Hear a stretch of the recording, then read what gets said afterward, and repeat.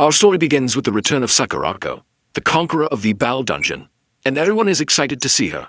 They know that the Bal Dungeon, which appeared in Russia 6 years ago, was an S-rank dungeon that no player in the world had been able to clear. This means that clearing it is a historic achievement for humanity, and that achievement rests in Sakurako's hands.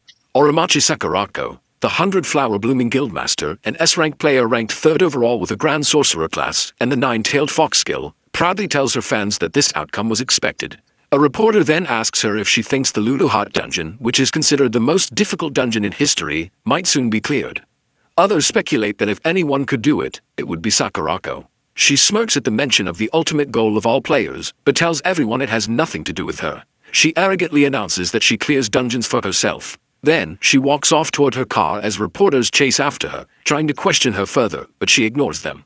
Meanwhile, in our protagonist Kanzaki Yukari's house, he is watching Sakurako's video and realizes it's about time for his part-time job. He stands up to change his clothes, wondering if he remembered correctly that his job today was transporting supplies to a dungeon. He then recalls Sakurako's arrogant announcement about clearing dungeons for herself, and falls silent for a moment. Later, on a city rooftop, he stands gazing at the dungeon tower in front of him, thinking that even he wishes he could challenge it. The Lulu Hut dungeon is the first dungeon to have appeared in this world, and is the most difficult dungeon globally, with no one ever having cleared it. Every time the news introduces a new player, Yukari dreams that one day he could be one of them, but it never happens. When he was evaluated, the specialists apologized and told him he was skillless and therefore unable to enter dungeons. Still, he remained persistent and tried to challenge dungeons. However, players didn't want to work with someone who was skillless and bullied him, calling him useless. Even his co-worker advised him to stop dreaming, insisting that he didn't mean to be harsh but was simply being a friend, saying he understood Yukari didn't want to accept it. But the truth was that he had no talent. Skillless. A term used for those who cannot receive the benefits of skills and are unable to become players. If a skillless person enters a dungeon, 90% of them die, and the remaining 10% go missing. Because of this, people without skills are no longer allowed to be involved with dungeon gates. Yukari knows in his mind that he is skillless and not one of the chosen ones. And yet, he still can't give up. So, he continues working part-time jobs related to dungeons, thinking how foolish he is for doing so. He looks at his new sword sadly, knowing that even though he bought it, there may never be a day when he gets to use it. Suddenly the ground shakes, and everyone is shocked by a loud growl. The system then issues a warning. A dungeon break has occurred. From the Painum dungeon, the plague that spreads in solitude is descending. The nun who devours the future, from the Oriax dungeon, and the lamb mistaken for all time from the Foras dungeon also emerge.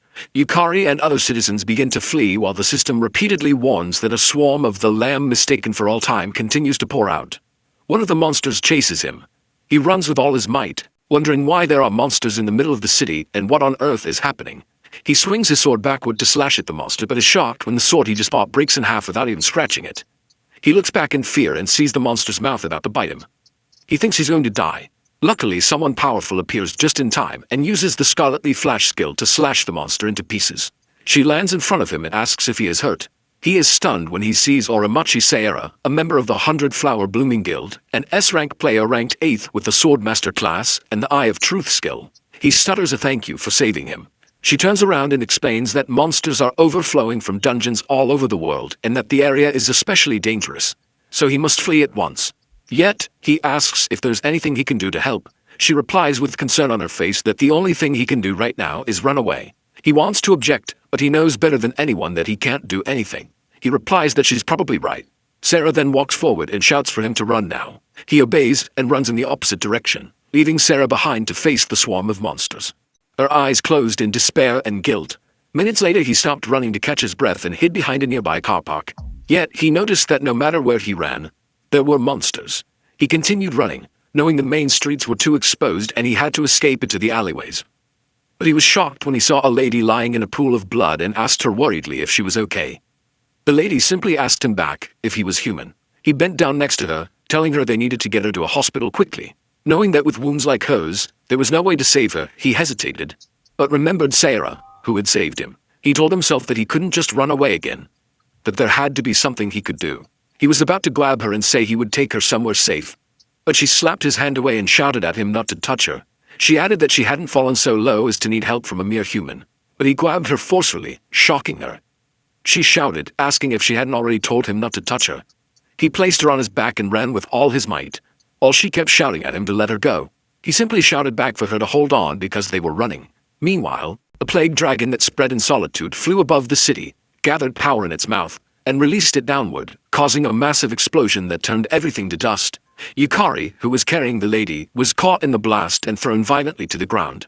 He slammed and bounced a few times before stopping himself from rolling. He immediately sat up, trying to comprehend what had just happened. But when he looked back, he was shocked to see the dragon's eyes staring directly at him. He froze in fear but grew confused when the dragon looked past him and began scanning the area, showing no interest in him. He wondered why it wasn't attacking. Perhaps it was searching for something. Snapping out of it, he realized he needed to help the lady. He frantically searched and found her lying on the ground nearby. He lifted her back onto his back and began running again. She looked at him and calmly asked why he kept resisting so much. She explained that even if they kept running, both of them would die anyway, and asked if that wasn't obvious. But he kept running and replied that she was absolutely right. Yet even so, that wasn't a reason to do nothing. He said he would simply do what he could right now, which surprised her. She then asked him if, in other words, he wanted to change the situation. He replied that he did, and added that if he could, he'd even save the world. But he knew he couldn't. That was why, at the very least, he just wanted to save her. This surprised her even more. She calmly responded by saying, "Is that so?" and told him that their interests aligned. She pushed him away slightly, admitting she hated the idea of relying on a fragile human. But since he was the only vessel available, she had no choice. She offered him the chance to save the world in exchange for his soul. He asked how she could even do that, and she answered that it would be by going back to the past and starting over. She then ordered him to say his name, and he replied that his name was Kanzaki Yukari. She cast a magic circle with overwhelming dark power which shocked him. She introduced herself as Lulu Heart, the soul-devouring demon lord and ruler of the Lulu Heart dungeon. He couldn't believe he was seeing a demon lord. He then saw her take out a bright star and heard her say that the Lulu Heart dungeon was a golden memory that must never be lost. She squeezed the star and told him she was entrusting its fate to him. Suddenly a strong force dragged him away, and the system displayed a message stating that although his life was empty, he had risked it to save the girl in the world.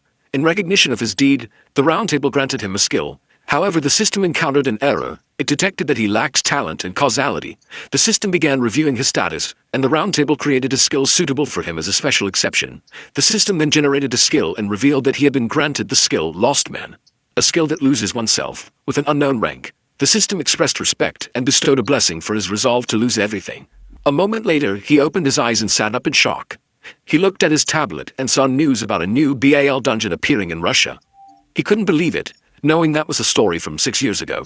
He was even more shocked when he saw the date on his phone, wondering why it showed a date from 6 years ago. Suddenly, a lady with a sharp horn spoke, telling him that he had finally woken up. She smiled at him, causing him to drop his phone in horror as he wondered what had happened.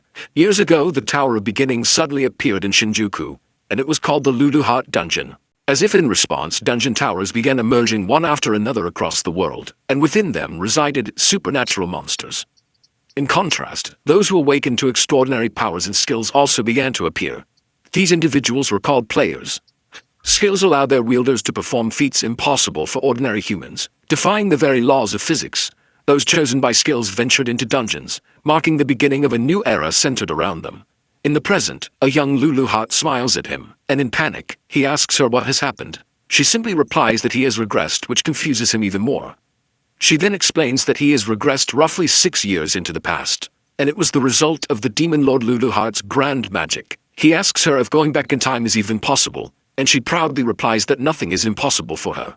However, she admits that she lost most of her magical power, which is why she ended up in such an adorable form, and informs him that no one else can see her but him.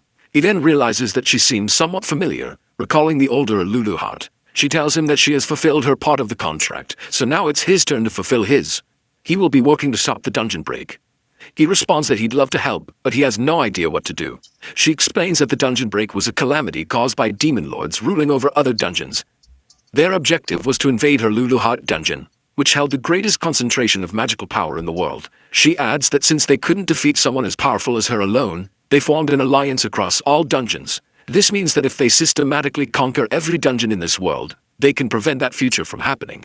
However, he responds that it's really hard for him to say. But he admits he's incredibly weak and has no skills. He adds that he has never even set foot inside a dungeon before. Yet he is shocked when she asks, "What about it?" and tells him it doesn't matter in the slightest. What's important is his resolve. She explains to him that to a demon lord like her, humans are all the same, so he shouldn't worry. She assures him that she will personally train him to become the strongest. She then firmly and confidently swears to him that he will surpass the limits of humanity and protect her beloved Luluhart dungeon. A moment later in the F-rank dungeon, Lemuria, they arrive. He looks around, as it's his first time stepping into a dungeon. But instead of excitement, he feels a sense of restlessness. He then asks her about the training she mentioned. She releases her power, floating in the air, and replies that he'll understand once they start. Seeing her dark magical power, he panics, shouting for her to wait a moment and asking what she's about to do. But she simply reaches out and places her hand on his chest, making him scream in pain. He feels dizzy and wonders what is happening. His head begins to ache so badly it feels like it's splitting, yet she calmly explains that she infused her magic directly into his magical circuits. Now, even someone as skillless as him should be able to sense magic. He kneels on the ground in pain as her magic spreads through his body, and he wonders what she's talking about. She tells him that it seems, by acquiring a skill, he also obtained a magical circuit to handle mana. But he doesn't listen. His body is overwhelmed with pain, burning from the inside. He can't think properly and feels himself slowly losing consciousness. At that moment he wishes there were no pain. The system detects his desire to lose pain, and because of it, he meets the conditions of his unique skill, Lostman. Suddenly he feels the pain vanish. When he looks up, the system shows him that the pain has been lost. However, since the skill is only level 1, the effect duration is limited. He couldn't believe that the pain was gone and felt something circulating throughout his body. He looked at his hand and saw magical power, prompting him to ask if it was mana. He knew that mana was essential for using skills in class magic and remembered that, in the world before his regression, he couldn't even sense it. He clenched his hand, overjoyed to see magical power flowing from his body. Luluhart, who saw his system as well, asked him if she was right in saying that his skill was a pretty convenient ability. She remarked that humans had too many unnecessary things. Then she decided to begin their training and instructed him to try gathering the mana flowing through his body into his legs. She infused her mana into his legs while explaining that if he could control mana well enough, he could move beyond human limits. He focused intently and tried his best to gather his mana into his legs. For a second he managed to channel some mana there, but it quickly spread back through his body. He told her that he couldn't control it properly. Whenever he tried to gather mana into his legs, it dispersed midway. She responded that she hadn't expected him to succeed from the start, which surprised him. He commented that she was kinder than he expected, admitting that he thought she would push him to get it right immediately. However, she smirked and laughingly told him that his will and ability didn't matter in the slightest. Confused, he asked what the hell that was supposed to mean. Then, he noticed a sound around them and asked her if she heard it too. Suddenly, a monster appeared, rushing toward him. He froze for a second, then snapped to attention when he realized it was an orc. The orc chased after him as he ran, shouting in panic, asking what was happening and why there was an orc at the entrance. Floating beside him, she reminded him that, even weakened, he had absorbed the Demon Lord. To a monster, that was like the finest delicacy appearing before its eyes. She then excitedly told him that monsters would now come to devour him. Meanwhile, she gracefully floated around with tea and cake while he ran for his life, shouting that he had never fought before. She calmly sat down mid-air and explained that if he infused mana into his legs and accelerated, he should be able to escape. He shouted back that was exactly what he couldn't do, which was why he was in trouble. She only looked confused at his complaint and asked if she was right in thinking that he should just get better at it. He shouted at her that she was the worst. The orc raised its spiked hammer and swung it down at him. In the emergency situation, he managed to channel mana into his legs and, in a panic, strengthened them. He jumped away just in time, avoiding the hammer that would have crushed him, leaving the orc shocked. A short distance away he stopped and realized that, for a moment, mana had surged into his legs, evident from the deep footprint left behind. He felt his entire body overflowing with power and was thrilled to experience mana manipulation for the first time. Luluhart told him it was fine to be amazed, but he would die if he didn't act. Looking up, he saw more massive orcs standing in front of him. One of them swung its hammer down and he froze in fear, thinking this was the end. The orc struck him and crushed him in one hit. The system displayed that he had died, and the round table would retrieve his skills. But then he heard Luluhart's voice saying, "That won't do." She asked why he was dying and leaving her behind, as if she'd ever allow that. A demon hand then appeared, shattering the system's attempt to retrieve his skill. The system errored briefly and displayed a new message. Interference by Demon Lord Luluhart had prevented skill retrieval. Due to the contract between him and Luluhart, he would now return to 1 hour before. He then woke up and screamed in fear, realizing he was about to be hit by the spiked hammer. Yet Luluhart greeted him with a cheerful good morning, and asked if he had a nice sleep. She then drew out her mana and asked if they should resume. Before he could finish asking what she was doing, She placed her hand on his chest again and sent her mana into his mana circuit once more, causing him to scream in pain. However, he remembered the sensation from before, and just minutes later, the system activated his Lostman skill, which relieved him of the pain. Furious, he asked her what she was doing, but she simply asked him back if he had time to be spouting nonsense. At that moment, he felt a presence behind him. Fortunately, he jumped away in time before he was crushed again. He began to run while shouting that he thought he had died. Luluheart confirmed that he had died. He'd been crushed by an orc and turned into mincemeat. He asked her why he was alive again. She explained that there was a death return contract between them. When he dies, he returns to the world 1 hour before. He was confused, but there was no time to think about it. He kept running. Luluheart then told him not to worry about unnecessary things because the only thing he needed to know was that until he stops the dungeon break, he can't die permanently. They were in this together and there was no way she'd allow him to die and leave her behind. She then shouted at him to show her his resolve. The orc cut up to him, but once again he managed to channel mana into his legs and jumped away to dodge its attack. Luluheart praised him, saying his reaction was better than the first time. She admitted that she thought it would take longer for him to control magic, but it seemed dying once had an effect.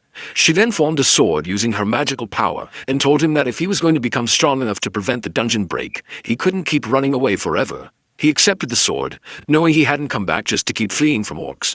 He couldn't stay stuck there. She walked closer to him and told him that she would only say this once, so he should pay attention. She began explaining that the magic circuits inside him, the parts that connect to the magic overflowing in the world, were linked to his soul. In other words, with a strong will, he could control magic. But to do that, he needed a strong desire, which could be a passionate wish to grow stronger, or even the arrogance of wanting to save the world. She then asked him what exactly he desired. He remembered the dragon that had effortlessly destroyed the city, and replied that he wanted to stop the dungeon. And he wanted to become strong. The orc raised its hammer and swung it at him, but he bent his body low to dodge it. He immediately sat up and dashed toward the orc, driven by his new determination. Raising a sword, he channeled his mana into the blade, which allowed him to slice the orc cleanly in half with a single swing. He then caught his breath in exhaustion, but he was glad he had done it. For the first time, he had defeated a monster. Luluheart reminded him that she had told him he could do it if he tried, and admitted that she was planning to have him die about 100 times to get his body used to magic. But thanks to his Lostman skill, it had saved them both some trouble, making him realize once again that Luluheart was really the worst. They suddenly heard footsteps rushing toward them, and saw a large group of orcs charging forward. Luluheart excitedly shouted to him that the next wave was coming. He quickly channeled mana into his legs and jumped above the oncoming orcs, running through the air at high speed as he felt magic coursing through his entire body. Descending towards the orc, he slashed one of the orcs cleanly in half. Dodging another orc's attack, he spun his body and sliced through it with one smooth swing. His body, moving beyond imagination, responded with precision. With growing confidence, he continued slashing through the orcs around him. 1 hour later, Luluheart praised him for defeating 10 orcs in a single hour, calling it pretty good for a beginner. He added that if he kept it up, he would grow even stronger. However, she remained silent. Suddenly they heard someone screaming in the distance.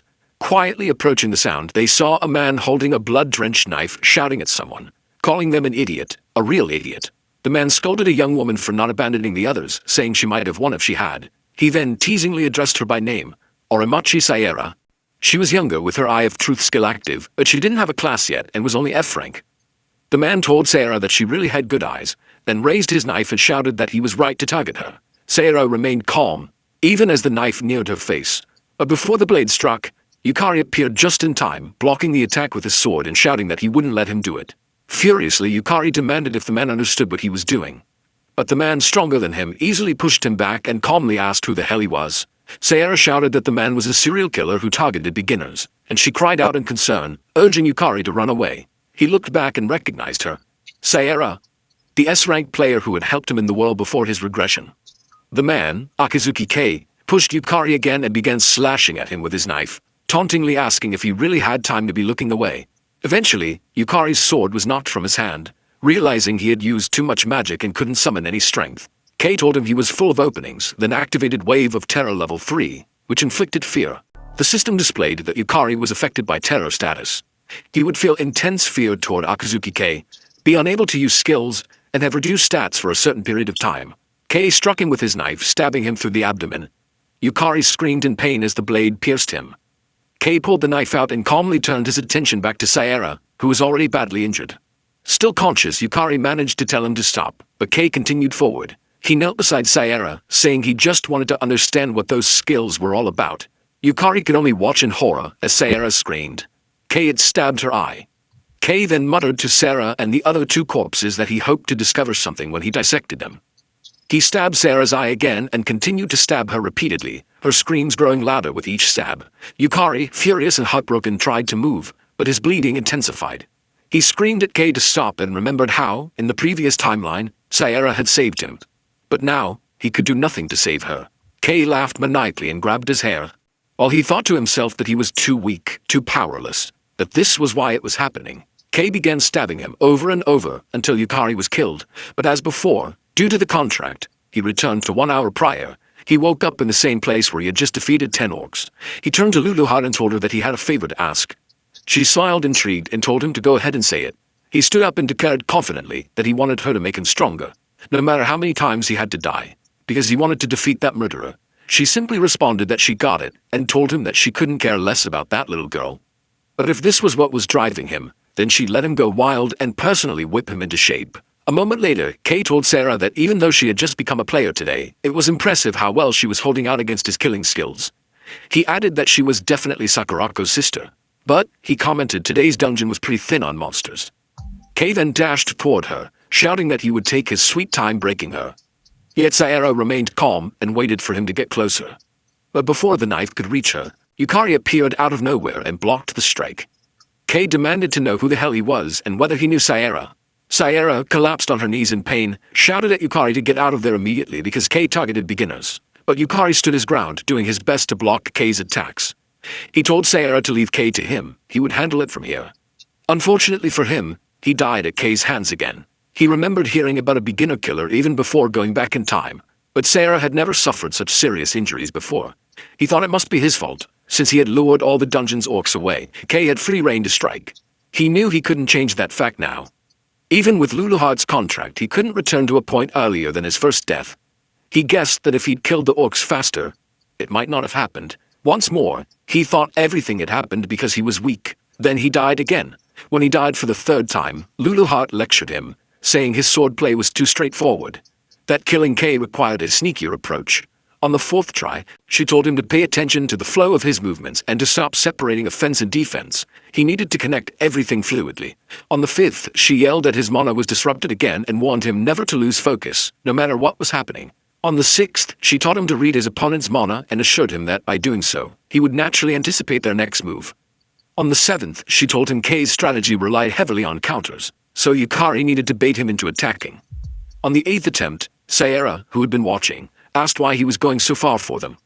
On the 10th death, Luluhad asked if he wasn't afraid of dying. He replied that he had nothing left, and if he didn't put everything on the line, he wouldn't be able to save anyone.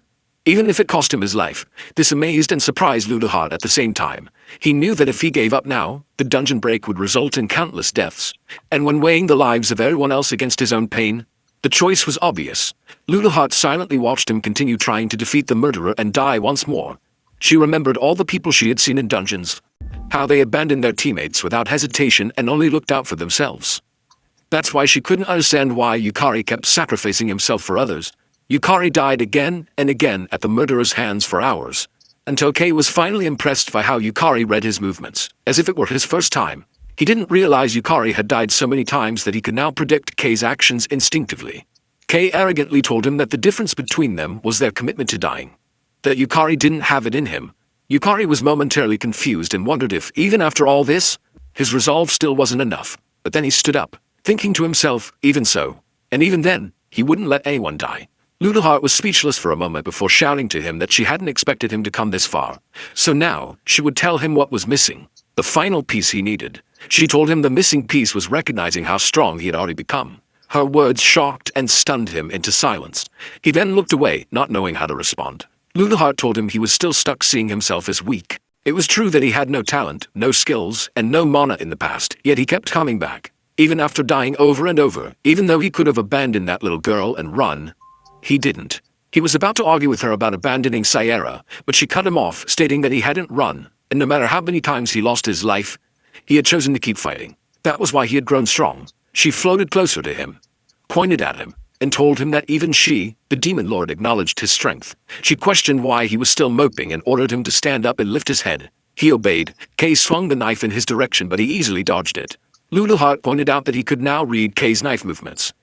Kay was shocked when he saw Yukari bend down and swing his sword to counterattack, which Kay blocked.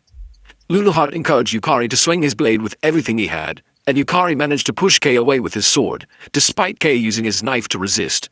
Luluhart then remarked that Yukari could cut Kay down now, and he saw that he had slashed Kay's hand as well. She pressed him further, demanding to know how long he would continue pretending he was weak, and shouted for him to accept his strength. Yukari noticed Kay's right foot move back and immediately recognized that a thrust was coming, which he dodged. He predicted Kay's next overhead slash, and also foresaw the follow-up kick. He dodged both moves with precision, leaving Kay visibly confused and wondering about the sudden change. Yukari swung his sword at Kay again, but Kay dodged it. However, Kay was shaken. A moment ago, Yukari had been nothing more than a clueless boy who couldn't swing a sword properly, a weakling who had been covering in fear. Now, Kay, who was being pushed back, questioned how he was losing to someone who had been so helpless. Yukari landed another slash on Kay's arm. He saw Kay begin to panic and knew this was his opportunity. He raised his sword and activated his Lostman skill, nullifying the fear Kay had planted in him. With mana surging into his sword, he swung it down toward Kay. Kay quickly gathered his magic power into his hand, insulted him for laying his guard down, and released another wave of fear. Yukari understood that Kay's skill relied on amplifying fear when detecting an opening. But since he had already nullified the emotion with his skill, Kay's power no longer worked on him. Fear had been fully removed from his system. The fear amplification failed. Kay was stunned. He couldn't believe his skill had been cancelled. Desperate, he swung his knife at Yukari, arrogantly claiming that there was no way he could block an attack at such close range. Yukari activated Lostman again, nullifying pain just before the knife hit. Blood splattered, but he remained standing. Kay shouted that it was his win. Yukari, unfazed, simply smirked. Kay was stunned to see that Yukari had caught the knife with his bare hand. He questioned how Yukari was reading all of his moves and why none of his skills were working. Yukari exhaled and told Kay that at last he'd caught up to him. Kay, overwhelmed with fear, asked who on earth he was. Yukari didn't answer, and instead slashed at Kay's abdomen, declaring that it was over. Kay fell flat on the ground, lying in his own blood. But even then he shouted that there was no way he could lose to a weakling like him. Yukari admitted that he had been killed by Kay 187 times. Yet the one still standing in the end was him. Afterward, members of the 100 Flowers Blooming Guild, to which Sayra belonged, arrived to provide support and treatment for their injuries. Sayra approached him, sincerely apologizing and swearing that she would make amends. But he simply told her that no one had died, and that was enough. His words surprised her. Sayra and the others then bowed to him and thanked him with all their hearts. A moment later, as he stepped out of the F-rank dungeon, Ludelhart reminded him that it had taken quite some time after returning from his previous death. Even so, she smiled at him and praised him for doing a great job. He remained silent for a moment, until his tears began to fall, and he quietly thanked her. She smiled at his reaction and teasingly asked why he was crying over something like that. She then reminded him that their goal was to stop the dungeon break, and in order to do that, they would have to surpass the so-called S-rank players. Luluhart raised her finger and declared that, if she had to say, he would become a Demon Lord level player. He laughed and asked her what that even meant, but admitted that Demon Lord level didn't sound so bad. He then swore to her that he would become as strong as she was.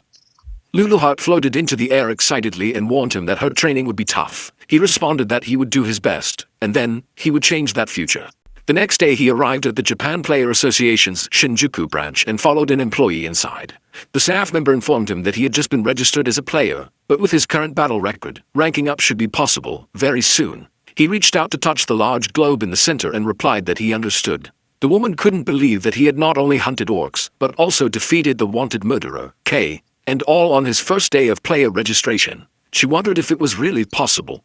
Though there were suspicions that Kay had falsely reported his rank to enter beginner dungeons, Kay had still been strong enough to pose a serious threat.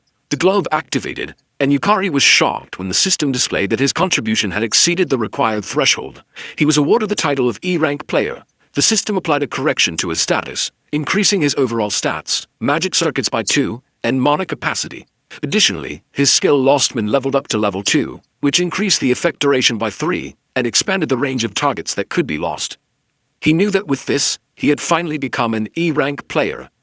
At last, he could choose his class. Later, he was waiting inside a building when a woman entered, thanking him for waiting and apologizing for calling him there on such short notice. He looked back and was surprised to see the elegant Sayera approaching him. She noticed him staring and asked if something was the matter.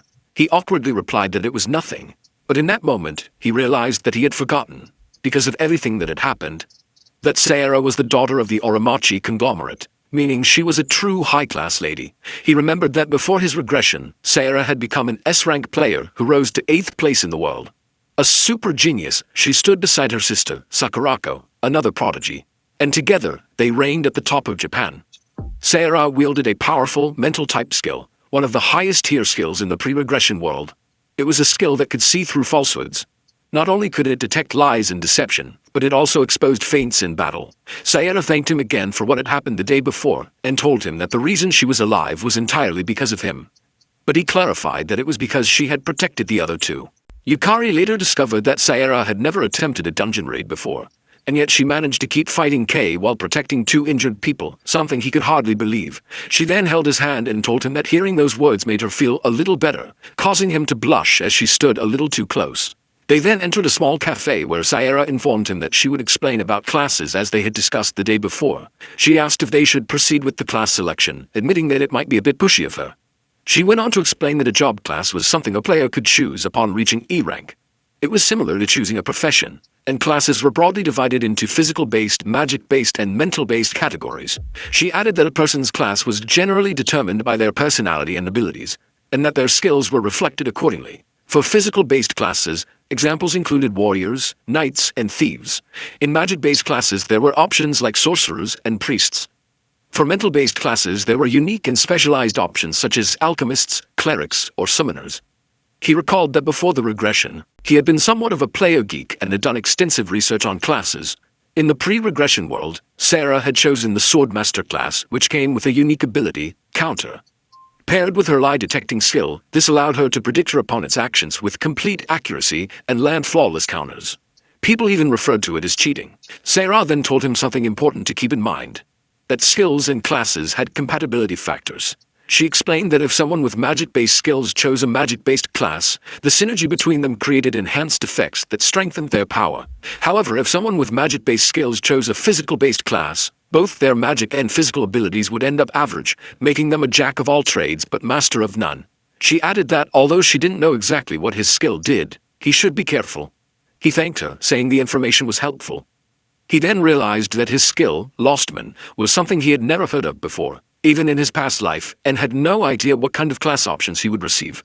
Luluhat, who was floating nearby, appeared to understand the logic behind people having abilities after hearing Sarah's explanation. Sarah stood up and waved goodbye to him, saying she needed to go first for her class evaluation. Later, in the same cafe, Sarah returned and thanked him for waiting.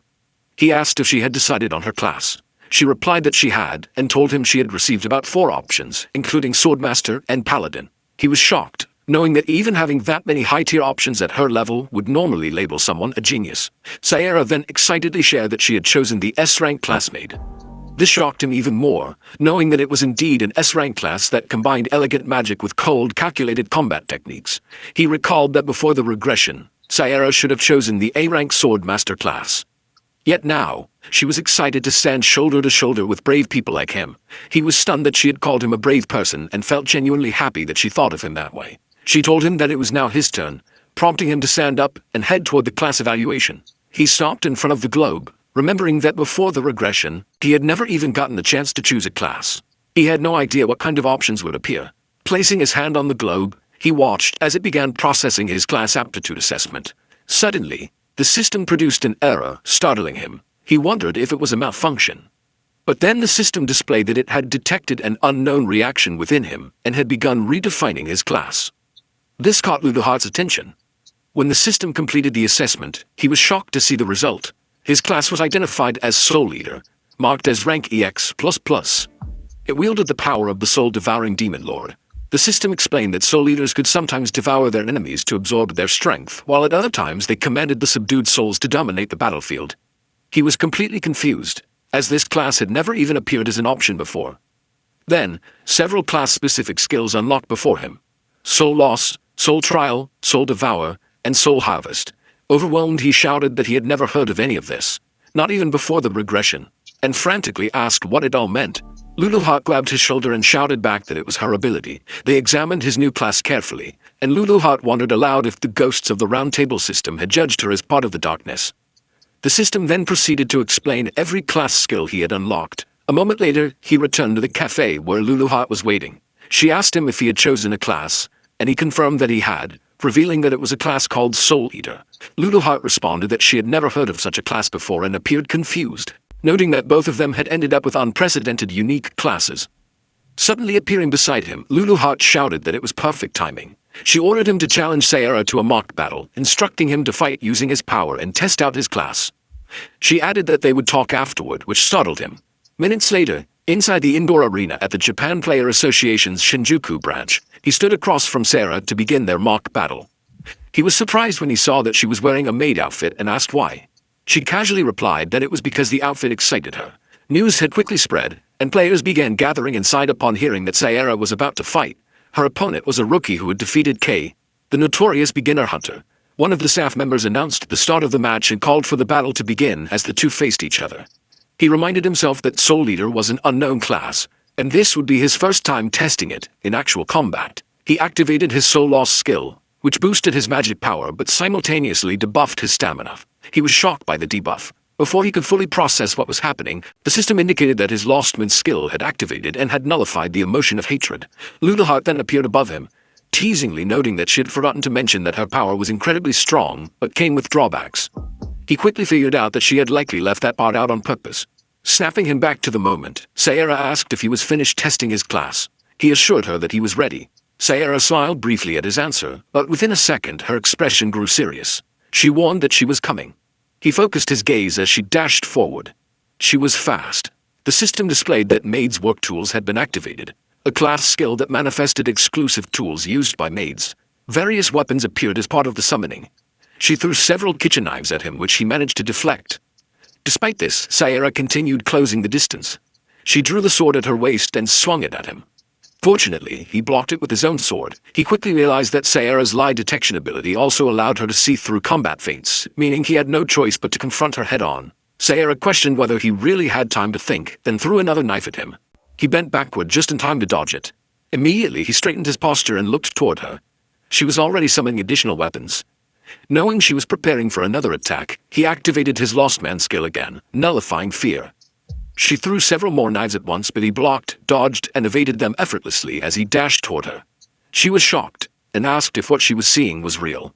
She was even more stunned when he appeared in front of her with incredible speed, ready to swing his sword. Sayara managed to block the attack, but she felt the overwhelming force behind it. He then forcefully pushed her back, stunning the watching players around the arena. He felt magical power overflowing through his body thanks to the effects of soul loss, and the sensation excited him. For the first time, he was truly experiencing the full potential of his class skill. On the other hand, Sarah landed on the floor with her foot and thought to herself that his straightforward fighting style was something else. Unlike Kei, it would have been easier if he had used feints. She was then shocked when she saw him charging toward her at high speed. She did her best to block every swing of his sword, noticing that his attacks surged like a tsunami. Despite having about as much player experience as she did, she wondered how he had become so skilled in combat. He jumped and swung his sword downward, knowing he needed to push through. However, he was caught off guard when he saw Sayara smiling. She then activated her maid's cooking technique and released a strong flame around her, which shocked him further. He attempted to extinguish the flames near him by stepping into them and questioned whether the maid class could even use fire magic. Sayara responded proudly that no one handled fire better than a maid and declared that she would cook him too. She then released even stronger flames around him. He sprinted away at speed, dodging the inferno, while shouting in disbelief that it didn't make any sense. Sarah hurled even hotter flames at him and dashed forward with her sword, reminding him that a maid's job included cooking, and cooking meant fire. He covered his face to shield his head and swung his sword to counterattack, successfully deflecting her blade, although he struggled against the searing heat. In that moment, he realized this was Sarah's true power. Power that would one day elevate her to S rank. He thought to himself that if Sarah had a proper team, even Kei wouldn't have stood a chance. She summoned another barrage of knives and declared that she wasn't done yet. He remained silent and simply stared at her, impressed by the determination in her eyes. Despite everything, there was no sign she was giving up. She threw the knives at him and he tried his best to deflect them. However, one slipped through his defense and struck him in the arm. Suddenly, Sayara appeared in front of him and declared the battle over. Anticipating her move, he immediately controlled his mana internally and released it outward while swinging his sword upward. He activated his Lostman skill, nullifying the pain just before her kick landed. Because of it, he felt nothing and remained standing firmly, which shocked her. She couldn't believe it. Despite delivering a direct hit, he showed no reaction. He then swung his sword forward, and she managed to block it. The system displayed that his health had dropped below 50%, meeting the activation condition for the Soul Lost skill. This triggered Abyss Soul, further increasing his magic power. He launched another strike at her. Sayara couldn't believe his magic output was rising even under such conditions. He continued his assault. She blocked once again with her daggers, but they began to crack under the sheer weight of his attacks. He pressed forward, swinging at her relentlessly, and she realized that she wouldn't be able to block them all. He noticed her beginning to struggle and recognized that the end was near. He positioned himself for the final blow and declared that it would be the finishing strike. Imbuing mana in his sword, he swung his sword at her, sending her flying across the arena and ending the match. The announcer declared him the winner. Sarah stood up calmly and acknowledged that she had expected that result from Yukari. She then extended her hand to him, admitting that it was a complete defeat for her. He shook her hand and responded that it was just luck, adding that if they fought again, she would likely win. She asked him seriously if he really meant it, to which he replied yes, telling her that he believed she would become the best player. But then, he heard her make an unpleasant sound. Looking at her with confusion, he asked her why. Suddenly she screamed in frustration, shocking him. She began shouting, demanding to know what that movement was and why he had jumped straight into a barrage of throwing knives. Trembling slightly, she asked if the screws in his head were completely loose. He could only laugh awkwardly in response. He realized then that Sayara was far more expressive than he had initially thought. She yelled that she had been so sure she'd win with that spinning kick, and her own inexperience was absolutely infuriating. Then she pointed at him, startling him, and swore that she wouldn't lose the next time. He was taken aback for a moment, but then smiled and told her that he would win again next time. The following day, in front of the E-rank dungeon known as Realm Gate, he asked Luluheart to confirm if this was the correct dungeon. She affirmed that it was and explained that it should be the perfect place to test the Soul Eater's abilities. She informed him that she had picked an easy dungeon so he could take it easy, and he agreed. He stepped forward confidently, while Luluheart smiled, watching him enter the E-rank dungeon. Moments later, outside the dungeon, the guards were shocked and questioning what was happening. They reported to their captain that there was a sudden magic surge inside the dungeon. It had transformed into a red dungeon. They immediately rushed to call for backup from the 100 Flowers Blooming Guild and alerted the Player Association. Meanwhile, inside the dungeon, Yukari was already busy cutting monsters in half. When another monster appeared behind him and swung its sword to kill him, he easily dodged the attack and moved away instantly. He then lifted his sword and swung it backward, severing the monster's head in a clean strike. Without stopping, he rushed forward and slashed through the monster in front of him as well. Minutes later, he was kneeling on the ground in exhaustion, asking Luluheart why the enemies were so strong if this was supposed to be an E-rank dungeon. Luluheart remained silent, not because she didn't know, but because she was surprised. Despite it being a red dungeon, where monsters entered a berserk rampage and became several times stronger, Yukari had taken them down during his first encounter. Not only that, he had overpowered them without dying even once. She smirked, realizing that Yukari's growth was progressing much faster than she had anticipated. In that moment, she thought to herself that he was truly interesting. Luluheart laughed to herself, thinking that she would have to prepare even harsher training going forward, which immediately terrified him. The system then displayed that his class ability, Soul Eater, had auto-activated.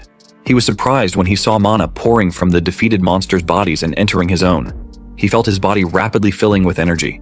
The system notified him that his mana capacity and status had increased. Luluheart explained that he had consumed the monster's souls, which were being converted into mana. She added that the more enemies he defeated, the stronger he would become. This was the first true essence of his ability. He acknowledged her insight and remarked that it was to be expected from the original owner of the class. Luluheart then proudly gathered the soul form of one of the monsters and told him this was the second true essence. She made the soul form float toward him. When he asked what it was, the soul entered his body. The system then initiated the draw for his class ability, Soul Harvest. After several seconds of evaluation, he acquired the Armor Knight Soul, a soul clad in sturdy armor with high resistance to physical attacks, which shocked him. Luluheart explained that a soul was the core of a monster and that, if he supplied it with mana, it could be materialized. He attempted to infuse mana into the soul, which successfully activated his soul command ability, allowing him to materialize the Armor Knight Soul. He summoned the knight and stared in amazement, shouting in excitement that it felt like a summoning spell. Luluheart quickly corrected him, warning not to compare it to mere summoning magic. It only resembled a puppet because his mana was currently insufficient. She stated that soul embodiment was an ability on par with the creation of life itself. Upon hearing this, he realized he had almost forgotten how powerful Luluheart truly was, given her tiny current form. He nodded at her proudly, which made her annoyed, prompting her to ask if he wanted her to crush him. Moments later, his summoned knight was engaged in combat with a monster knight. While they fought, he rushed behind the enemy, leaped into the air, and slashed it in half with a single swing. He then activated Soul Harvest and slowly extracted the soul form from its body, eventually acquiring it. He summoned it using Soul Command and successfully added it to his growing army. Luluheart remarked that he was starting to get the hang of it, but he replied that he could only summon the souls for a few minutes at his current level and needed to raise his rank and increase his mana capacity quickly. Luluheart smirked, noting that he was finally beginning to develop some ambition. Minutes later, in the dungeon's burning stage, he revealed the soul forms to Luluheart and reported that he had recovered 3 souls so far. She told him that it was not bad at all and gave him an approving smirk. Suddenly, a massive knight appeared at the center of the stage. Luluheart calmly noted that it was the only one left. Yukari confidently agreed and stared back at the towering figure, stating that this would be his first boss fight. Meanwhile, at the S-rank 100 Flowers Blooming Guild, inside the guildmaster's office, a lady secretary rushed in and called out to Sakurako. She informed her that she had received a report. Among the documents she carried was a file containing Yukari's information, immediately capturing the attention of Sakurako, the strongest player in Japan. The secretary reported to Sakurako that a mana overflow had occurred inside the E-rank realm gate, resulting in the emergence of a red dungeon. Sakurako responded calmly, remarking that it was a nuisance. She then ordered the secretary to immediately dispatch B-rank players and have the 4th squad on standby, just in case. The secretary agreed without hesitation. Sakurako then asked if anyone had already entered the dungeon. The secretary replied that they had received a report of an E-rank player named Kanzaki Yukari entering alone. Upon hearing his name, Sakurako stopped walking. She thought the name sounded familiar but then dismissed it, stating that an E-rank nobody wasn't worth worrying about. She ordered her secretary to bring her the usual information. The secretary presented a list of everyone who had approached Sierra the previous day. Sakurako began speedily reviewing the documents, her mood shifting to irritation as she grew furious that unworthy people were getting close to Sierra. In her eyes, they were all equally worthless. She stopped abruptly when she came across a photo of Sierra and Yukari talking in the cafe. When she asked about the photo, the secretary calmly replied that it was taken during lunchtime. Sakurako pulled the photo from the pile and finally recognized Yukari as the one who had sparred with Sarah. She realized that she had overlooked him at the time, too focused on admiring Sierra's graceful fighting style. Her expression twisted with anger as she pointed at Yukari in the photo, thinking that another worthless insect was trying to latch onto her Sierra. Meanwhile, in the E-rank dungeon's boss room, Yukari was on his 24th death in regression. Luluheart, floating lazily in the air, asked how much longer he planned to keep fighting, admitting that she was getting bored. He was locked in a battle with the boss when he shouted at her to be quiet, insisting the boss was far too strong. Luluheart simply smiled, knowing it was not a regular boss. It was a monster supercharged by the dungeon's mana overflow. An easy win was out of the question. Yukari reminded her that she had told him this dungeon was the perfect difficulty, but she teasingly responded by asking whether he didn't want to get stronger. She claimed that facing stronger enemies was exactly how one grew. He yelled that he was an idiot for trusting her, but just then, the boss's sword came dangerously close to his head. He narrowly dodged the attack in time. He realized there was a huge rank gap. His attacks barely scratched the enemy, and one slip-up could mean instant death. He managed to dodge another swing and deflected the next blow, telling himself that it wasn't as if his attacks were doing nothing at all. Suddenly, the boss dashed at him with incredible speed and launched a powerful fist toward him. Knowing he couldn't dodge, he activated Lost Man to nullify the pain.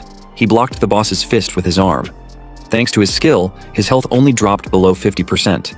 He then activated Soul Loss and Abyss Soul, significantly increasing his mana. With a burst of strength, he pushed the boss's fist away and jumped back. He knew that Soul Loss drastically boosted mana as his health decreased. Though the activation conditions were strict, the resulting power surge was enormous. He stood his ground, telling himself that the real battle began now. Activating Soul Command, he manifested the Armor Knight's soul and ordered it to draw the boss's attention without attacking, focusing solely on defense. The summon followed his command and successfully distracted the boss. Knowing the knight couldn't inflict damage, he relied on its defensive role while moving into position. He reappeared behind the boss and slashed at it, drawing its attention. The boss turned to him. In response, he manifested another Armor Knight's soul and dodged the boss's sword. He ordered his summons to strike whenever the boss focused on him. Following the order, the souls slashed the boss from behind, distracting it again. He wiped the sweat from his brow, confident that he had seen all these patterns through his many regressions. As long as he stayed focused, he wouldn't be hit. He told Luluheart that giving orders while fighting had been tricky at first, but he was finally getting used to it. She simply smiled in response, noticing how well he coordinated without overestimating himself. She quietly observed that he truly shined the brightest when pushed to his limits. Elsewhere, in the 100 Flowers Blooming Guild, Sakurako told her secretary that everything had worked out perfectly. When asked how, she explained that a red dungeon formed due to mana overflow, dramatically increasing its difficulty, something a beginner could never clear solo. She then tore the photo of Yukari in half, coldly stating that by now, he was probably nothing more than dust. She ripped the image into pieces and hugged Sayara's photo tightly, telling her secretary that she was sure they both agreed. Any worthless insect crawling near Sayara should die. The secretary agreed nervously, quietly backing away in fear. Sakurako then recalled the video of Yukari defeating Sayara and admitted that if, by some miracle, an E-ranked beginner managed to clear a red dungeon, it would shake the entire ranking system to its core. It would be an unprecedented historical event, something not seen since the dawn of dungeon history. Meanwhile, inside the E-rank dungeon, Yukari activated Soul Loss again, boosting his mana and nullifying fear. He gathered mana into his foot and leaped toward the boss from behind. As his health decreased another 10% due to his skills debuff, his Abyss Soul entered a hyperactive state, dramatically increasing his mana. He brought his sword down with all his might in one decisive strike, landing a blow to the boss's head. Luluheart smirked proudly as she watched. With that, he successfully defeated the dungeon boss, the Knight of Flames Homura, and claimed the Ring of Flames dropped upon its death. He also acquired Homura's soul. Hours later, in Sakurako's private room at the 100 Flowers Blooming Guild, she was stunned to hear that Yukari had cleared a red dungeon. Her secretary reported that it appeared Yukari had done it solo, which shocked her even more. Knowing that red dungeons featured drastically higher monster strength and overall difficulty, she found it unthinkable that a total novice could manage such a feat after just a few days as a player. The secretary added that Yukari was also the one who had taken down the wanted criminal K. Sakurako recalled watching Yukari's mock battle with Sarah. His skills were clearly amateurish, yet he showed no fear of death, and his eyes were filled with madness. She smirked, thinking things were getting interesting. She then ordered the guild to dig up everything they could on Yukari, and declared that if he turned out to be the real deal, they would recruit him into their guild. She also announced that Shikamura Kazuki would hand over command of his C-rank squad to Yukari. This announcement shocked the secretary and another woman present, who both turned their attention to Kazuki. Kazuki couldn't believe what he was hearing, and asked her to confirm if she had really said his squad. She coldly warned him not to make her repeat herself, stating she hated repeating things. Her tone startled and irritated Kazuki at the same time. She leaned closer to him and told him that if he was dissatisfied, he should prove that he was more capable than Yukari. She then turned and walked away, stating that she would entrust the full investigation of Yukari to him. Kazuki, furiously holding back his frustration, responded that he understood. Sakurako smirked and glanced back at him, thinking Kazuki was an easy man to manipulate. He couldn't even hide his killing intent. But she also thought that if Kazuki managed to kill Yukari, then that would be the extent of Yukari's potential. Regardless, she was looking forward to some interesting results. 1 week later, players gathered outside the Vine Gate, a D-rank dungeon. Sarah addressed the group, informing them that they would be tackling the dungeon that day, and that 3 members from the 100 Flowers Blooming Guild would be joining the raid. Shikamura Kazuki, a C-rank player with a gladiator class and a strength multiplier skill, introduced himself as the appointed leader of the party. He extended his hand to Yukari, who shook it and introduced himself in return. Suzumura Ayaka, a C-rank player with a Sage class, a mana cost reduction skill, and a member of the 100 Flowers Blooming Guild, nodded in greeting. Kaito Sho, a D-rank player with a sorcerer class and a combo bonus skill, also nodded. He was affiliated with the Hayaka Ryoran Guild. Sarah proudly told everyone that Yukari had cleared the recent red dungeon entirely on his own. Yukari modestly responded that it was just luck. Sarah, however, told him that it was just like him to be modest and that he should be proud of his accomplishments. Senzaki Yumeko, a C-rank player with an assassin class and the class genius skill from the Sakuraryu Guild, interrupted to ask if he was the rumored rookie. Ishibashi Yuka, a D-rank player with an enchanter class and a wide area effect skill, nodded silently in greeting to the group. Yamamoto Taiyo, a D-rank player with a warrior class and a hardening skill, laughed and said that solo clearing a red dungeon was awesome. He admitted he was jealous, having been stuck at D-rank for ages. Sarah responded that it was nonsense and praised Taiyo's top-tier tanking ability. The party continued their cheerful introductions, unaware that Kazuki was silently glaring at Yukari from the side. Later, the entire group was inside the Vine Gate of the D-rank dungeon, where they encountered a swarm of undead. As the battle unfolded, Sho shouted that there were far too many monsters, but Kazuki barked at them to stay in formation. In frustration, Yumeko yelled that this wasn't the time for textbook tactics. Meanwhile, Yuko was attacking with all her might at the side, thinking it would be a walk in the park teaming up with the famous 100 Flowers Blooming Guild. She couldn't understand why they were struggling so much. One of the undead released a breath of decay, and Taiyo, positioned at the front, tried to maintain the formation. But the spreading poison was weakening their front line. He failed to notice an undead sneaking up behind him. Taiyo was shocked when he saw the undead's sword about to strike, realizing it was too late to block the attack. He feared they were about to be wiped out. Fortunately, Yukari appeared just in time, slashing down the undead before it could land the fatal blow. He quickly helped Taiyo back to his feet and asked if he was alright. Taiyo, still stunned, stuttered that Yukari had saved him. But Yukari rushed off again, telling him he would draw the monsters from behind, and for Taiyo to cover the front while he did so. Kazuki saw them acting independently, and furiously reminded everyone that he had ordered them not to disobey his commands. Yukari ignored him, knowing that it wasn't the time for rigid hierarchy. He activated his Lost Man skill to nullify pain and called out to Lulu Heart, referring to her as Lulu for short, who was floating nearby snacking on popcorn while watching the battle unfold.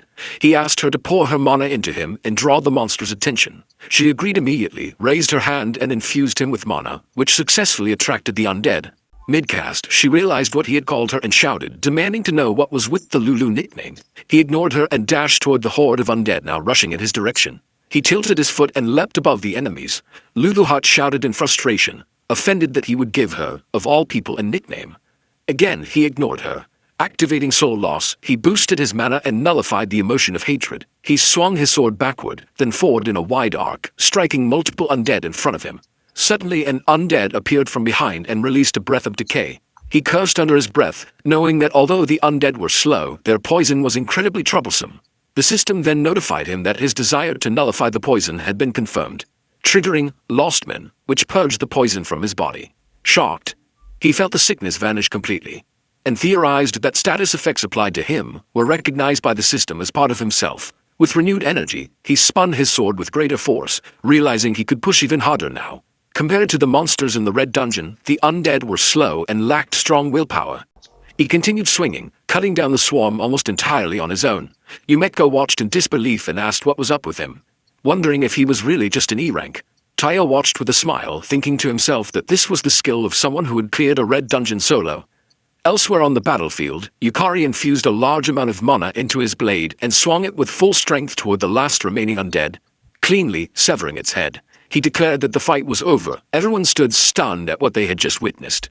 He simply asked if everyone was okay.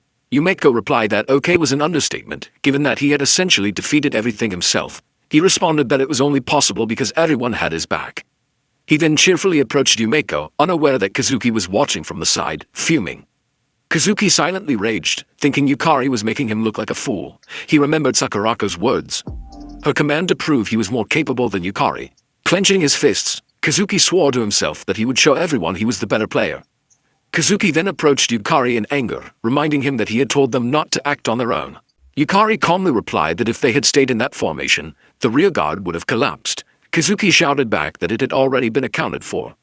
He then glared at Yukari, wondering how he dared to go against orders, thinking that he was acting all high and mighty. Yumeko then shouted at Kazuki not to mess with her, saying the rear guard were the ones suffering the consequences. Kazuki snapped back, telling her not to blame him, and claiming that just because she was a famous model didn't mean she could act superior. This angered Yumeko even more, and she shouted that her being a model had nothing to do with the current situation. Kazuki, now furious, reminded everyone that he had been appointed leader by Sakurako, and demanded to know what was with their attitude. Yumeko grew even more frustrated, but the other players remained silent, Kazuki biting his lips out of frustration while looking at Yukari. Yukari then suggested they should all calm down as they were still inside a dungeon and the situation remained dangerous. Sarah agreed and said they should begin by reassessing their formation. Kazuki calmed down upon hearing Sarah's words and agreed, which only irritated Yumeko further. Lulu Heart, observing the exchange, remarked that humans were as awful as ever, but what was even worse was that Yukari had given her a nickname. Yukari looked at her and explained that shorter names were easier to call out during battle. He was confused to see her floating upside down in front of him, but she simply sighed and told him to do as he pleased, on the condition that he properly collected the souls of the monsters in the dungeon. He nodded and confidently promised to leave it to him. A moment later, they walked deeper into the dungeon and came across two different doors. Kazuki glanced at Yukari, noticing that he kept acting like the leader, even though it was he who had been entrusted with command by Sakurako. Kazuki thought to himself that at the very least, he had to be the one to defeat the boss. With a smile, Kazuki suggested that they split into two groups, claiming that their exploration efficiency was too low. Yumeko agreed, saying it sounded like a good idea, but Yukari disagreed and asked whether it wasn't too dangerous. Kazuki ignored the concern and announced that his team would consist of Ayaka, the buffer Yuka, and the tank Taiyo. The others were surprised by the sudden division. Yukari leaned in and quietly asked Taiyo if he was sure it was okay to split up. Taiyo replied with a bright smile that Kazuki was the leader and assured him he would protect the other team, which only deepened Yukari's concern. Kazuki then called Sho over and whispered to him to join the other party and keep an eye on Yukari. Sho responded that he understood. Looking at Yukari, Sho wondered why Sakurako and Kazuki were so focused on someone who was essentially a nobody. Sho found the whole thing a pain and thought that he just wanted to go home. The group then split into Party A and Party B, each with 4 members. A moment later, Party B was in one of the dungeon rooms swinging their weapons. Yukari called out that enemies were also coming from the right and that he would draw their aggro while the others followed up with attacks. He activated Lostman to nullify the pain and dashed forward at high speed, telling Luluhad he was counting on her. Though annoyed, she still poured her mana into him. A group of undead appeared in front of him, but he swiftly swung his sword and pushed them back. Sierra activated her maid's cooking ability and incinerated the knights in her path. Yumeko unleashed her sonic blow skill to destroy enemies on her side and excitedly praised the frontline's performance. Suddenly, an undead released a breath of decay near Yukari. He quickly activated Lostman again, nullifying the poison, and slashed the creature in half with one blow. Sho, who was positioned in the rear to protect them, couldn't believe what he was seeing. Yukari was undeniably strong. Sho also noticed that the monsters weren't even targeting Yukari, wondering if his aggro control was that perfect. Sho activated his Cold Bolt ability, launching sharp ice spikes that struck the monsters from behind. He observed how wide Yukari's field of vision was and how sharp his decision-making had become. He couldn't understand how Yukari remained so calm under pressure. While Sho supported from behind, Yukari landed the finishing blow on the last undead in his path and acquired the Skull Guardian's soul. He was relieved that a soul had finally dropped, and noted that it came from the resurrected remains of a knight from ancient times. Its pupil-less eyes still glimmered faintly with light. Yumeko shouted excitedly that everything had gone so much smoother and praised his spot-on commands. She winked at him and teasingly said he was pretty good. Sho agreed, noting how smooth the entire battle had been. Sierra added that it was a well-coordinated team effort. Yukari felt a bit awkward and replied that it was all thanks to them, not wanting to admit that he had been fighting so eagerly just to gather monster souls. Sierra then suggested they take a break, mentioning they had been fighting for over 2 hours. He agreed, but was quickly confused when Kazuki and Ayaka suddenly entered the room, both severely injured. Sarah asked them why they were alone, and Yukari questioned what they were doing at a place like that. Kazuki replied that they had returned to retrieve something they had forgotten, but it sounded suspicious. Yukari asked where the other two were. Kazuki looked away and said they had split up temporarily. Yukari didn't buy it. He glanced at Sarah, silently hoping she would use her skill to verify the truth. She shook her head, confirming that they were lying. He then asked Kazuki if he had left them behind. Kazuki replied no and insisted they were perfectly safe, but Sarah saw through him and shouted that Taiyo and Yuko were in danger. Without hesitation, Yukari dashed past them, running with all his speed. He couldn't believe Kazuki was capable of something so reckless. As he sprinted through the corridor, he begged in his mind for Taiyo and Yuko to be safe. Yukari then asked Luluhad if she could tell where Taiyo and Yuko were. She replied that her magical power was too weak to pinpoint their exact location, but the direction should be ahead of them. He immediately sprinted forward, blaming himself for not being more cautious of Kazuki. As he ran, he encountered 2 undead blocking his path, but he didn't stop. With a single powerful swing, he cut them down while shouting for them to get out of his way. He obtained another Skull Guardian soul and continued running, desperately hoping that Taiyo and Yuko were still safe. Meanwhile, in another room, Taiyo was on one knee, laughing bitterly. He never expected to be left behind in the boss's room. Just moments earlier, Kazuki had shouted that they could be useful and told them to be careful before fleeing with Ayaka. Kazuki escaped, yelling about how he would become an elite member of the 100 Flowers Blooming Guild, while Ayaka turned her gaze away and followed him, abandoning the 2 weaker players. Back in the present, Yuka lay severely injured on the floor and apologized to Taiyo for being useless. Taiyo, struggling to move, replied that he at least wanted to let her escape, but now he couldn't even lift his arm. The boss approached, raising its axe for another strike. Taiyo asked himself if this was the end. He clutched a ring in his hand, whispering apologies to his daughters, Sayeko and Aoi, for leaving first. Suddenly the room shook with the impact of an attack. But Taiyo felt nothing. He opened his eyes and was shocked to see Yukari standing in front of him, blocking the boss's axe. Yukari apologized for being late and told Taiyo to leave the rest to him. Taiyo called out for Yukari to be careful before collapsing. Seeing this, Yukari quickly moved to lure the boss away from Taiyo and Yuka. Luluhat urgently shouted for him to stay focused, noting that while the monsters in the dungeon had seemed weak at first, the boss had been absorbing magical energy from the dungeon and others. All the dungeon's magic was converging into it. Yukari acknowledged her warning and assured her that he wouldn't let his guard down. He then activated Soul Trial, boosting his mana significantly. But at the cost of receiving a confusion status effect, he countered this by activating Lost Man, which immediately nullified the confusion. The boss raised its weapon and Yukari saw the attack coming. The axe came down at great speed, nearly slicing him in half, but he bent backward in time to dodge it. He quickly stood and launched a counterattack, swinging his sword at the boss. The boss blocked effortlessly. Yukari was stunned. It hadn't even flinched. He could feel the weight of the boss's axe and pushed it back using his mana. Spotting an opening, he swung at its side, but the attack barely left a mark. Before he could react, the boss retaliated, forcing him to catch up with its speed and block every blow. He was shocked. His direct hits were doing nothing. Yukari realized the difference in their stats was far too great.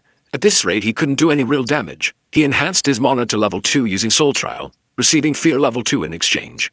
Once again, Lostman activated and erased the fear. He dashed toward the boss, swinging with stronger mana. Watching from above, Luluhat noted how convenient Lostman was. The mental debuffs, the main drawback of Soul Trial, were completely nullified by Yukari's skill. He was literally losing the associated emotions to bypass the cost. Yukari kept attacking, driven by the desire for more mana. He activated Soul Trial again, raising his mana to level 3, which gave him Anxiety level 3. Lostman triggered and erased the anxiety.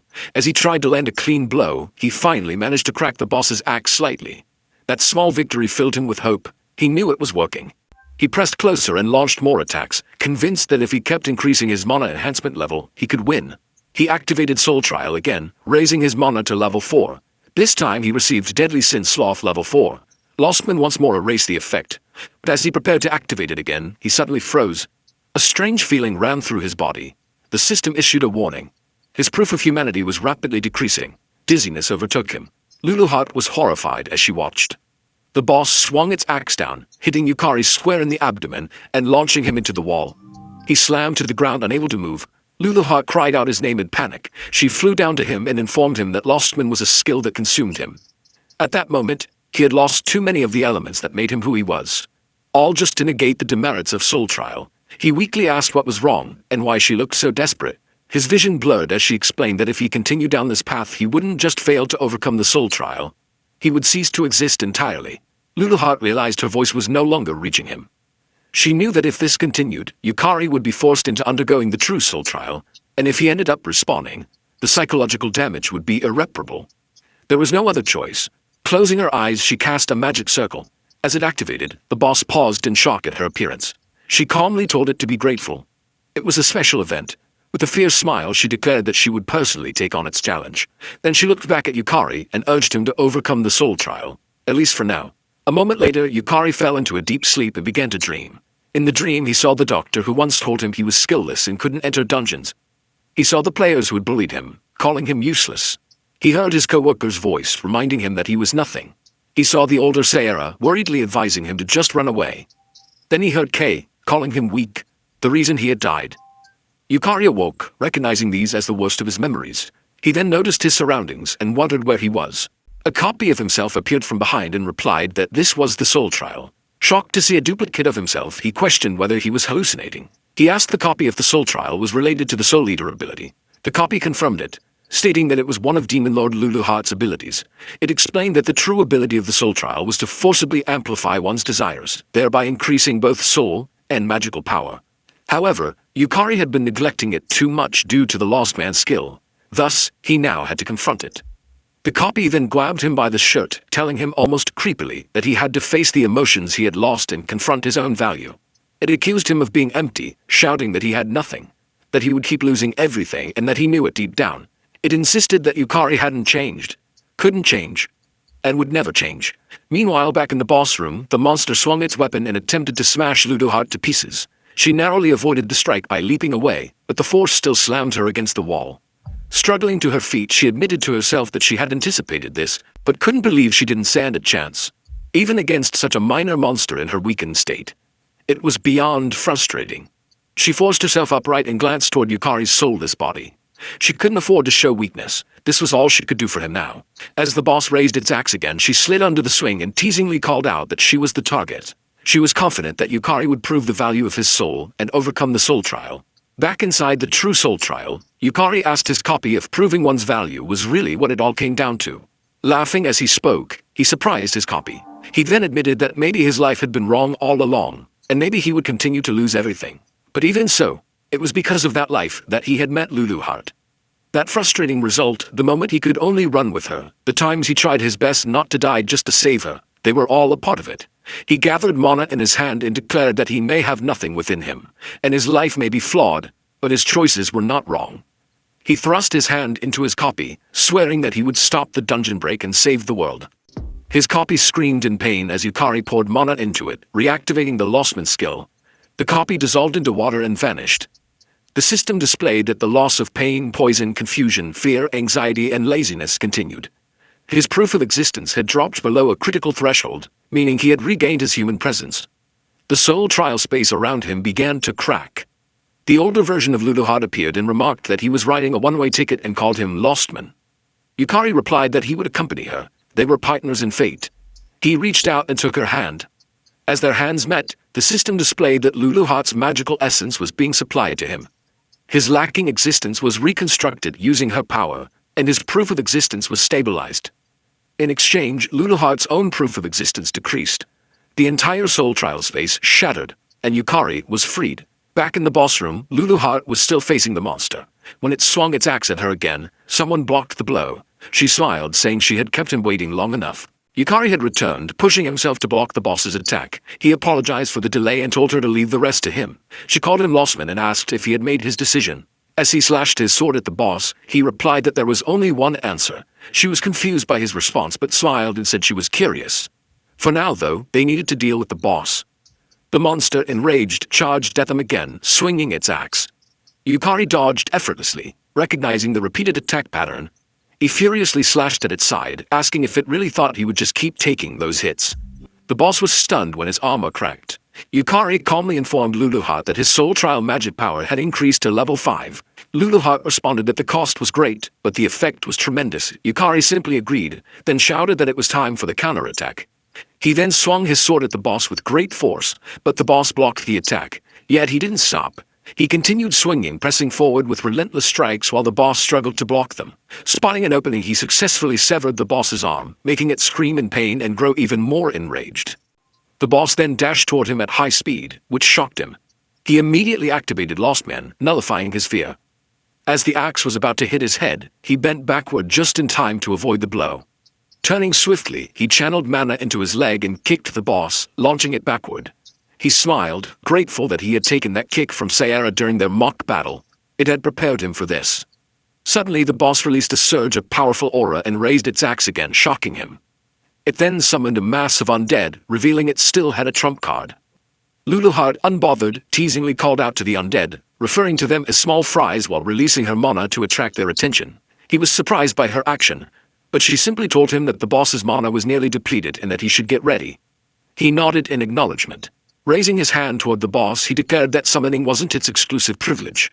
He activated Soul Command and summoned both the Armor Knight Soul and Skull Guardian Soul, commanding them to assist Luluheart in dealing with the undead while he charged at the boss.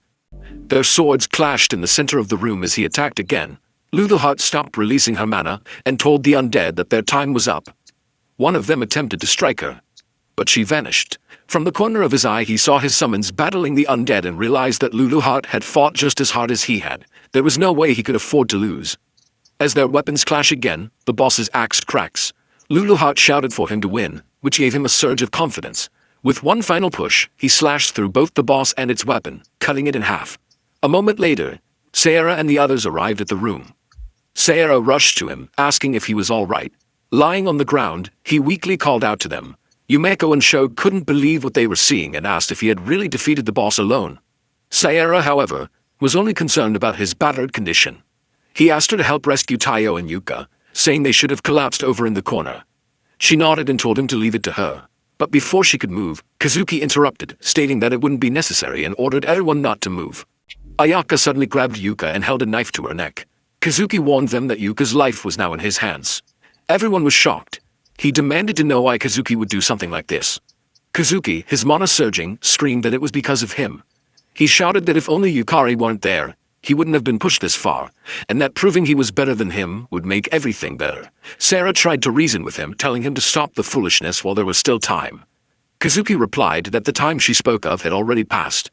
He had crossed the point of no return. He then asked if she knew the terrifying power of Sakurako, their guildmaster.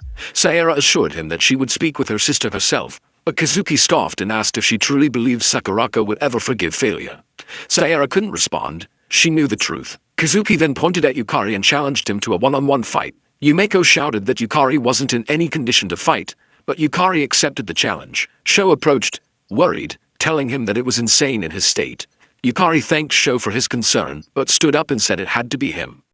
Kazuki, furious, charged at him, shouting that he would kill him. Yukari blocked his sword, but Kazuki, overwhelmed with anger, swung again and again, believing that if he could just defeat Yukari, Sakurako would acknowledge him. Though Yukari was barely standing, he continued to block each blow. Kazuki reminded himself that he was C rank and believed the gap in their stats was absolute. Yet Yukari wouldn't go down. The system displayed that Yukari's health had dropped below 10%. Despite that, he smirked. His Abyss Soul had entered hyperactivation mode, increasing his mana drastically and restoring everything he had lost. Recalling Kei, he told Kazuki that he had known someone even crueler and that he didn't fear death anymore. Raising his hand, he activated Soul Command, shocking Kazuki. Yukari then summoned the Skull Lich Lord, and to everyone's disbelief, the soul of the boss responded to the call. Kazuki stood stunned in fear and confusion as the spirit of the boss knelt before Yukari. No one could believe what they were witnessing. Kazuki demanded to know whether Yukari was a summoner or a necromancer. Even Ayaka stood frozen, gripped by fear. Yukari simply aimed his sword at Kazuki and declared that it was time to end it. The Skull Lich Lord then swung its axe at Kazuki. Though Kazuki managed to block the attack, the force caused his sword to slip from his hands, and all he could do was curse loudly. He turned, seeing the Skull Lich Lord looming behind him with immense power. Yukari commanded the Skull Lich Lord to move closer, and Kazuki froze in fear and horror. The undead entity raised its axe and brought it down toward Kazuki, who lay helpless. Just seconds later, Kazuki was sprawled on the ground. Sho excitedly rushed over, asking what had just happened and confirming if that summon was really the boss of the dungeon. Yumeko joined him, still unable to believe that someone with such combat strength was also capable of summoning a boss-class entity. Yukari replied that he wasn't a summoner, but he could do something similar. Sho then helped him to his feet. Taiyo, regaining consciousness, expressed his gratitude for being saved. Yuka added that Yukari was their savior, but he humbly replied that it was because they both had endured the boss's fierce attacks. As the group began walking out of the boss's chamber, Sayera followed behind silently. She reflected on how, once again, Yukari had taken on an overwhelming burden.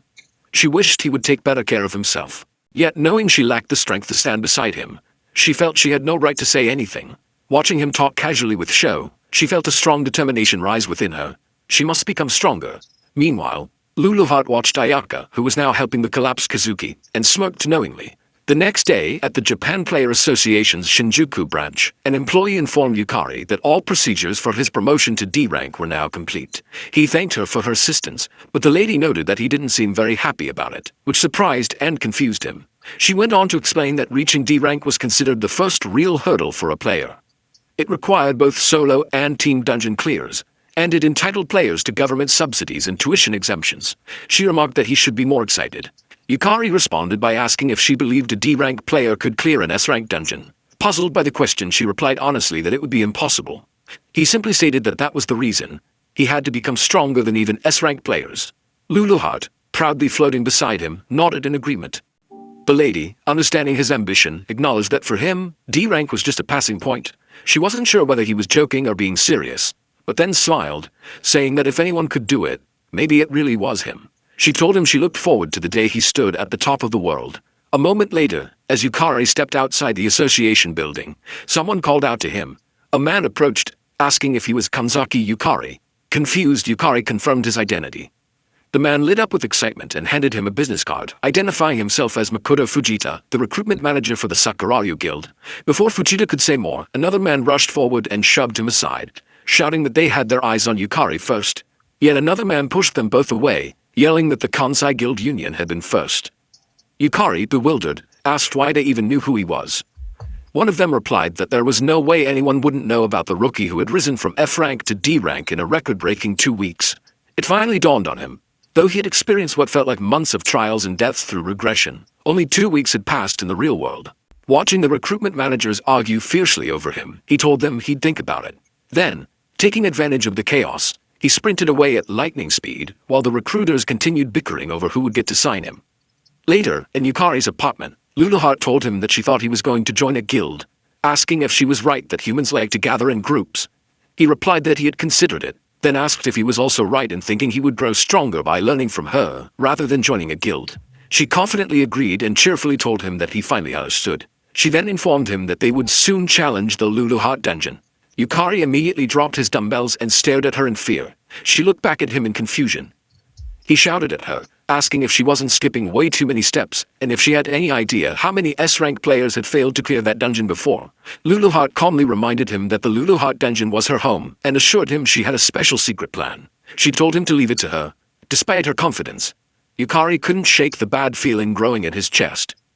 Meanwhile, in the 100 Flowers Blooming Guild, Sakurako sat silently while Kazuki knelt before her, desperately explaining that he had been set up by Yukari's despicable trap. Sakurako, however, informed him that the other players had all reported that he had made an insane decision. Kazuki swore in panic and insisted it was a false report. But then Sakurako reached out, grabbed him by the hair, and furiously asked if he was saying that Sayara was lying. Terrified, Kazuki shouted that it was true, claiming it was unfortunate but Sayara was not in her right mind. Her anger intensified. Without another word, she activated her two-tail ability, Hakumen Konmu Kyubi, a skill derived from her nine-tailed fox power that summoned the essence of the white-faced, golden-furred fox. A flurry of butterflies emerged from her mana. Fox ears appeared atop her head, and 2 glowing tails extended from behind her. Sakurako looked down at Kazuki and told him she had already intended to punish him, even if he had managed to kill Yukari. But insulting her Sayara just to protect himself had sealed his fate. Anyone who insulted Sayara would die. Kazuki trembled, admitting in fear that he was wrong and trying again to shift the blame onto Yukari. But Sakurako ignored his pleas. She cast 1,000 colors and 10,000 blossoms, dual barrier, encasing Kazuki in a magical prison. As he screamed and begged for mercy, she remained silent. She then activated her convergence ability, directing it at the dual barrier, which shattered into pieces, along with Kazuki, who was still crying and pleading for his life. When Kazuki disappeared like dust, Sakurako picked up a photo of Yukari, stared at it, and burned it to ash. With a cold expression, she thought to herself that it was time to see whether Yukari was the real deal. She had decided to confront it personally. The next night, Yukari and Luluheart stood outside the entrance to the dungeon. She proudly remarked that her dungeon looked as amazing as always, and asked if she was right. He agreed, telling her that it truly was in a class of its own. Staring up at it, he reminded himself that the Luluheart dungeon was the toughest in the world. Entering without permission from the Player Association was strictly prohibited, so he assumed getting inside would be a challenge. To his disbelief, just minutes later, he found the guard fast asleep. He whispered to Luluheart that they could probably just walk right in. She agreed, commenting that not many people dared challenge her dungeon anyway. The two of them walked through the dungeon gate without effort and soon stood at the portal entrance inside. Yukari whispered again, asking if they should go in. Luluheart nodded, and they both entered, unaware that someone was watching them from a distance. Inside, Yukari was stunned to find himself facing a vast castle. It was the very dungeon players across the world had challenged. Without a single successful clear, he asked if it was just a corridor, and Luluheart replied that this was called the Infinite Corridor. She explained that the first floor of the Luluheart dungeon was a massive castle the size of an entire country. Without following the correct path, a person would wander endlessly, never reaching the boss room. She added that typically, players would start in the forest outside the castle, but she had arranged a special shortcut for him. Yukari was relieved to hear that, admitting he was terrible at mazes. Luluheart proudly pulled out a stack of documents and told him that was exactly why she had prepared this for him. Surprised, he asked what they were. She replied that it was a handmade map of the labyrinth, with the correct path already marked. He realized that was what she had been drawing the whole time. Amazed, he told her he couldn't believe she remembered such a detailed route. She responded with a smirk, saying that when one has lived somewhere for thousands of years, they just know. Yukari was surprised to hear that she had lived for thousands of years, and began to wonder what she had been doing before the dungeon appeared. Luluheart pointed to a nearby wall and directed him to turn right at the dead end. They followed her instructions. Another right, then straight ahead. As they walked, Yukari asked if there weren't any monsters in this dungeon. She replied that she was deliberately leading him through monster-free paths, adding that at his current level, he wouldn't stand a chance. Shocked, he asked if that meant he could reach the boss room without fighting. She told him no, he would have plenty of fighting to do soon enough. Exhausted just by the thought, he muttered that he knew it was coming. Eventually, they arrived at the end of the first floor path and peeked around the corner to see the monster guarding the area. Luluhart explained that Harbel's body was extremely fragile, so he should be able to defeat her easily. Encouraged, Yukari immediately leapt out from hiding and charged toward Harbel with his sword. But Luluhart called out that, from his perspective, Harbel was still very strong. Unfortunately, it was too late to retreat. Harbel activated her wave of exhaustion ability, sending a blast of energy toward him. Yukari was stunned as the ability inflicted apathy, sapping his motivation and rendering him temporarily unable to move. His body froze in place. Panicking, he realized he couldn't move at all.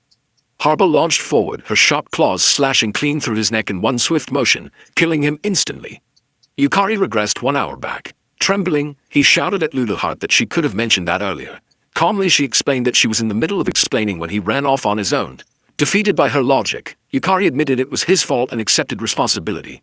He shouted that Harbel was insanely strong. Luluhart clarified that while Harbel's body was fragile, she wielded powerful mental magic. He asked what that meant, and she explained that her magic inflicted level 7 apathy, equivalent to 7th tier magic. Finding someone who could resist it was nearly impossible, not just among humans, but even among monsters. He asked if it was really that impressive. She replied that someone able to use 3rd tier magic would already be called a genius. Even S-rank humans could usually manage up to 6th tier magic at best. He couldn't believe that Harbel, who appeared so weak, was as powerful as an S-rank player. Luluhart simply responded that it didn't matter to someone with a lost man's skill. They peeked at Harbel again, and Luluhart instructed him that all he needed to do was remove the emotion of sloth, which was the root of apathy's effect, and he'd be fine. Yukari finally understood what she meant. She then shouted that it was his chance, an opportunity to rapidly gain souls and mana while leveling up. Meanwhile, inside a church, Irigami knelt in prayer. Another nun entered and reported that a new player had entered the Luluhart dungeon. Irigami stood, solemnly replying that to challenge such a sacred dungeon meant the person carried a sinful soul. Yoriko Beatrice Irigami, ranked 1 in the Holy Dungeon Church, was the 6th strongest player in Japan. A Saintess class S-rank player with the Design Desire skill, she turned to her fellow nun and said that the challenger would most likely become an offering to the dungeon. But, she added, if by some miracle he returned from that place, they must offer him their blessing. She asked if she was right, without Yukari knowing that yet another powerful force now had its eyes on him. Meanwhile, at the S-rank guild Sakura Dragon headquarters known as Oryu, Yumeko excitedly told someone that just when she was in trouble, Yukari had come to her rescue. The man she was speaking to smiled and responded that Yukari was a true man. Senzaki Kira, an S-rank player ranked 15th in Japan with the martial god class and phoenix skill, and a member of the Sakura Dragon Guild, told Yumeko that he liked this Kanzaki Yukari. But, he added, if the 100 Flowers Blooming Guild was involved, it probably meant that the vixen Sakurako was too. Knowing Sakurako, whose pride was practically a wardrobe, meant Yukari might be heading into some dangerous encounters. Yumeko asked her brother if there was anything he could do to help. Smiling, he patted her head and told her to leave it to him. He swore that he would train Yukari thoroughly. After beating him to a pulp, confused, she asked him to just protect Yukari normally. But Kira turned away, laughing as he walked off. She hurried after him, asking where Yukari was now. A moment later, his secretary whispered something into his ear. His expression changed to shock when he heard that Yukari had entered the Luluhart dungeon. Meanwhile, on the first floor of the Luluhart dungeon, Harbel swung her claw at Yukari. He blocked the attack with his sword, but the impact was so powerful he staggered. Despite Harbel's metal sealing magic being restricted, she was still immensely strong. Yukari activated his soul command ability and summoned the Armor Knight Soul. He quickly coordinated with it, instructing it to attack from the opposite side. The summon obeyed and charged in from the other direction. Harbel immediately turned and struck with her claw, instantly vanishing the summoned knight. But Yukari used the opportunity, appearing behind her with a smile and slashing her back. The strike landed cleanly, making Harbel scream in pain. He quickly activated Soul Command again and summoned the Skull Guardian. He noticed that Harbel's curious nature caused her to chase anything unfamiliar. But after the second trick, she began to grow cautious. She glanced back and forth between the Skull Guardian and Yukari, visibly calculating her next move. He ordered his summon to attack again from the side, catching her attention. With her focus scattered, she left herself wide open. Yukari moved behind her without being noticed. Harbel sensed something and swung back at him, but he dodged swiftly and slashed his sword across her neck while shouting that she was too slow. The blow was fatal. Harbel's head was severed and she collapsed. Yukari then activated Soul Devour, absorbing her soul and converting it into magic, which she successfully did. He was stunned by the incredible surge of magic power that flowed into his body. Luluhart explained that Harbel was a monster from the highest difficulty dungeon, so the mana gained would obviously be immense. Excited, Yukari noted that he managed to acquire her soul on the first attempt. He decided to summon Harbel's soul immediately and activated Soul Command.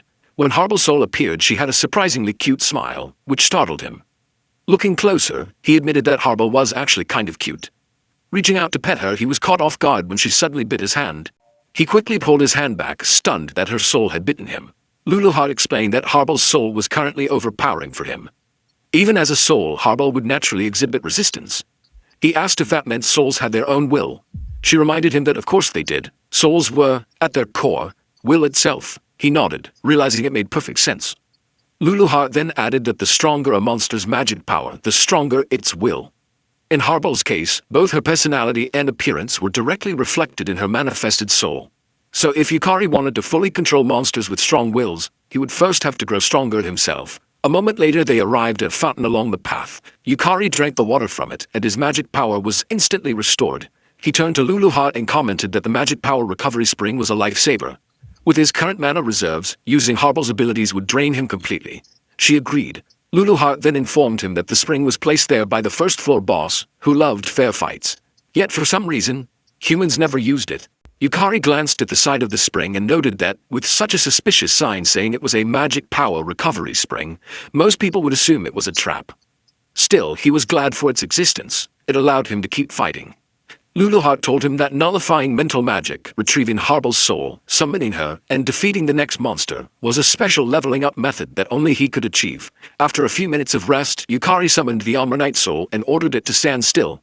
Another Harbel monster soon approached and was distracted by the night. Yukari then ordered his Harbel to use her Wave of Lethargy, a magic attack that inflicted lethargy, freezing the target's ability to use skills and rendering them completely incapacitated. His Harbel cast the spell successfully, hitting the enemy Harbel and leaving it immobile. Yukari dashed in alongside his own Harbel and slashed the frozen enemy as Harbel struck with her claw at the same time, instantly killing it. He harvested the soul immediately, and thrilled high-fived the Ammonite soul, cheering that he now had 2 Harbel souls. However, Luluhart seemed dissatisfied. She criticized him for using one of his souls as a decoy and landing a sneak attack, asking whether he shouldn't be focusing more on improving his personal combat skills. He casually replied that decoy tactics were part of combat prowess too. As he tried to make a heart shape with Harbel, she simply gave him a like, leaving Luluhart visibly frustrated. Suddenly a golden key appeared in the air. He reached out and grabbed it, calling out to Luluhart that something had dropped. She saw the key and lit up with excitement, telling him that it finally dropped. He asked her what kind of key it was, and she eagerly replied that it was a treasure chest key. Yukari couldn't believe what he'd just heard, but Luluhart confirmed it with a gleam in her eye. She explained that dungeons and treasure chests go hand in hand, and now they could finally collect some world-class items. Meanwhile, in the corridors of the Sakura Dragon Guild, Kira was running at full speed, heading out. Knowing the nature of the Luluhart dungeon, where monsters beyond human comprehension resided, he understood just how insane it was to enter alone. As he raced forward, he couldn't help but wonder, who exactly was Kanzaki Yukari? A moment later, inside the Luluhart dungeon, they arrived at the treasure room. Luluhart instructed him to open the screen in front of them. He carefully examined it for a moment before activating it. What appeared before him was a luxurious chamber gleaming with gold. He stared in awe, his body trembling as he approached a golden sword, overwhelmed by the number of powerful-looking weapons. Luluhart proudly agreed with his reaction but quickly warned him that if anyone other than the rightful owner touched any of the weapons, a trap would activate. Horrified, he froze. His hand had been just an inch away from the golden sword. She continued telling him that while her treasure vault was magnificent and she understood his excitement, their objective was something else. She then walked toward 2 treasure chests placed at the side of the room. Pointing to one, she told him she believed that was the one. However, she warned him sternly not to touch the treasure chest on the right. If he did, the mimic would awaken. He froze in place again. He nervously opened the chest she indicated and asked her if it was really okay. To his shock, the first item that emerged was the last elixir, an S-class rarity item that fully restored health and mana, cured all status ailments and diseases, and temporarily increased both maximum health and mana points. He couldn't believe what he was seeing and shouted, asking Luluhart if she was really sure he could take it, and if she wasn't planning to come back later and demand it back. She simply asked him what kind of person he took her for. She urged him to continue. The next item was the Mana Diminual Ring, a world-class artifact. A rune-engraved ring that increased maximum mana capacity by 1.5 times. Then came the Infinitus Vault Pendulum, another world-class item. A magical storage device capable of storing up to 713,925 items. Next was Eternal Alma, an S-class artifact, a piece of equipment that prevented weapon durability from degrading. As long as it was equipped, any weapon would retain its form even after the most grueling battles. After that came the Ring della Lingua, a world-class ring that enabled communication across all human languages. It allowed the wearer to understand and speak any human language, though it didn't work on creatures without linguistic intelligence. Rare item after rare item poured out from the treasure chest, leaving him overwhelmed. Panic set in as he asked Ludohart again if he was really allowed to take all of these treasures. She replied casually that she'd love to explore the other treasure vaults too, but no matter what, they'd eventually run into monsters. So it was better to avoid them for now. Hugging his precious haul tightly, he trembled in joy, admitting that he was more worried about whether it was really okay to take all the treasures. Just then, Ludohart mentioned that she had almost forgotten something. She turned and walked upstairs. Curious, he followed her until they stood before a display of weapons mounted on the wall. She turned to him and said there was one last thing she needed to do. Reaching for one of the weapons, he asked her what she was doing. But she only laughed and took a weapon off the wall. Smiling mysteriously, she told him he'd find out later. It was a surprise. Hours later, in one of the dungeon's hallways, they were facing a monster imbued with thunder powers. Yukari ordered his equipment, which had taken on a human form, to defend against the monster's attack. The equipment obeyed and cast an aqua-based spell to prepare for impact. The monster then released a powerful burst of thunderlight in their direction, but the water-based magic blocked it effectively. Yukari then summoned Harbal's soul. Harbal instantly used her skill on the monster, immobilizing it. Seeing the opportunity, Yukari rushed forward and cut the monster in half with a single swing. He immediately used his soul harvest ability and obtained the lightning element soul. Before he could breathe, he sensed another monster approaching from behind. Exhausted, he turned around and shouted its presence. His equipment responded without hesitation. A flame monster released a searing wave of fire, but the equipment countered it with water magic, shielding Yukari from the flames. He dashed forward again and shouted to Harbal that it was time to move. She responded in agreement. The flame monster was caught off guard as they rushed it from both sides. Before it could react, Yukari and Harbal slashed it into 4 pieces. He then used Soul Harvest again and acquired the Flame Element's soul, an elemental entity of crimson fire that possessed overwhelming offensive power, capable of burning anything to ashes, and could also create a wall of fire as a defensive measure. Finally, Yukari collapsed to the floor in exhaustion. Relieved that they had won, Ludohart praised their teamwork, but he told her that he had lost count of how many times he had died. He pointed to the equipment beside him and said that without it, there was no way they would have survived. It was the last elixir, an S-class rarity item shaped like a pendulum and engraved with ancient runes. It allowed physical attacks to affect intangible beings and granted special attack bonuses against element-type enemies. Ludohart asked if it wasn't incredibly convenient and explained that normally, physical attacks would have no effect on elemental-type monsters. Yukari asked if magic of the same attribute would be nullified, and she confirmed it, elaborating that with the last elixir, he could still land hits on elemental and spirit-type creatures. Yukari thought it would be great if he could use elemental spells too, but even casting a single one had completely drained his mana. Deciding to shift his focus, he told her he would collect as many souls as possible from now on. She questioned what he was talking about, and reminded him that they were about to enter a boss fight, which terrified him. He yelled out in frustration, pointing out how hard things had already been just to get to this point. If that was the difficulty of the path, he was sure the boss would be impossible to beat. At the very least, they should level up before continuing, because without ranking up, he couldn't even unlock additional class abilities. Ludohart remained silent for a moment. Then she explained seriously that the demon lord who ruled the dungeon, the one they were trying to defeat, was on an entirely different level from any monster they had encountered so far.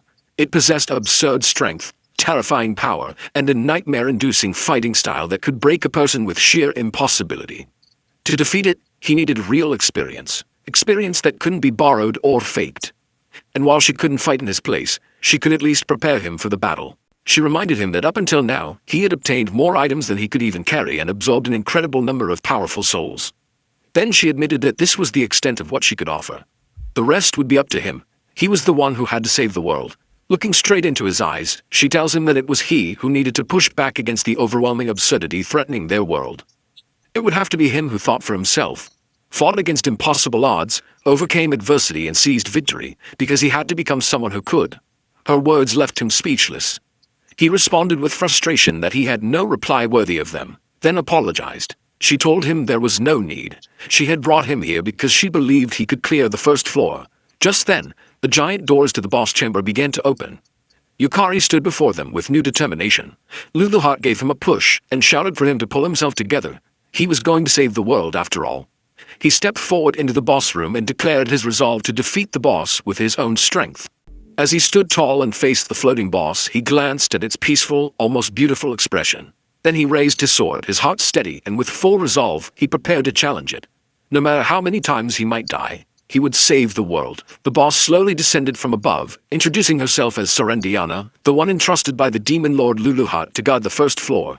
She explained that any invader who dared disturb the peace of the demon lord would atone for their crime with their life. Calling upon the all-pervading source of light to pierce through the darkness in a single flash and become a radiant blade, she gathered the intense light into her staff and hurled a luminous ray in his direction. The beam of light shot toward him at incredible speed, shocking him, and before he could even react, the attack struck him and killed him instantly. Moments later, he regressed 1 hour prior and reappeared in front of the boss room, unable to believe he had died in an instant. He wondered if the light Sarendiana had thrown was a form of magical light. Luluhot, appearing behind him, teased him and asked if he already needed her help, but he replied that he was fine. He realized that although the beam's speed was incredible, its trajectory had been a straight line, making it possible to predict. He concluded that if he kept his eyes on her staff's direction, he might be able to dodge it.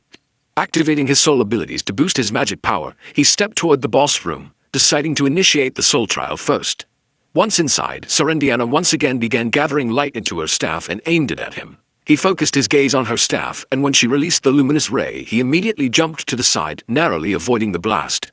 It was a close call, but he was relieved that he had managed to dodge it. Sarendiana appeared surprised that he had evaded the attack on his first attempt, and acknowledged that he had truly earned his way there. She then added that perhaps it was time she got a little serious, which caught him off guard. Calling upon the void-born flame, she summoned fire to scorch the earth without light, and bring forth judgment that incinerated all creation. The crimson flame gathered in her staff as she activated her Dance Inferno skill, forming a massive magic circle. She then launched Empress Explosion in his direction.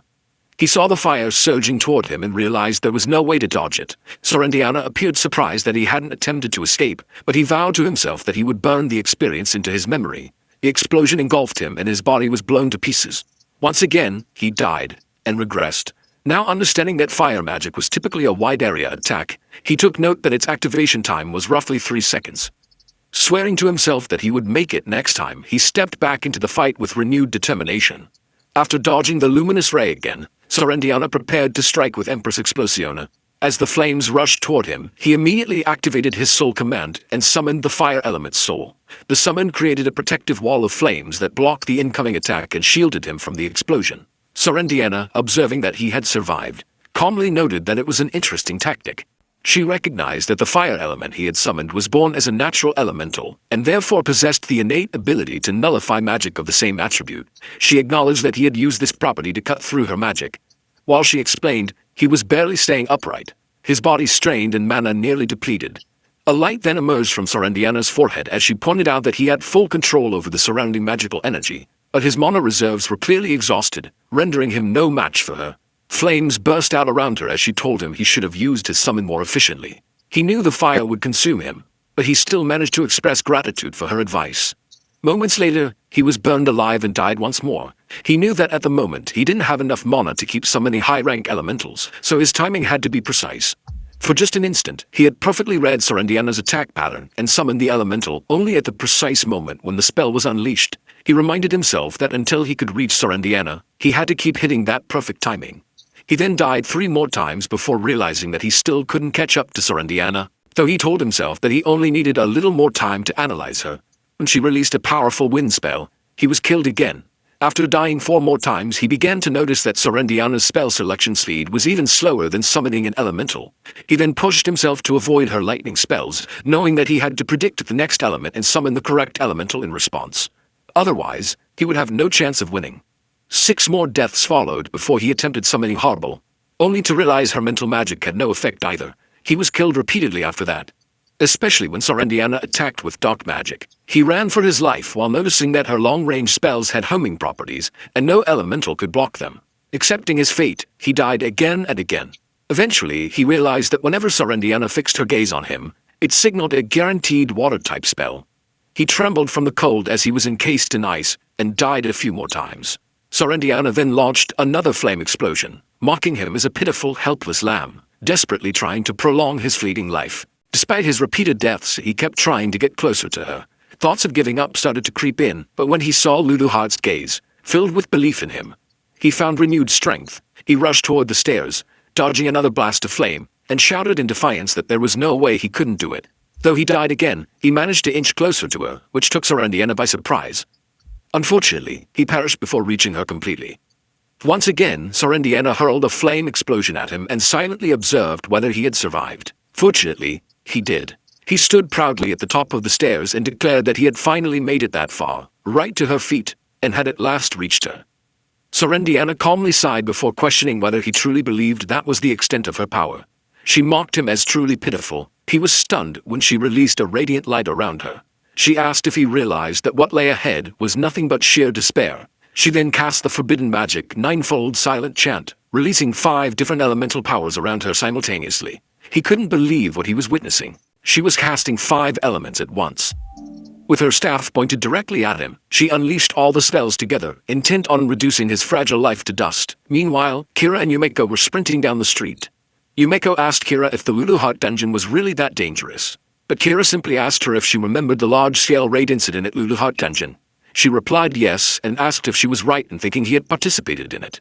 She mentioned she had been working as a model back then, so she didn't know the details, but recalled that it was the one where the raid had failed. He responded that it wasn't just a failure, it was a total disaster. He then told her that there had been 6 S ranks and 12 A ranks involved, including both domestic and foreign players, but they were all annihilated. She was stunned to hear that and asked how the raid could have failed with 6 S-rank players. He calmly explained that S-rank dungeons were special. Each one was like an entire world of its own.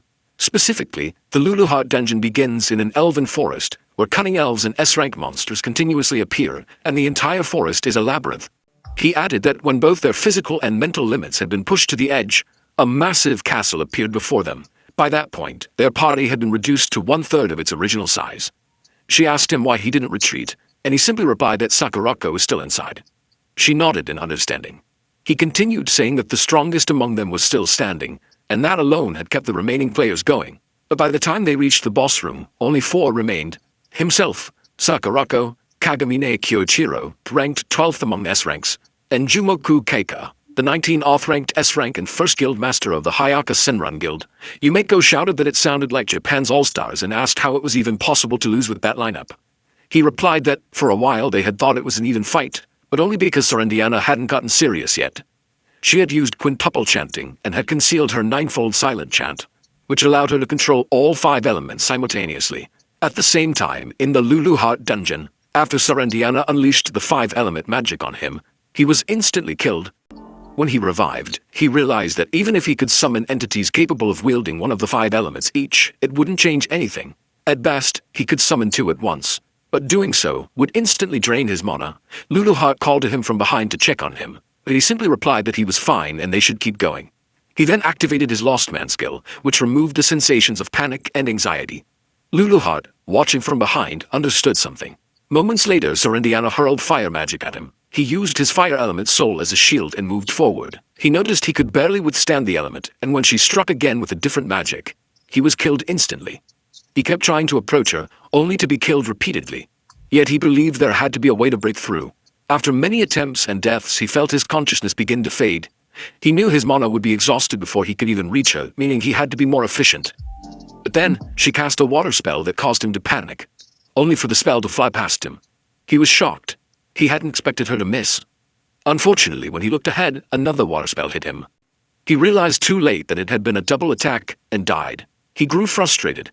Unable to break through her 5-element magic, after being killed multiple times, doubt consumed him. He asked himself what he was supposed to do, how he was supposed to win.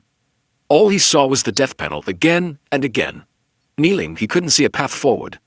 Clenching his teeth in frustration, he thought that even though Luluheart believed in him, he still couldn't win. In a desperate moment, he chose to use the method Luluheart had warned him not to. He activated Lost Man again, this time removing not only panic and anxiety, but also fear and paranoia, all at once. As expected, without any unnecessary emotion, his thoughts became sharper. He told himself there had to be a reason Luluhart brought him there. She always acted for his sake. He pushed himself to think. There had to be something he was missing. Why had Luluhart made him face such an overwhelming opponent, and why now? Wouldn't it have made more sense to grow stronger first? To train? To gather items or collect souls? He told himself it couldn't be that simple. There had to be more. He admitted that he was weak, and in that moment, an idea snapped into place. All the fighting he had done flashed before his eyes, and he realized something. Luluhart made him fight because he was weak. He thanked her silently for it. Luluhart, winking, just asked what he was talking about. He opened the boss room for what felt like the 100th time and stepped inside, telling Luluhart that he finally understood. He now knew the way to defeat Sarandiana. Luluhart told him to show her the answer he had found through his struggles and suffering. A few minutes later, Sarandiana remarked that it was certainly an interesting strategy, as it relied on something every element possessed from the moment of their birth. The ability to neutralize magic of the same attribute. As flames circled around him, he managed to avoid the fire spell she hurled, thanks to his fire element soul. She admitted she hadn't expected him to use it to endure her magic, but he simply smirked and asked if she would now take him more seriously. This surprised her. Then he suggested she use a spell with 5 attributes at once, shocking her even more. She asked how he knew about it, but when he didn't respond, she said she had no need to entertain such cheap provocations. Still, she added, it was the duty of the strong. He saw her begin to chant and was proven right when a massive magic circle appeared behind her. She told him she would bury him in a single strike, just as he had requested. He stood there for several seconds, then vanished. This startled Sarandiana. She wondered whether it was perception obstruction or concealment magic, but she knew her mana detection couldn't be deceived by such simple tricks. She looked around, confident she should be able to detect his presence, no matter how weak his mana was. Calming herself, she reminded herself that no living thing in that world lacked mana. All she had to do was annihilate everything in the area. She unleashed her 5-element magic in a wide area attack. Minutes later, as the magic began to dissolve into the air, she still hadn't sensed him and grew angry at her inability to locate him.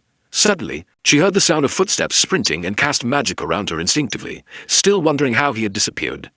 What she didn't realize was that he was directly above her, perfectly positioned. He had figured out that Sarandiana perceived the world entirely through mana. When he used Lost Man, which eliminated his mana signature, she could no longer perceive him. He raised his sword, knowing that once Lost Man expired, his mana would return. As the system displayed that the skill had ended and his mana was restored, he leapt down and activated his ultimate ability, Soul Absorption, full power, Soul Burst. Sarandiana turned in shock, unable to believe the magnitude of the mana now emanating from him. She wondered where he could have gotten such overwhelming power. A few hours earlier, he had told Luluhart that, as expected of the most difficult dungeon, the number of souls he had obtained was incredible. He explained that Soul Absorption, which increased his stats and mana upon delivering the final blow, had been extremely useful. But Luluhart reminded him that that was only the beginning. He looked at her in confusion. She then explained that, if the Soul Eater class truly descended from her, the true power of Soul Absorption lay in the storage. Soul Absorption allowed Yukari to store the souls of defeated enemies, functioning like the reservoir. Just like a dam, it could release the stored energy all at once. His final attack was powered by every soul he had ever absorbed, and every life lost in regression. It was a strike containing everything he had. He knew it was an enormous risk, as it would use up all his collected souls. But he shouted at Sarandiana, demanding to know how many times she thought he had died. He had observed her spells. He knew the length of her chants. And at this distance, his strike would land, no matter what. Sarandiana remained calm, acknowledging that he was a splendid human. But she reminded herself that he wasn't the only one with a trump card. She knew that a magician's greatest weakness was chanting time. Did he really think she hadn't overcome that? She extended her hand into the air and opened her treasure vault, searching for a wand she had stocked. One that allowed casting without chant time. But she was stunned to find it missing. Panic set in. Had her vault been breached? Looking up, she knew she wouldn't make it in time. Yukari gave everything into his final attack, shouting that it would end there as he swung his sword down upon her. She raised a barrier in desperation, but she already knew it wouldn't hold. As expected, the barrier shattered within a second, and his final blow landed, triggering a powerful explosion. At the same time, the system broadcast a global announcement to all players.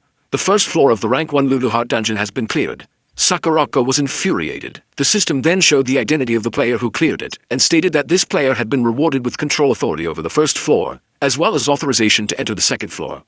The system congratulated all players and wished for the health and blessings of everyone in the world. Meanwhile, inside the Lulu Hut dungeon, Yukari and Lulu Hut celebrated in joy. The first floor of the Lulu Hut dungeon lit up, and a statue of Sarandiana appeared at the center of the altar as the living Sarandiana vanished. Yukari screamed in disbelief that he had actually won, but soon after he felt dizzy and fell to his knees. Laughing, he told Lulu Hut that he was completely out of it. It had cost him far more soul energy and mana than he could handle. The system then displayed a message confirming the dungeon's conqueror, showing Yukari at rank 1 on the contribution ranking. That's when he realized the system had assumed the dungeon would be tackled by a team. The system then awarded him the Rinten, a world-class grade item known as the Ring of Rotating Magic. It explained that the Rinten nullifies all magic, but after use, it enters a 24-hour cooldown. Immediately after, his Soul Devour skill activated, consuming the soul of Sarandai Dianabel Rinswheel, also known as Sarandiana, and converting it into mana. He was shocked when he felt a flood of souls pouring into him, but it made sense, given the enormous scale of mana involved. Even though it was overwhelming, he understood what it meant. Once Sarandiana's soul was fully devoured, the system began processing his contribution level. However, it encountered an error, informing him that his contribution would be stored until he reached S rank, as contribution ranking updates were not possible for non-S rank players. Surprisingly, he was relieved. Even if someone asked how he cleared it, he couldn't exactly admit he had borrowed the Demon Lord's power. Luluhar then praised him for a job well done, telling him that she hadn't expected him to actually defeat the floor boss of her dungeon. She also informed him that he was the first to do so. He was surprised that she was honestly praising him and thanked her, adding that it was only possible because of her. She asked if she was right in thinking he brought her along because of his low mana. He didn't answer directly, and instead told her that he had always wondered why she had sent him to the Luluhut dungeon, despite him only being D rank. But during his fight with Sarandiana, he realized something. Every time he was near death, her accuracy dropped. That's when he figured out it was because, when his mana ran out, Sarandiana couldn't perceive his presence. He explained that at first, he had thought Sarandiana was just a beautiful woman with sleepy eyes. But the truth was, she really couldn't see. If he had been stronger, with more mana, he might never have realized that Sarandiana observed the world through mana. He would have fought her head-on over and over again, never understanding why he kept failing. He guessed that the real reason he was sent into that dungeon was because of his low mana, a trait that, ironically, turned out to be his greatest advantage. Luluhar didn't bother responding with pleasantries. Then Yukari asked if he was right that she had also recovered Sarandiana's staff back then. He thought to himself that while he had managed to defeat both Harbal and Sarandiana somehow, he hadn't truly conquered the dungeon, and he hadn't stopped the ninefold silent chant either. He told himself that he had to get stronger, and when Luluhat saw his expression, she sighed and told him he was probably overthinking again. She then reassured him that he was the one who defeated Sarandiana, but he asked if he was right in thinking that discovering Sarandiana's weakness was thanks to the Lost Man's skill. She simply asked him why he was trying to separate it from himself, reminding him that the Lost Man's skill was his because he chose it. She went on to explain that Sarandiana's hidden ability was called Elder Vision, which allowed her to perfectly perceive her enemy's mana and predict their actions. The higher her opponent's mana, the stronger she became, bordering on clairvoyance. However, because of that overwhelming perception, Sarandiana had neglected to develop any other detection methods. Yukari had played his cards well, exploiting both her weakness and her arrogance. In the end, it was nothing more, nothing less. He looked at her, surprised by the explanation, and thanked her warmly for it. He then asked why his soul harvest ability hadn't activated when he delivered the final blow. She pointed ahead and told him that Sarandiana's soul was sealed within the statue. When he looked, he told her there was nothing there. She explained that Sarandiana's mana output was so massive, even among floor guardians, that he likely couldn't sense it in his current state. But if he kept improving, soul summoning would eventually become possible. Still, he responded that he couldn't even imagine summoning Sarandiana. It had been far too intense. Luluhar then suggested that they come back another day. Even though he had absorbed Sarandiana's mana and grown stronger, it had only increased his mana capacity, not replenished it. If he didn't take a break, he would remain completely drained. She then informed him about uncharted areas to explore, soul recovery tasks, and treasure collection opportunities, adding that there was still a lot left to do just on the first floor. He agreed with her and said he was already exhausted. They should just go home and take it easy. A moment later, they exited the Luluhut dungeon, and Luluhut disappeared, saying she would update the supplemental map. Yukari stepped out of the dungeon, feeling like his joints were breaking apart. All he wanted was to go home and sleep, but suddenly a knife was pressed against his back. A woman's voice warned him that it was dangerous to walk alone on a moonlit night like this. She then activated her skill, Design Desire, and told her pet that it was time for its meal.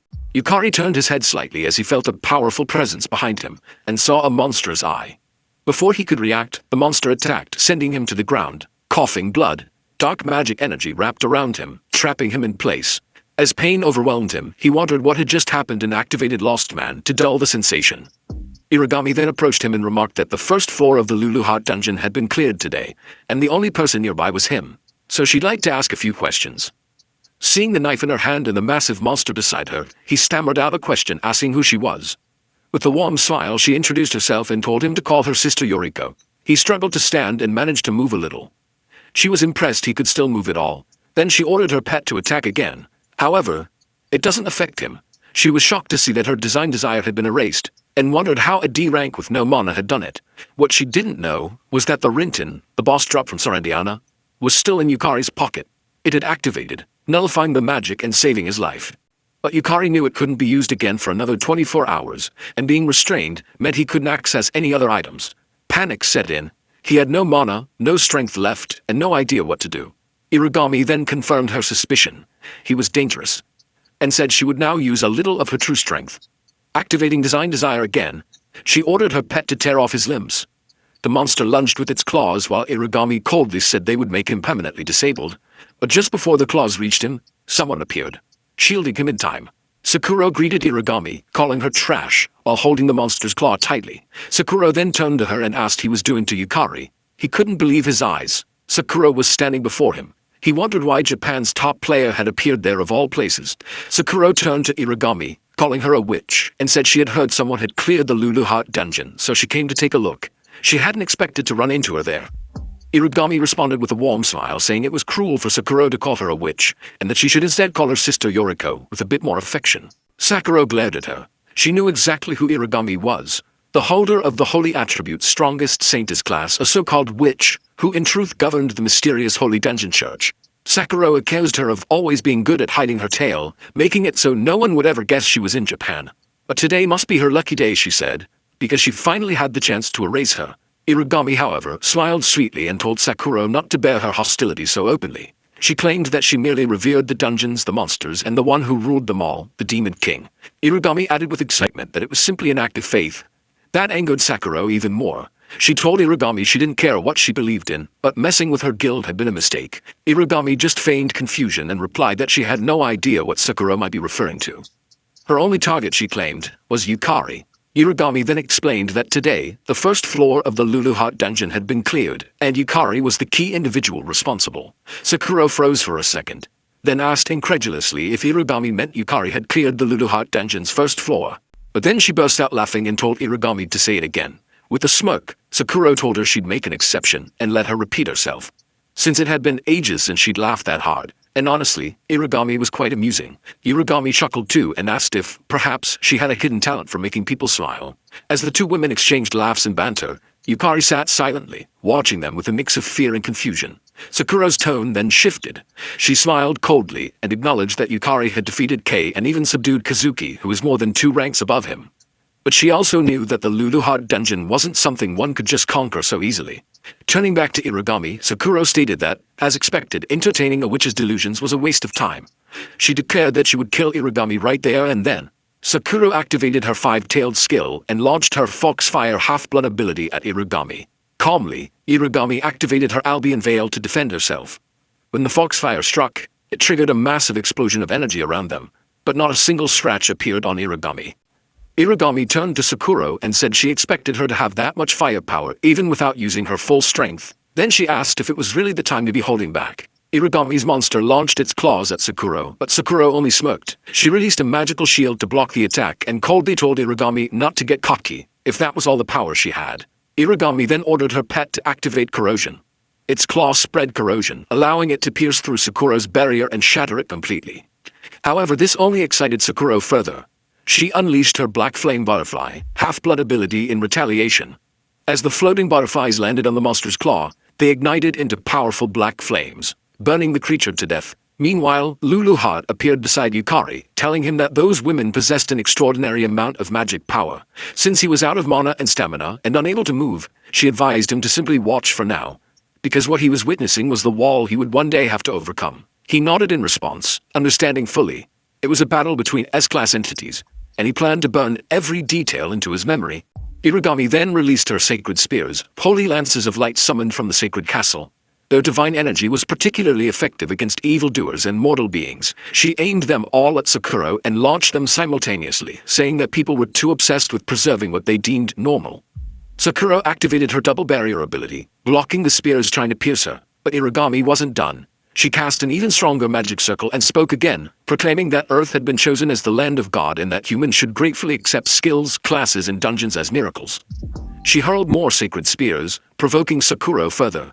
Visibly irritated, Sakura shouted back that Irigami's delusions were all over the place and activated her Thousand Bond Chains, half-bloom ability. She declared that she couldn't care less about Irigami's ridiculous beliefs. Her chains wrapped tightly around the incoming spears, and when she gave the order, they constricted and shattered the spears into fragments. Irigami responded by releasing even more powerful magic. Realizing her previous level wouldn't be enough, she deployed her holy sword, a radiant blade imbued with divine energy, particularly effective against evil and beings that exist between realms. Without hesitation, she swung down the sword at Sakura. Sakura binds it midair, wrapping the sword tightly. Irigami teased her, asking if she truly believed her 5 tails could restrain such a holy weapon. Sakura acknowledged it as a cheap provocation but said she would play along, just for a bit. She promised to show Irigami the vast difference between their powers. With that, Sakura released her 6 tails and activated Ritual Fox Cry Barrier, Demon Heaven Curse, a technique that filled the area around the battlefield with the curse of the Demon Fox, rendering any target within its range immobile. A claw from the Demon Fox emerged from the rift in space. Irigami was stunned and asked if Sakura really intended to summon the Demon Fox itself. Was she planning to blow away all of Shinjuku? Sakura coldly replied that if it meant erasing Irigami, then sacrificing a city or two was a small price to pay. Yukari was horrified to hear that Sakura was willing to destroy an entire city. He noticed the serious expression on her face, and knew he had to act. That's when he saw one of Sakura's bind holding a holy spear now aimed directly at him. Irigami meanwhile released another holy sword and aimed it at Sakura, shouting that the pure and vicious power of magic made her heart race. She declared they should surrender fully to their skill's power and drown in it. She then hurled the holy swords at Sakura. Just then, the system notified Yukari that his health had dropped below 10%, triggering the activation of his Abyss Soul. It elevated him into an ultra-high state, dramatically increasing his magic output.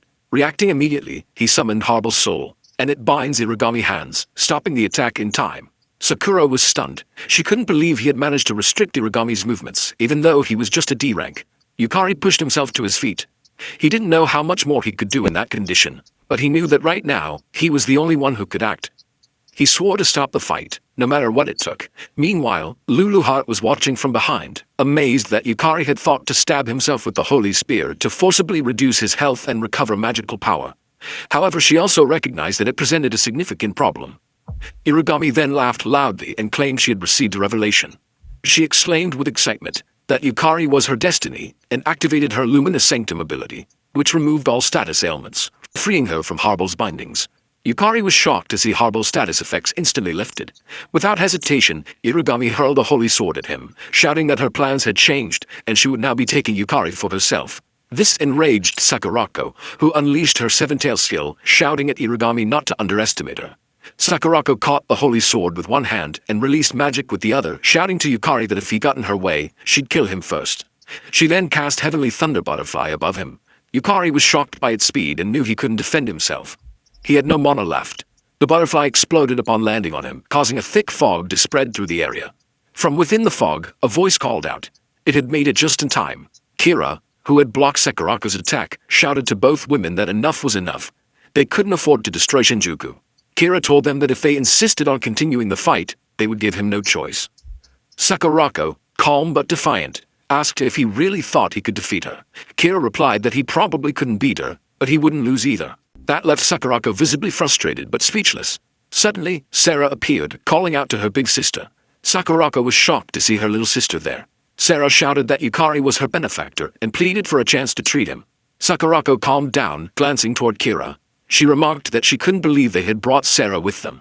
Kira explained that they had detected a massive magic reaction on the way and immediately called Sarah, knowing that nothing gets resolved when talking to Sakurako unless Sarah is present. He was also glad that Yumeko and Sarah were close friends. Kira then turned to Irigami and asked what she intended to do. Irigami composed herself, realizing that facing two S-ranks would be too troublesome at the moment. She approached Yukari and declared that it would be a waste to kill him now.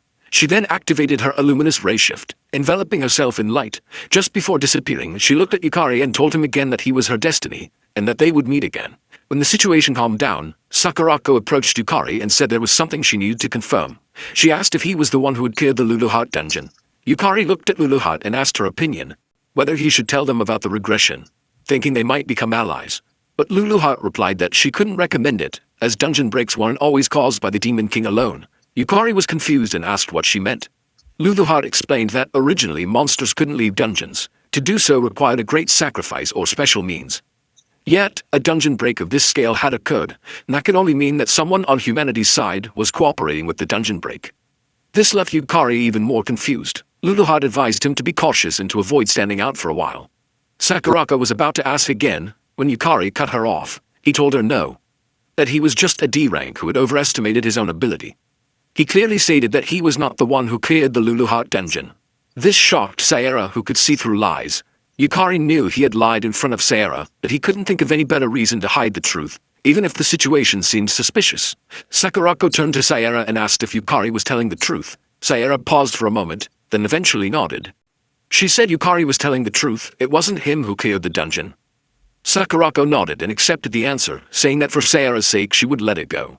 Yumeko then introduced Kira as her older brother. Kira said that somehow they had made it through the chaos and offered to let Yukari stay at their place for the night. Yukari thanked them, admitting it would be a big help. Sakurako turned to Sarah and asked if they should go home together. Sarah agreed, but inside, she knew the truth. Yukari was the one who had cleared the first floor of the Lulu Heart dungeon. Sarah felt a pang of sadness, realizing he was always one step ahead of her. But more than that, she was confused about why he had chosen to hide the truth. Was there some secret he couldn't yet share? Sarah convinced herself that Yukari wasn't the kind of person to lie without reason. It must mean she wasn't yet someone he could confide in. Resolving herself, she silently vowed to train harder, to become someone Yukari could trust and lean on. That was all there was to it. Meanwhile, in the Holy Dungeon Association, a sister approached Irigami and asked if she was unharmed, and what they should do about Yukari. She told Irigami that with her order, they could eliminate him immediately. Irigami, however, replied that it wouldn't be necessary. She had sensed it. Harble, the entity Yukari summoned, carried the unmistakable magical signature of the Lulu Heart dungeon. That was enough to confirm it. Irigami smiled and told the sister that Yukari was their light, their hope, for dungeons to overtake the world. She then whispered her thanks to her lord, utterly confident that Yukari was the one destined to be her partner. 3 days after clearing the first floor of the Lulu Heart dungeon at the Japan Dungeon Association, Tokyo branch, a female staff member was looking at her tablet and noticed that the news about the first floor of the Lulu Heart dungeon being cleared was everywhere. She couldn't believe a player had actually managed to clear that dungeon. She also noted that a popular online theory claimed Sakurako was the one who cleared it, but she didn't think it was Sakurako. Just then Yukari approached and politely excused himself, asking if he could request a rank-up procedure. The woman immediately apologized, saying she hadn't noticed him while distracted. He replied it was no problem and informed her that he'd like to confirm his promotion to C rank. The lady was surprised and reminded him that it had only been a week since his D rank promotion. She explained that to be promoted to C rank, one typically needed to clear over 100 dungeons. Yukari understood her reaction. It was common knowledge that while the rank-up mechanism wasn't fully understood, it was believed that defeating monsters and clearing dungeons accumulated contribution points. He glanced at the massive globe-like stone in the room, knowing that touching it would automatically determine whether a player was eligible to rank up. The Player Association managed the system. He assured the lady that it was all right. He had cleared the necessary dungeons. In truth, he had exceeded the standard contribution requirement. Upon clearing the first floor of the Lulu Heart dungeon, he had been granted the title of C-rank player. His mana circuits had increased to 8, his stats and mana quality had risen, and he had unlocked a new class ability. Soul Resonance. He knew that, now as a C-rank, his mana circuits had doubled, and he could summon souls more reliably, no longer just for an instant. Yet Lulu Heart reminded him that this alone wasn't enough. She explained that mana circuits converted the world overflowing mana into skills and class abilities, but the absorption rate depended greatly on the strength of the user's soul desire. Even with increased circuits without a strong soul, the enhancement was incomplete. She added that the reason he grew stronger under pressure was precisely because of that, making him realize why she'd pushed him so hard. Yukari replied that he'd thought pushing him to his limits was just her hobby, but when she stayed silent, he curiously asked why she had suddenly gone quiet. A moment later, the lady allowed him to touch the stone. It confirmed his eligibility and granted him the official title of C-rank player. She was shocked. It had actually happened. She had previously assumed that defeating Keiakizuki was some kind of fluke, but to rank up from D to C in just 1 week, That was a speed rivaling even Sakurako. She wondered what kind of dungeon he must have cleared. She briefly considered the Lulu Heart dungeon, but quickly shook her head, telling herself that was impossible.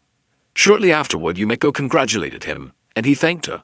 She excitedly remarked that she couldn't believe he had already caught up to her in rank. She added that her brother seemed impressed by his performance the previous night, then asked if he'd consider joining the Sakura Dragon Guild. Yumeko said she believed they would offer him a good position. After all, Kira was the guildmaster. But Yukari replied that he was thinking of going solo for a while. He still considered himself inexperienced. Yumeko nodded and said she wouldn't force him, but added warmly that he'd always be welcome. Later, in the National Player University East Building cafeteria, Yukari was eating when he asked Lulu Heart via telepathy if it was really okay for them to be attending university so soon after such a major incident. Lulu Heart replied that the soul would wear out if he just kept pushing it and that moderate rest, what people call daily life, was important. Yet he responded that he felt guilty relaxing when he knew a dungeon break was bound to happen in the future. She firmly told him that guilt, impatience, and anxiety were also important emotions. Realizing there was no use trying to argue when she was like this, he gave up. Still, having skipped university classes ever since returning to the past, he felt awkward. He knew that today was technically his first day of university, and back in that period, he had hardly made any friends. Suddenly, a voice asked if it was all right to sit with him. When he looked up, he saw the pretty Sayera, who smiled at him. He told her she could sit wherever she liked. She took the seat next to him, which made him feel awkward. He wondered why she had chosen to sit beside him. He guessed that Sayera was still worried about the lie he told before, and quietly thanked her for covering for him. He glanced at Lulu Heart, wondering if he should properly explain the Lulu Heart dungeon situation to Sayera, without realizing that Sayera had already activated her Eye of Truth skill. She saw a green aura around him, the color of guilt. Smiling, she told him that she didn't know his circumstances, but she wouldn't doubt him. And if he ever had something he wanted to talk about, he could rely on her. He was touched by her words. Then she mentioned that she had heard he transferred to the player education department after being promoted to C rank. He confirmed that was right and explained that it was apparently quite rare for a first-year university student to reach C rank, since players could only become active after turning 18. Aside from special cases like Sarah, most aim to rank up from F to E over the course of a year. Sayera, hearing that, thought to herself that she had finally caught up to him a little. But in reality, she had been left behind again. She figured she was probably nowhere near him. Her thoughts were interrupted when Yukari told her that he'd heard she had also ranked up to D rank and congratulated her. He was confident that she wouldn't just reach D rank, but would climb all the way to S rank. He assured her that she would surpass him in no time. Sarah silently confirmed that he wasn't lying. She wondered why Yukari believed so strongly in her and what kind of expectations he had for her, because she had been curious for a while. Thanks to his words, her confidence was boosted once again. She swore to herself that she would live up to those expectations. She then asked if he had decided on his class and told him that she was in class 1. Next to him, Lulu Heart was yawning with exhaustion. He replied that he believed he was assigned to class 113. Sayera was visibly startled. He noticed her reaction and asked if there was a problem. She replied that it was nothing, but her expression clearly said otherwise. With no other option, she explained that class 13 was formed based on ability, regardless of year. Which meant it had a few, just a tiny bit, unique individuals. He was confused by her words but told her there was a dungeon clearing class orientation later with greetings from classmates. He said he was looking forward to it. Later, in front of the C-rank dungeon, Gusion, he was kneeling on the grass with a sign that read, "Today's baggage carrier."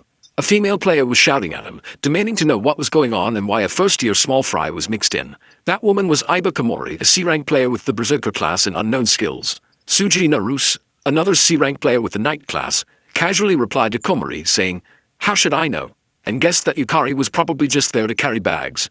Nearby, Yuto Kagarigawa, a C-rank elementalist with unknown skills, yawned silently. Komori then turned back to Yukari and shouted at him not to dare get in front of her. She warned him that she'd kill him if he got in her way. He awkwardly laughed and responded that he would do his best to learn from his seniors.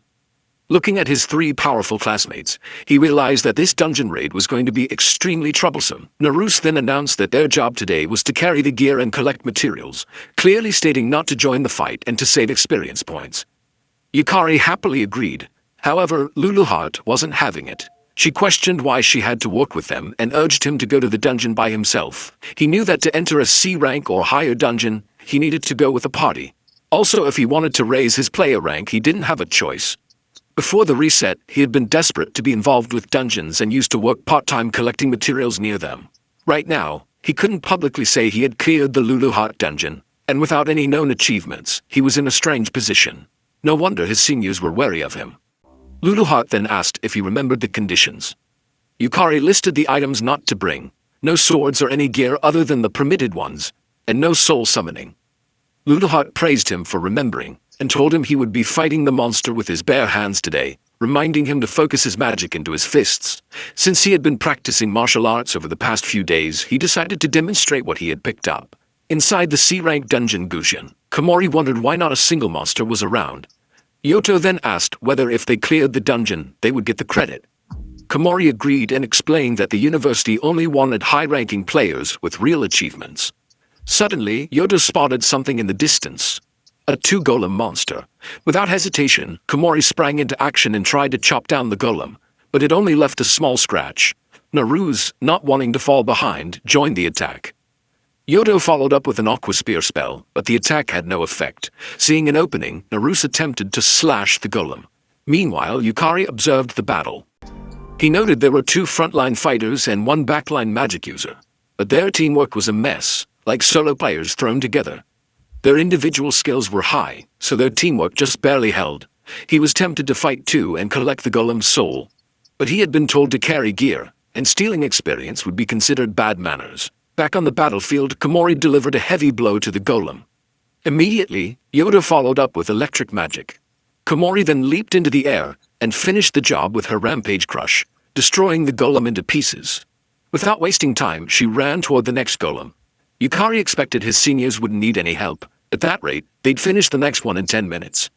However, they failed to notice a golem hiding in the corner. Realizing his seniors hadn't seen it and were starting to look worn out, he decided to try it himself. Without hesitation, he dashed toward the golem, channeling magic into his fist and punching it directly in the face. He realized it didn't go down in one hit, but his control over his magic now rivaled using a sword. Deciding to try again, he delivered a second blow that shattered the golem's head into pieces. Realizing the result, he decided to try again later when another opportunity arose. Just then, Komori ran up and asked if he was okay. But what she saw shocked her. A golem reduced to pieces.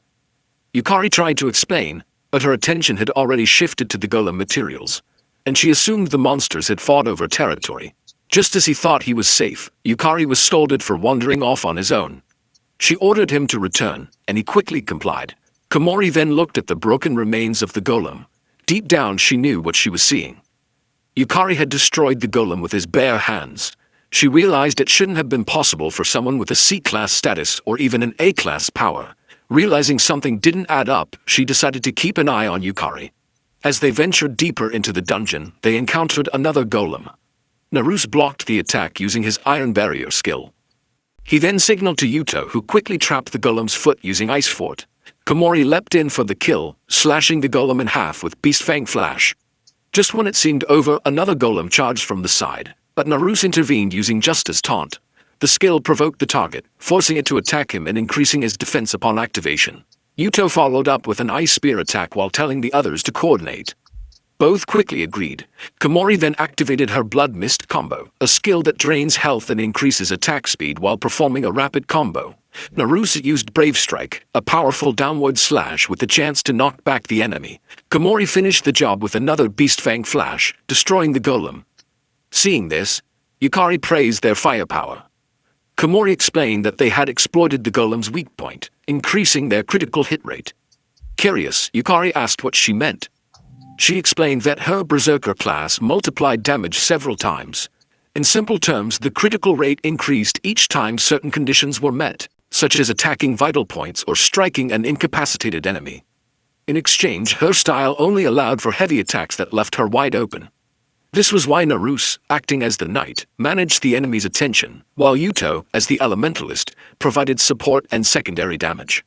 Once they had analyzed the weak points and created an opening, Komori delivered the finishing blow. Yukari thought that the golem fight would be difficult for his seniors, but he realized they had developed their own rhythm through experience. He had been worrying for nothing. Naruse then inspected the golem's remains and commented that the monsters were tough, but not numerous. However, it took too much magical power to defeat even one. He proposed retreating or taking a break. Yuto disagreed, pointing out that the dungeon didn't have many enemies, and they didn't have time to spare. Yukari, confused, asked what he meant. Naruse explained that they were already in their 3rd year, and it was scouting season. Right now, they were only C rank. But if they didn't reach at least B rank, they wouldn't be able to join a good guild. Yuto added that even if they managed to get in, they'd only be treated as bottom-rung members. This surprised Yukari. From his perspective, just being able to make a living as a player was amazing. Even Sakurako, who was from the same university, had already reached S rank by the time she graduated. Naruse wasn't surprised, having heard rumors that she had cleared the Ludoheart dungeon. Yukari was shocked and asked for clarification. Naruse explained that it was just a rumor, but when it came to clearing that dungeon, he couldn't think of anyone else. Yukari realized that this was what the public believed, and he didn't want to stand out until he solved the mystery of the dungeon break. In that sense, this misunderstanding worked in his favor. Suddenly, Yuto became serious. He warned Yukari not to interfere in their battles and reminded him that he was only there to observe, not to do anything unnecessary. Yukari was surprised, but agreed. Later as they walked, Yukari reflected on how he had been soloing monsters for a while.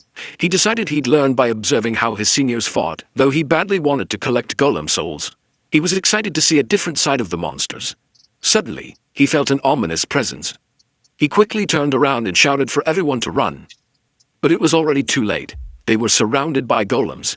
His seniors were shocked. They couldn't believe they were surrounded. Yukari had suspected something was wrong. There had been suspiciously few monsters. He now wondered if it was a trap designed to lure them deeper. If so, there might be an intelligent monster behind it. Komori, realizing that monsters were coming from all directions, decided they had no choice but to push forward. Yukari realized his seniors weren't suited for fighting multiple opponents and told them to leave it to him. He would hold the golems off. This confused Naruse, who shouted that they couldn't possibly win against that many and that they were retreating. Suddenly, a golem launched an attack between them. As Naruse struggled to stand up, Yuto ran past him, declaring that they were leaving Yukari behind. Naruse was stunned and asked if they were really abandoning him. Yuto, cold as ice, stated that Yukari was just a newcomer who had barely made C rank, and if he could buy them some time, that was enough. As Yukari dodged the monster's attack, he urged the others to go. He told them he was good at running away. Komori asked if he could really handle it. Yukari assured her to leave it to him. Komori saw it as a good opportunity to gauge his ability. She ran off, telling him she'd leave it in his hands. Naruse, with no other choice, turned and followed her. As Yukari assessed the situation, he counted around 30 golems. He realized that if he left his backpack on the ground, it would be crushed. So he tossed it into the air and called out to Ludoheart, asking her to infuse him with magic while he drew the golem's attention. Ludoheart agreed and remarked that he was as soft-hearted as ever. But Yukari disagreed, saying his body had gone dull from just watching. Then, with a determined expression, he declared that now was the time to collect souls. Several days earlier, in the Holy Dungeon Church, Komori was praying when someone suddenly approached her. It was Irugami, and she greeted her. Komori was glad to see her. Irugami explained that the reason she had called Komori was to request a favor. Komori, as unhinged as ever, told Irugami to command her however she wished. She would fulfill the task, even at the cost of her life. Hearing this, Irugami was pleased. She asked if Komori still attended the university. Komori confirmed that she did. Leaning closer, Irugami told her that she wanted her to get close to Yukari. Komori's expression turned serious as she asked if this was a new elimination target. But Irugami clarified that it wasn't. She explained that Yukari was an important piece in achieving their long-term wish. However, as a vessel, he was still immature, with a fragile soul. Therefore, he needed to be honed. With a crazed smile, she instructed Komori to push Yukari to his limit, strip away all the unnecessary parts and sublimate him into something perfect. Komori, confused, asked how she was supposed to do that. Irugami calmly replied that she just needed to drive Yukari to the brink of death. There was no need to hold back. And if Yukari died, then that would simply be the extent of his potential. Back in the present, Yukari was being charged by golems. He dodged an incoming attack, turned quickly and countered by smashing the golem's head. He was glad he had managed to destroy it with a single hit. However, 2 more golems charged at him. Fortunately, he jumped just in time and the golems collided, crushing each other. He then powered up his fist and destroyed the head of the first golem. Without wasting a second, he took down another. Leaping through the air toward the next one, he crushed its head with a single stomp. He was now literally punching down every single golem. Ludoheart, watching from a distance, was amazed by Yukari's growth. Even for a C-ranked dungeon, a golem's defense surpassed that of some B-ranked monsters. She wondered if his rapid growth was fueled by the regret of being helpless in the previous timeline. His dedication to becoming stronger was truly remarkable. At this rate, she considered they might be able to move on to learning tier magic in the next dungeon. After defeating all the golems, Yukari collapsed to the ground in exhaustion. Luluheart praised him, noting that taking down a total of 32 golems was impressive. Yukari admitted that it had gone well in the beginning, but in the latter half, his stamina couldn't keep up, and he had needed multiple hits to finish them off. Luluheart agreed, pointing out that his magic had wavered midway, and he was putting unnecessary strain on his body. Yukari acknowledged that he understood her point. He explained that with the item he had acquired from the vault, his physical abilities had suddenly increased, and he wasn't yet accustomed to them. The item in question was an S-rank Grand Strength Ring, which increased the wearer's physical strength and power. The second item was the S-rank Harden Ring, which increased defense and reduced physical damage. The third was the S-rank Windblaze Bangle, which increased speed and quick evasion, as well as enhancing consecutive attacks. Yukari still vividly remembered the battle between Irigami and Sakurako. He was painfully aware that he was far below their current level. Determined, he resolved that he needed to catch up. Otherwise, stopping the dungeon break would remain a pipe dream. He stood up and decided to rejoin his seniors. While running, he hoped they were safe. Luluheart informed him that she didn't sense any magical power nearby, so they were likely safe, as long as they hadn't entered the boss room. Elsewhere, Naruse told his companions that he was going back. Yuto asked him if he was sane, pointing out that doing so wouldn't erase the fact that he had abandoned Yukari. Naruse, visibly frustrated, admitted he agreed. He confessed that he was already irredeemable scum for leaving his junior behind, but at the very least he wanted to retrieve Yukari's body. Komori disagreed. She told them they were heading to the boss room, which confused both Naruse and Yuto. She explained that if they defeated the boss, the dungeon would collapse, and if by some miracle Yukari had survived, they could save him. But if they went back and faced dozens of golems, there was nothing they could do. They were better off defeating one powerful boss. That was how they could prove their worth. In truth, Komori remembered Irigami's order to push Yukari to the brink of death. Helping him would be inconvenient. Yuto agreed with her, telling Naruse that what they needed was results, not sentiment. Dwelling on the dead wouldn't help them. Naruse replied that he understood. As the two walked, he felt a growing sense of cowardice, realizing it was fear that had made him abandon Yukari. He was overwhelmed with guilt. Even so, he told himself that if he could defeat the boss, he could at least bring back Yukari's body. Suddenly, Yukari arrived and asked if they had been waiting for him. He was glad he had caught up. The two were shocked, but Komori eyed him with suspicion. Naruse was shocked to see that Yukari was still alive. He had assumed Yukari would be dead. But Yukari simply told them that he was good at running and had survived by sheer luck. Not wanting to stand out, he kept quiet about defeating the golems. He also didn't want to believe that one of his seniors might be the traitor responsible for triggering the dungeon break. Still, he knew it was better to stay cautious. Naruse apologized and admitted that he had panicked. Yukari assured him it was fine, adding that he was the one who had given them the idea in the first place.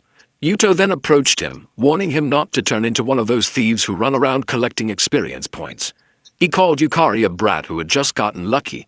Yukari responded that if all he wanted was experience points, he wouldn't have bothered to fight at all. Meanwhile, Komori silently watched Yukari. She wondered whether he had really escaped from the golem herd and if he belonged to a stealth class. But she dismissed the thought. No assassin or thief should have that much power. She considered what to do next, reminding herself that she had to fulfill Irigami's order, no matter what. Still, she didn't want to involve her teammates, so she concluded she had no choice but to isolate Yukari in the boss room. She was confident Naruse would follow her lead and decided to leave Yuto outside. Calmly, she asked how long they planned to keep arguing, then informed them that they should scout the boss room first if they wanted to win. She ordered Yuto to stay behind, claiming he was too on edge. Yuto protested, shouting that he could increase the casting speed of his spells. But she reminded him that his magic was already at its limit, rendering him speechless. She then stated that while Yukari still had stamina and backup items, he couldn't fight while protecting two people. She ordered Yuto to take a break and cool his head. Although irritated, Yuto knew she was right and sat down quietly while the others proceeded into the boss room. An hour later, after roaming around, Naruse finally asked where the boss room was. Komori noted that there hadn't been any monsters around either. Yukari looked toward Luluheart, asking if she noticed anything. Luluheart replied that there was a huge monster nearby, but the fog was blurring its presence, or it was in pieces. She added that it was close. That made Yukari wonder if monsters could move in groups, recalling that one of the golems he fought earlier had shown signs of intelligence. He started piecing the information together and was horrified by what he realized. Elsewhere in the dungeon, Yuto spotted a stray golem. Its body was damaged, alone, and on the verge of collapse. He wondered if Yukari had done it, but dismissed the idea. There was no way a first-year like Yukari could have managed that. He approached the golem, thinking himself lucky. Confident he could take on a dying golem, Yuto gripped his key tag tightly. He was determined to gain some experience points.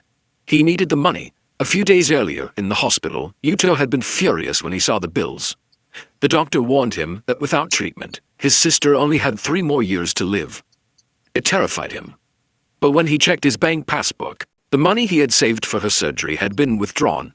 He had a strong suspicion who had taken it. He rushed to confront his father, who was lying around lazily. When questioned, his father casually replied that he had borrowed the money. Yuto shouted at him, saying the money was for Kanade's surgery, demanding to know what he had done with it. His father teasingly answered that he'd used it to buy alcohol and have a little fun. Enraged, Yuto punched the wall and shouted that even if his father had abandoned them, he could protect Kanade by himself. He told him to disappear from their lives. But his father didn't take him seriously. Laughing, he walked away, telling him to just work harder. Back in the present, Yuto knew he didn't have time. Killing one golem would be enough to push him to B rank. It wasn't much, but it was enough to qualify for a higher tier guild, with perks that could earn him the money he needed for Kanade's treatment. He despised the world, calling it garbage, and decided never to rely on anyone again. He activated his magic power and struck the golem with his hydro spike. It shattered into pieces with a single hit. He calmly approached the remains, confident that as an elementalist he could take on many attribute classes by exploiting their weaknesses. But he was stunned when he saw the shattered pieces begin to move. A wave of horror swept over him as he felt a powerful presence awaken. Just as he feared, the dungeon boss appeared before him.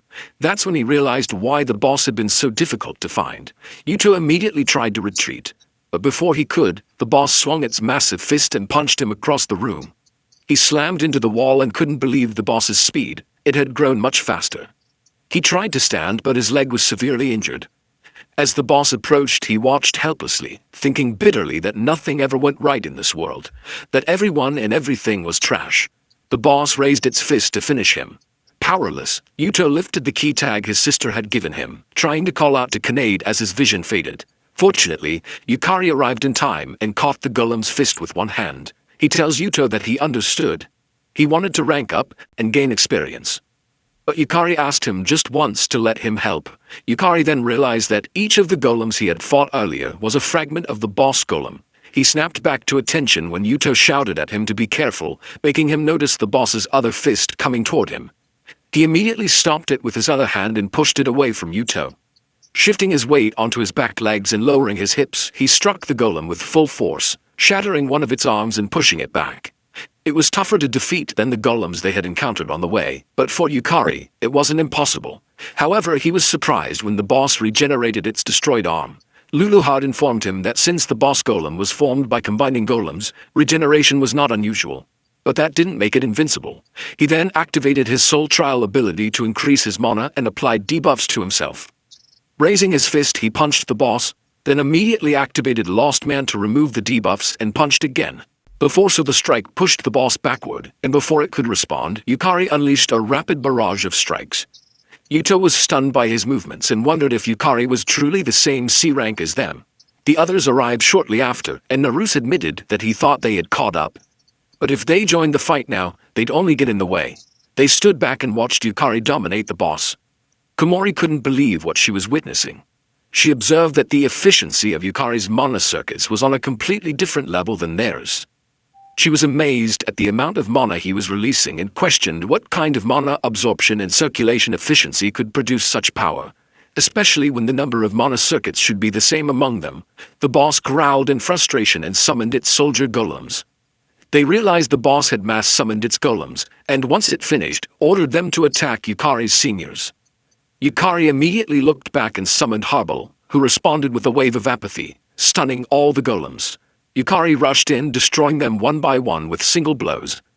Yuto couldn't believe that he had summoned a familiar capable of using action-inhibiting magic. An area of effect stun with such long duration.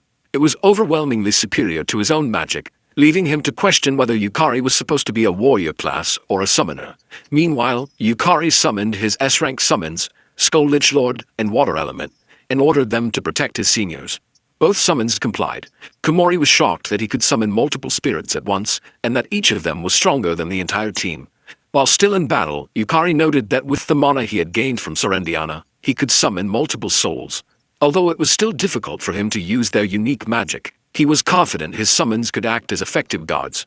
He asked Luluheart if it was alright to summon them for that purpose. She replied that it was fine, as long as he wasn't using them offensively, but reminded him that he had to defeat the boss himself. Smiling, he agreed and charged the boss. He punched it in the stomach and noticed that it could be damaged. However, despite the significant damage, the boss regenerated instantly. He began to question whether there was any limit to its regeneration. Still, he believed there had to be a trick to defeating it. He decided to change his approach and look for a weak point.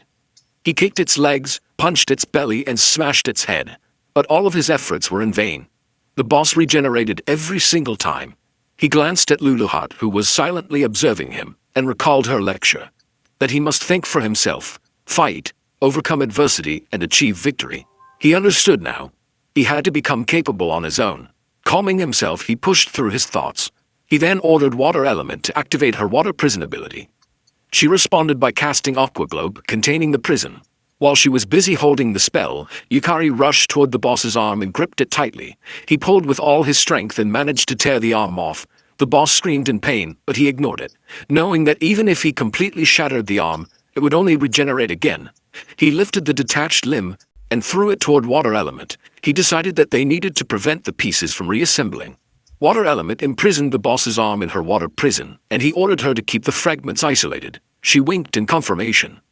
Turning back to the boss, he told it that it could no longer regenerate. Activating Soul Trial, he warned the golem that he was about to destroy it. Yukari then punched the boss's left arm to sever it and threw it into the water prison. He struck its torso and continued attacking relentlessly, placing each severed piece into the water prison as he went. Luluheart was surprised that Yukari would use the water prison solely to prevent regeneration. She noted that he wasn't attacking mindlessly but was instead searching for a more efficient approach. She was impressed and amazed that the rate of mana absorption, the efficiency of his mana circuits, and the strength of Yukari's soul were all coming together perfectly. This led her to consider that it might be time to send Yukari back into the Luluheart dungeon, as the situation there was likely growing more serious by now. With no more regenerating stone fragments, the boss had shrunk considerably. Yukari was glad that using the water prison had succeeded.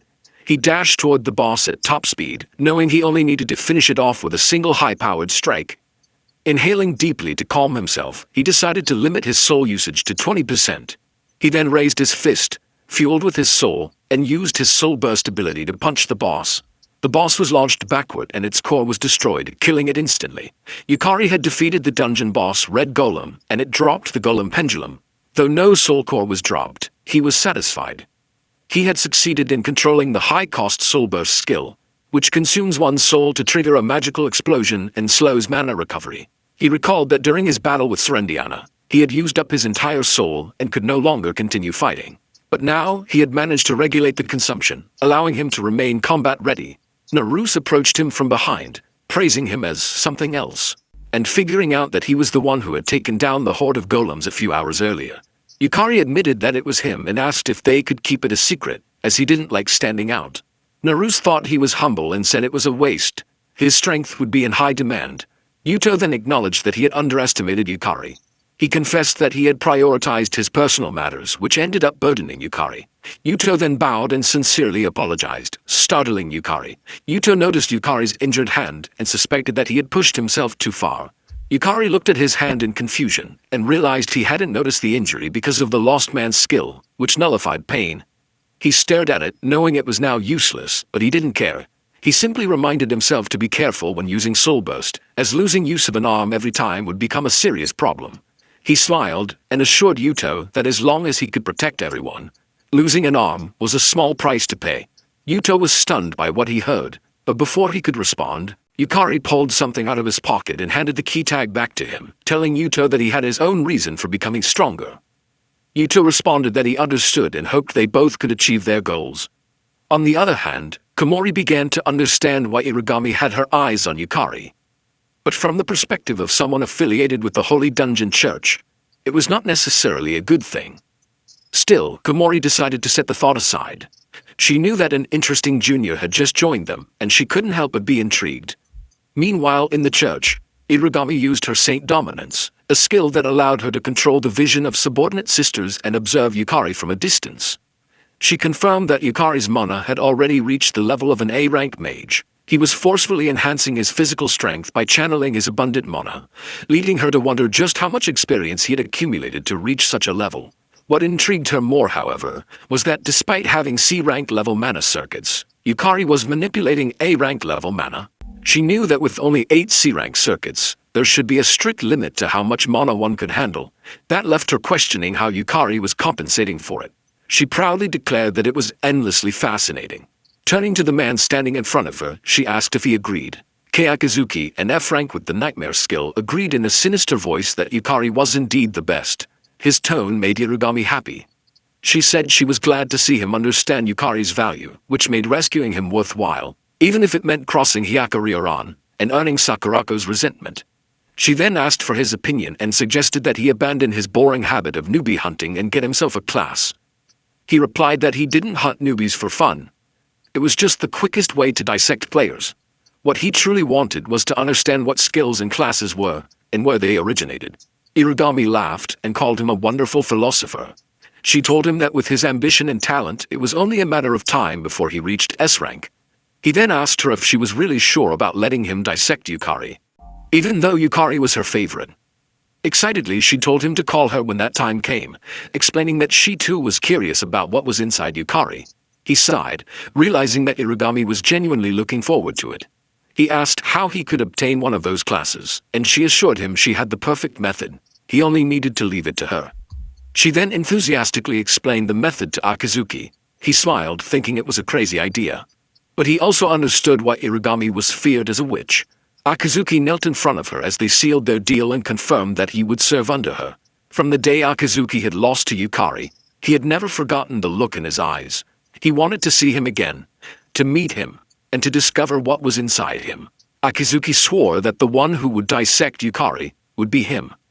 The next morning, Kyusuke Fujimine, an F-class rank with the Mana Save skill, and Yukari's best friend, greeted him. Fujimine informed him that he had ranked up to C-class and said he never thought someone like him, with no skill, would rise that far. Fujimine was Yukari's one and only best friend.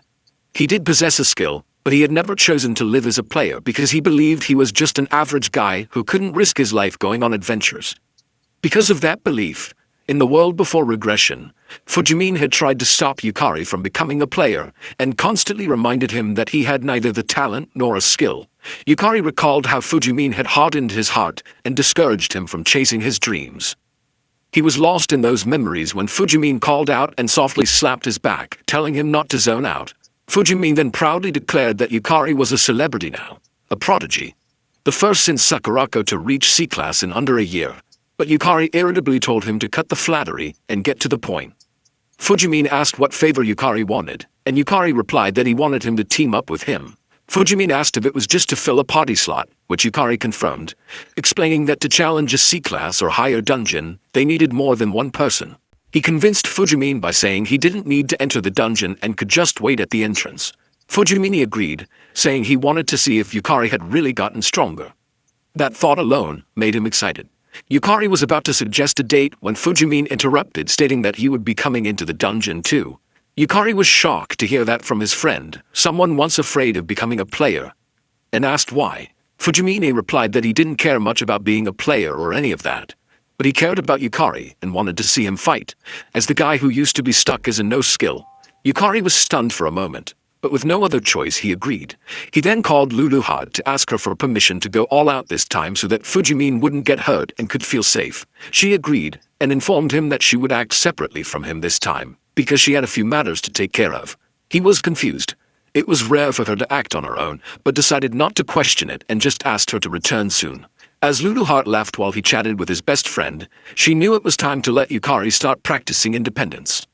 She had always wanted to watch over Yukari until the end of that world, But unfortunately, it was something she could not do. The next day, in the C-class dungeon, Yumeko and Sayera were together. Sayera rushed toward the goblins in front of her and slashed them using her maid's culinary techniques. She easily defeated a few of them, but more goblins kept appearing. In no time, 6 goblins were approaching. She activated her maid's work tools, which materialized exclusive maid equipment and summoned various items. She took out 5 shining long swords. Kicking 3 of the swords at the goblins in front, she threw one from her hand into the goblin in the middle, successfully piercing its head. She then dashed at the 2 remaining goblins and slashed them down together, defeating all 6 without breaking a sweat. Yumeko, watching from behind, was amazed by Sayera's precision and seriously impressed. Still, she knew she had to work hard too. Gathering strong energy in her blade, she shouted to Sayera that everything was set. Yumeko's skill, Elegant Intercept, allowed her to switch positions with a designated party member, boosting her speed for a limited time. Sayera immediately dashed out of the way, and when the path was clear, Yumeko swung her blade down. The unleashed power shattered the goblins and cleared the way. Moments later, as they were collecting the drops, Yumeko praised Sayera for moving like she was threading a needle and asked how she did it.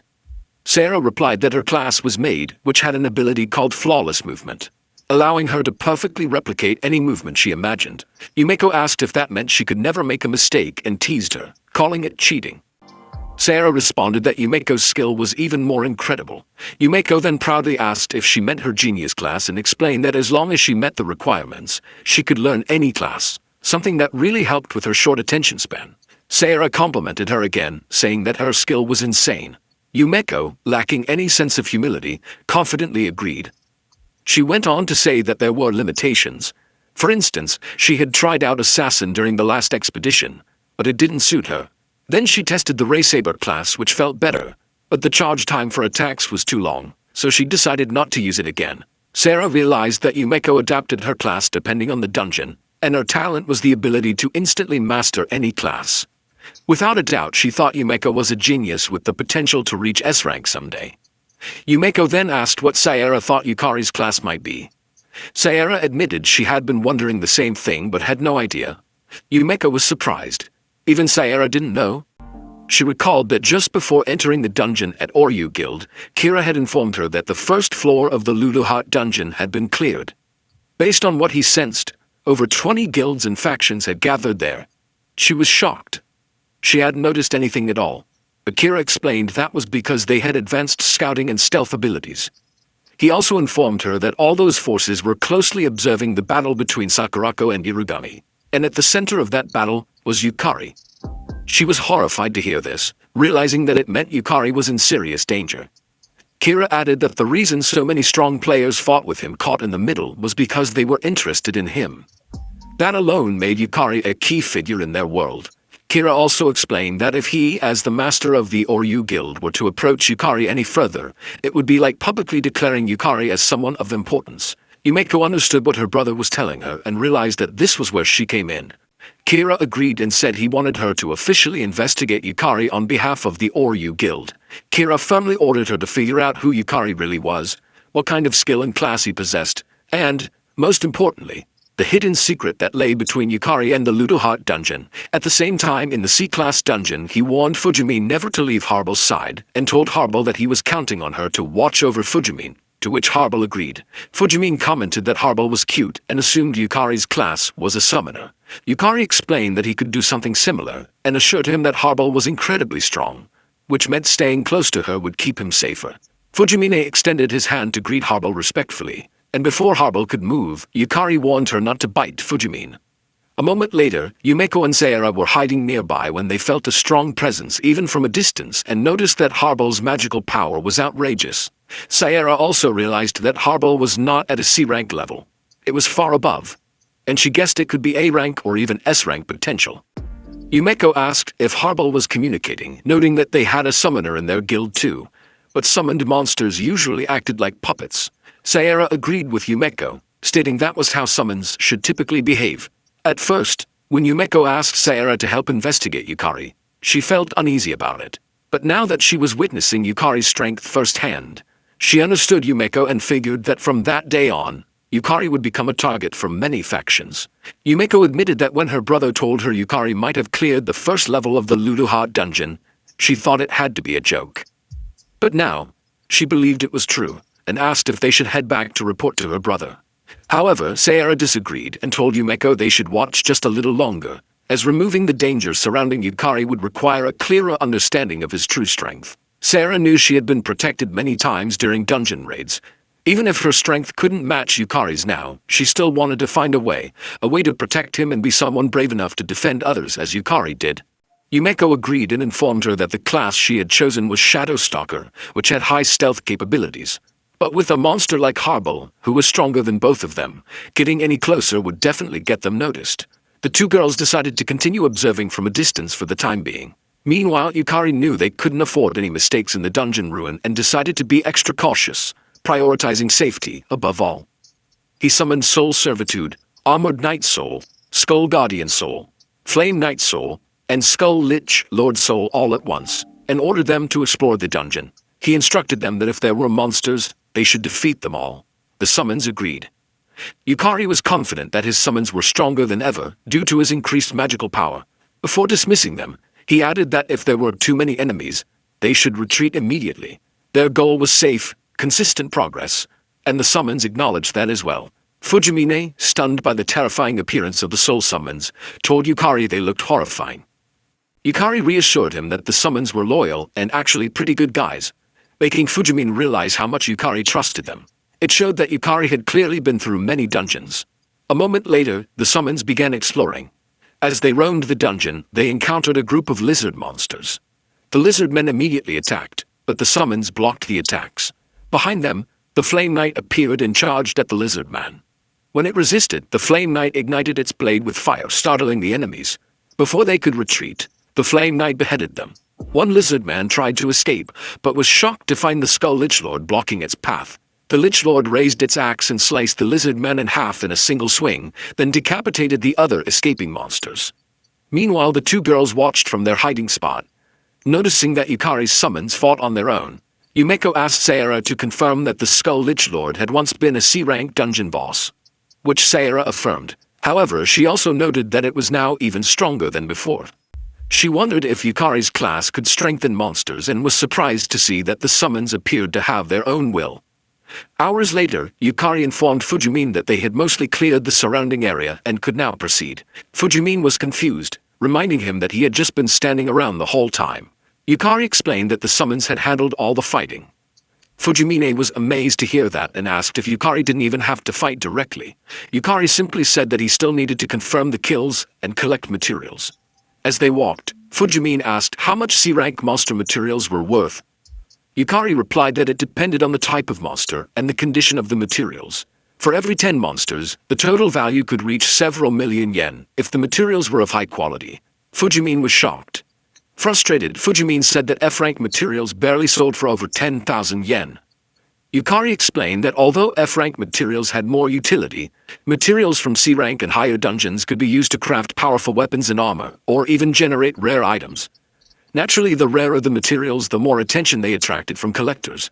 He also informed Fujimine that while the current dungeon didn't seem to contain any, if they found magic stones, the value would skyrocket. That made Fujimine feel disheartened, realizing that his daily wage of 8,000 yen felt rather pitiful by comparison.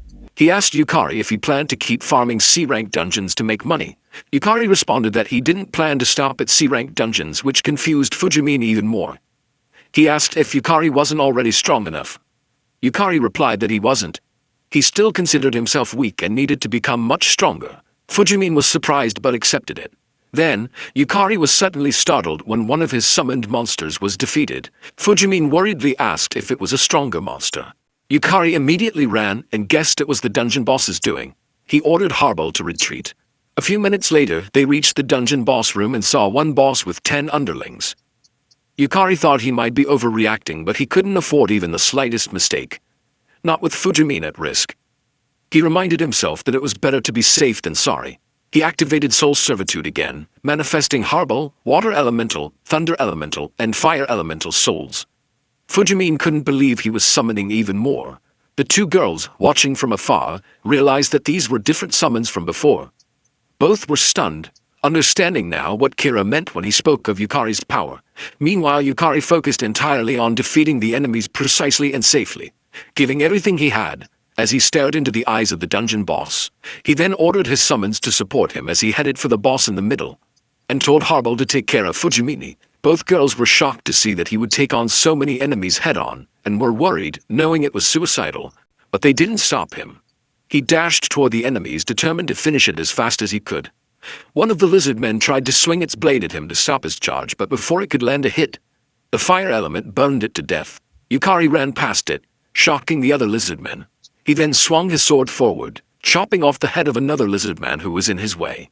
The boss, seeing its soldiers scared, growled in anger.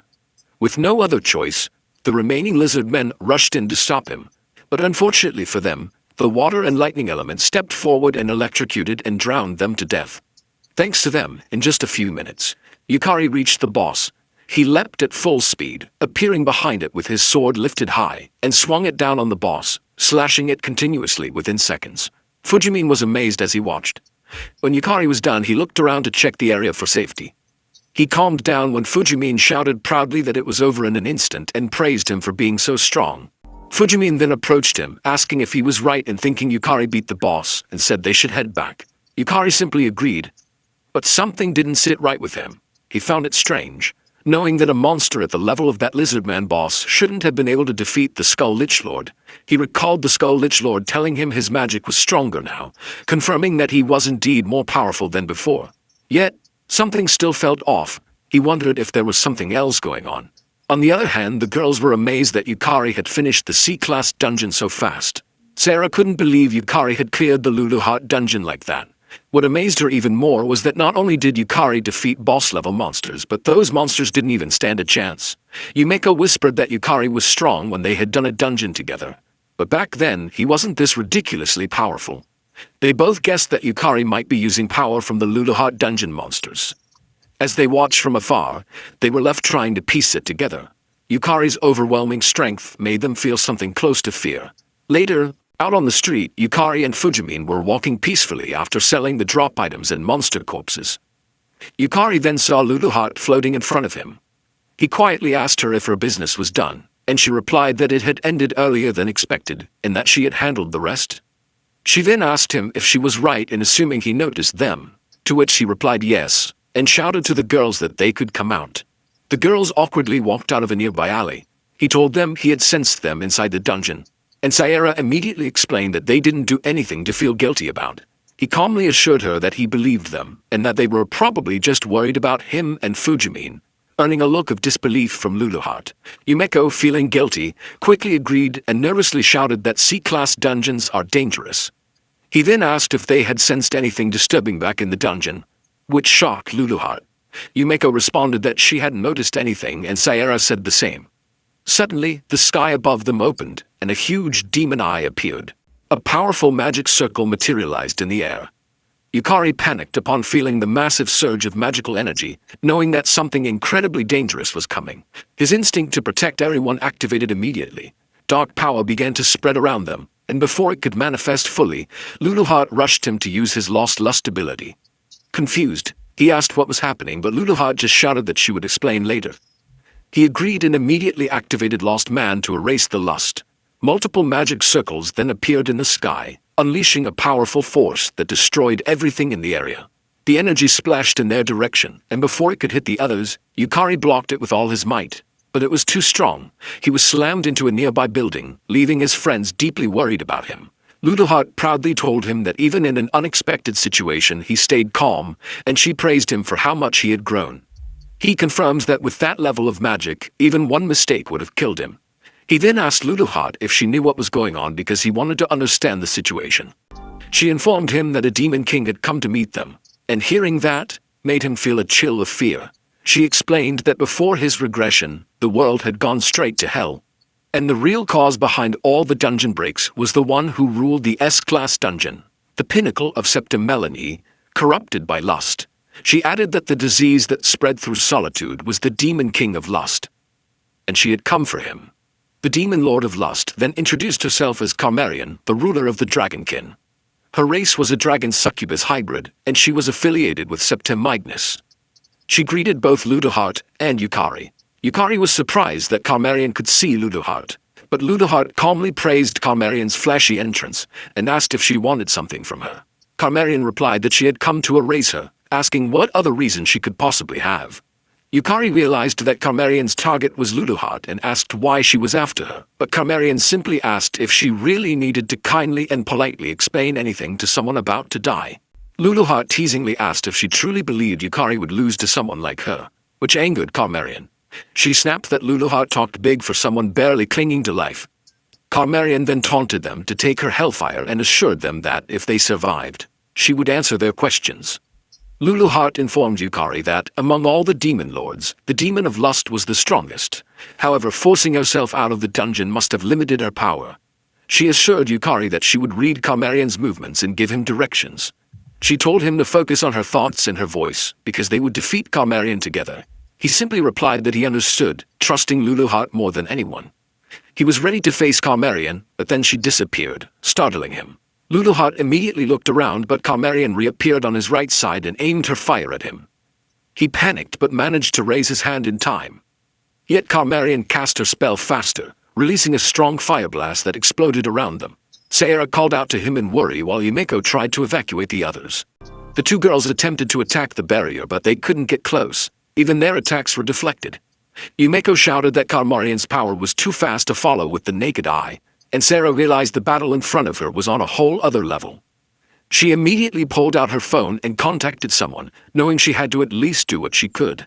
Meanwhile, Carmarian looked at her hand in confusion and admitted that the magical gap between them was overwhelming. She had struck first, a blow that should have left not even dust behind. Yet Yukari had survived, thanks to the fire element.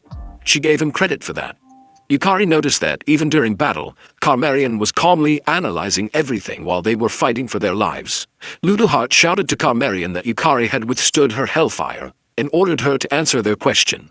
Carmarian teased them, asking if they were really that curious, then mocked them for trying to come up with an escape strategy while she spoke. Yukari shot back, asking if she was so weak she couldn't even keep a promise, which angered her further. But she regained her composure and admitted that her real target was Ludoheart and the accursed rank 1 Ludoheart dungeon, because Ludoheart was its king. Ludoheart asked how she found out where she was, and Carmarian replied that all dungeons where dragonkin reside fall under her domain. That was why she had cast out antennae across every dungeon she controlled. Thanks to that response, Yukari figured out that Carmarian was the one who had defeated the Skillless Lord in the dungeon. The magic of the souls they had recruited in the Ludoheart dungeon had attracted her. Carmarian smiled and taunted them, expressing disappointment that the demon lord who ruled the Ludoheart dungeon had such weak magic. Just a hollow shell of power. Ludoheart, irritated by Carmarian's boasts, decided to try rattling her.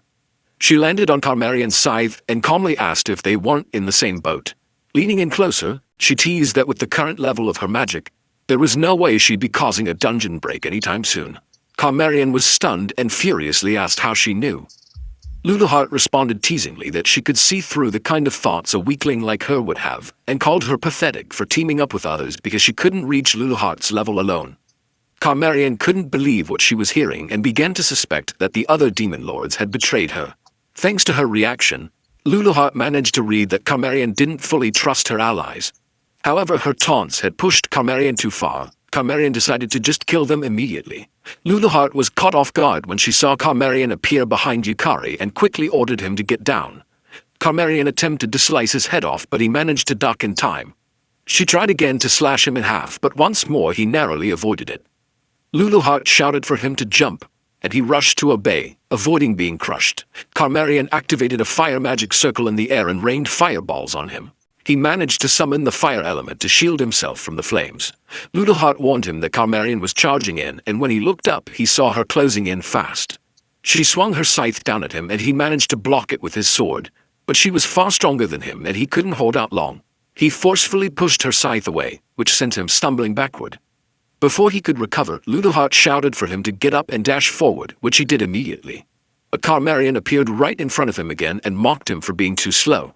However, Ludoheart confidently told Carmarian that they had already won. Strong threads had wrapped around Carmarian's scythe and her body.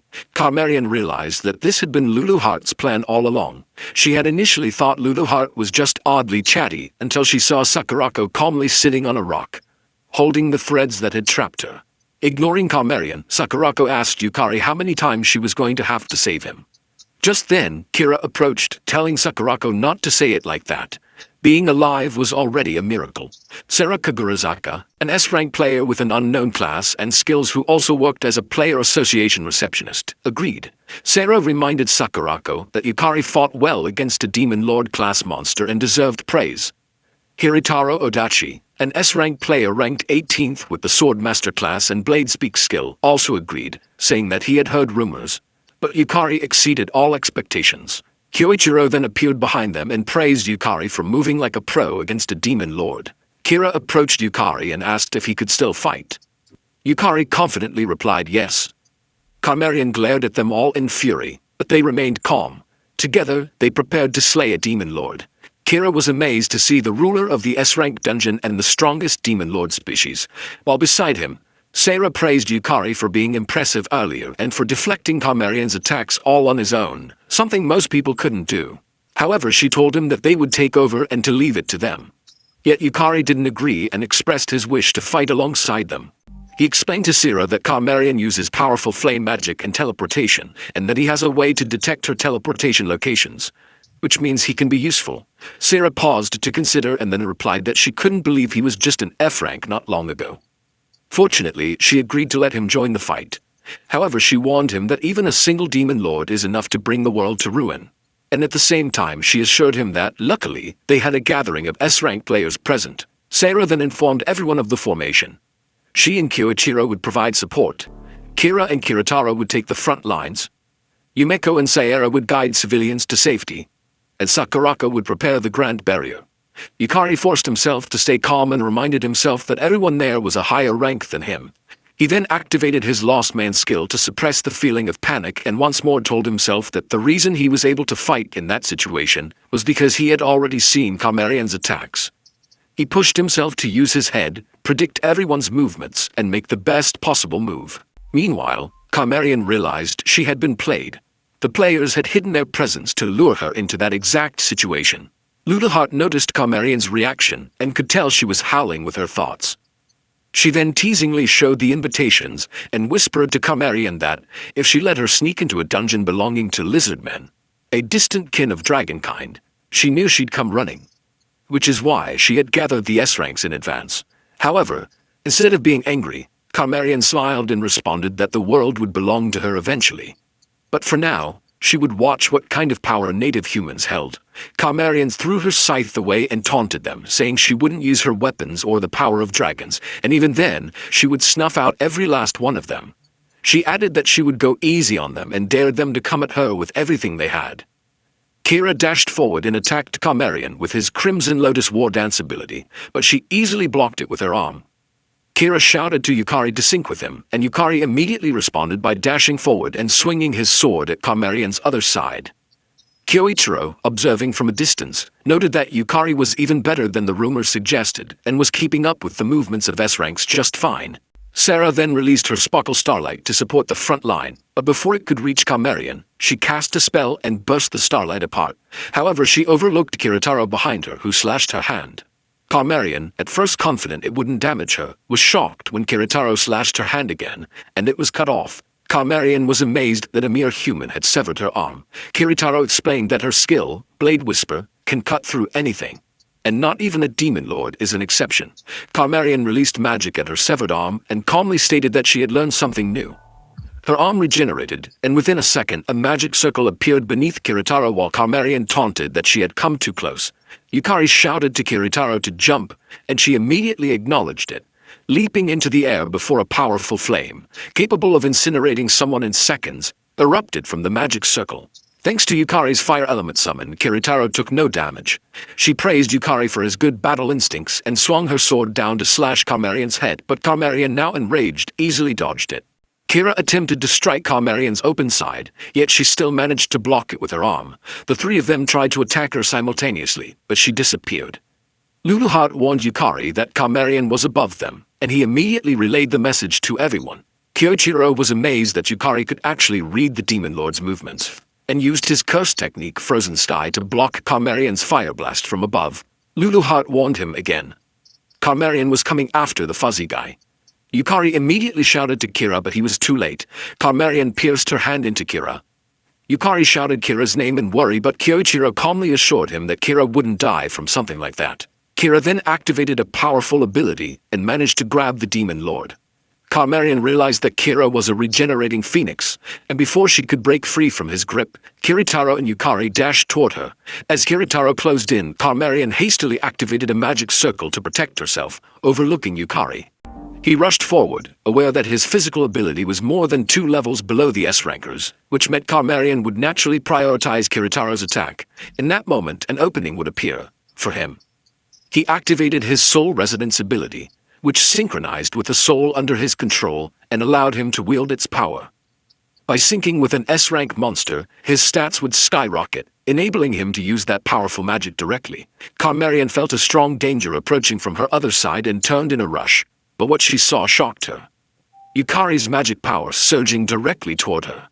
Unfortunately for him, she still managed to block his attack using her scythe, which startled him even more. He was sure he had boosted to S-rank status through his soul resonance, but even with the complex elemental magic memorized from the Serendiana battle, it still wasn't a fatal blow. Luluheart assured him that his spell was fine and explained that Carmarian was using over 90% of her power just to manifest in that world. Thanks to his defensive spell, they were able to severely drain her mana. Kira was amazed that Yukari could use 2-element magic too, but Yukari was frustrated that he couldn't finish Carmarian off and didn't have enough mana left to fight. Kira, however, boosted his confidence by pointing out that he managed to release that much power even with only 8 circuits in his C-rank mana flow, and that he had contributed more than enough. He added that Carmarian even panicked enough to pull out the weapon she said she wouldn't use. On the other hand, Carmarian realized she had been completely outplayed, and looked at Yukari as unworthy of following in Luluheart's footsteps. Carmarian trembled in anger as she acknowledged she had disgracefully broken the rule she had set for herself by resorting to drawing her scythe. However, she suddenly began laughing uncontrollably, prompting Kira to ask the others if they had driven her mad from the pressure. Carmarian decided to reflect on her actions and floated into the air, opening a massive magic circle above her. She calmly warned them that she was going to get serious, startling everyone.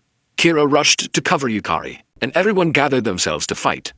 Carmarian then calmly released Karma Catastrophe, and a tremendous force of power burst out from the magic circle, heading straight in their direction and destroying everything around them in just a second.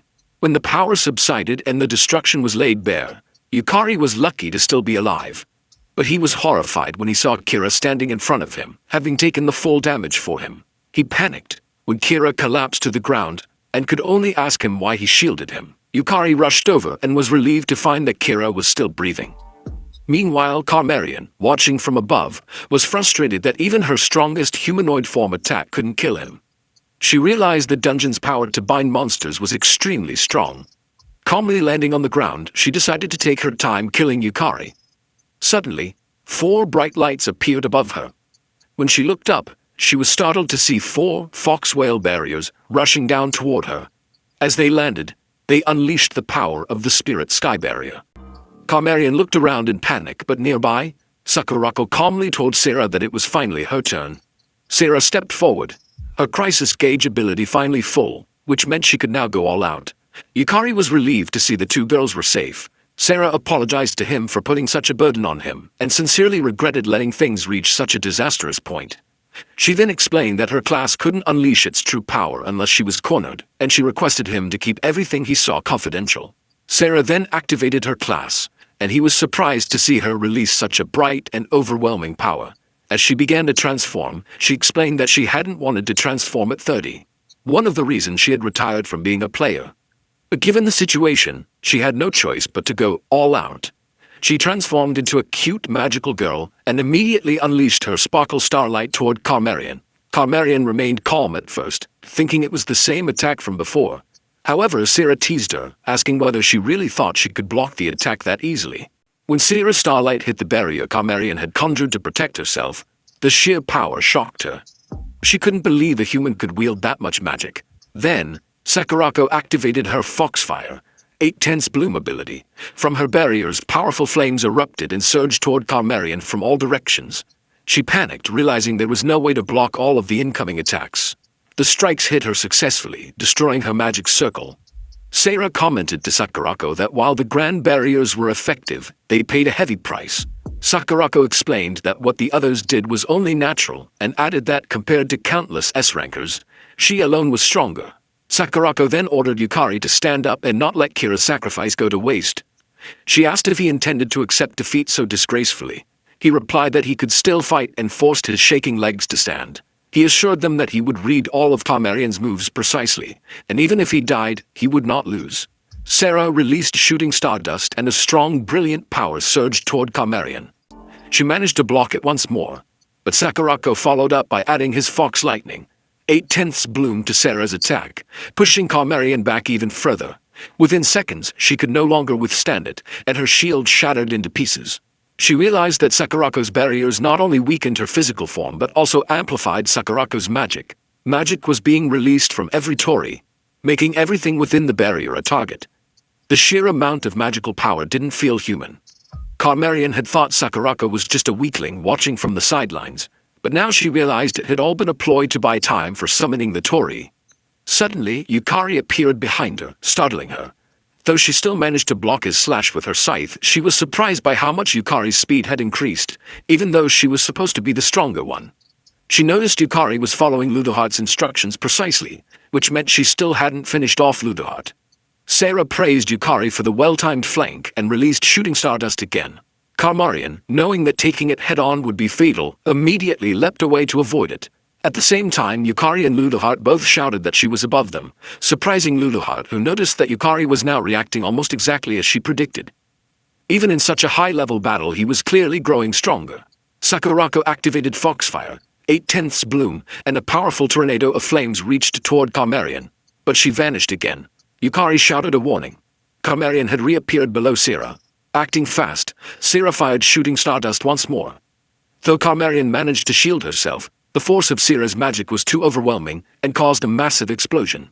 Before she could recover, Yukari appeared behind her. This time he unleashed his soul resonance attack, landing a direct hit and making Carmarian scream in pain.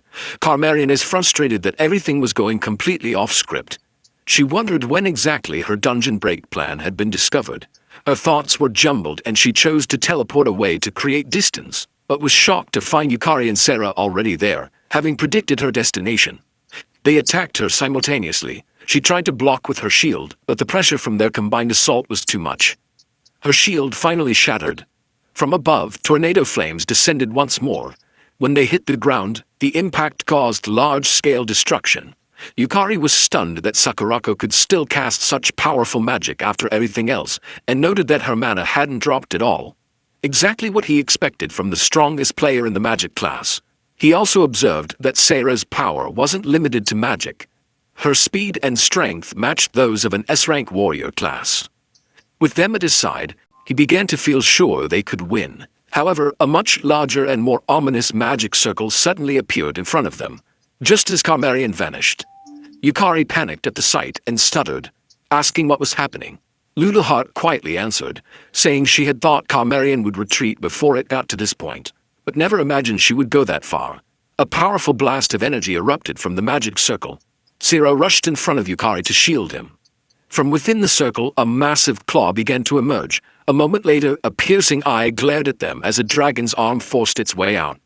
Yukari trembled in terror. He recognized the dragon from his past life. Just as he feared, the beast began to push its way out from the barrier, growling.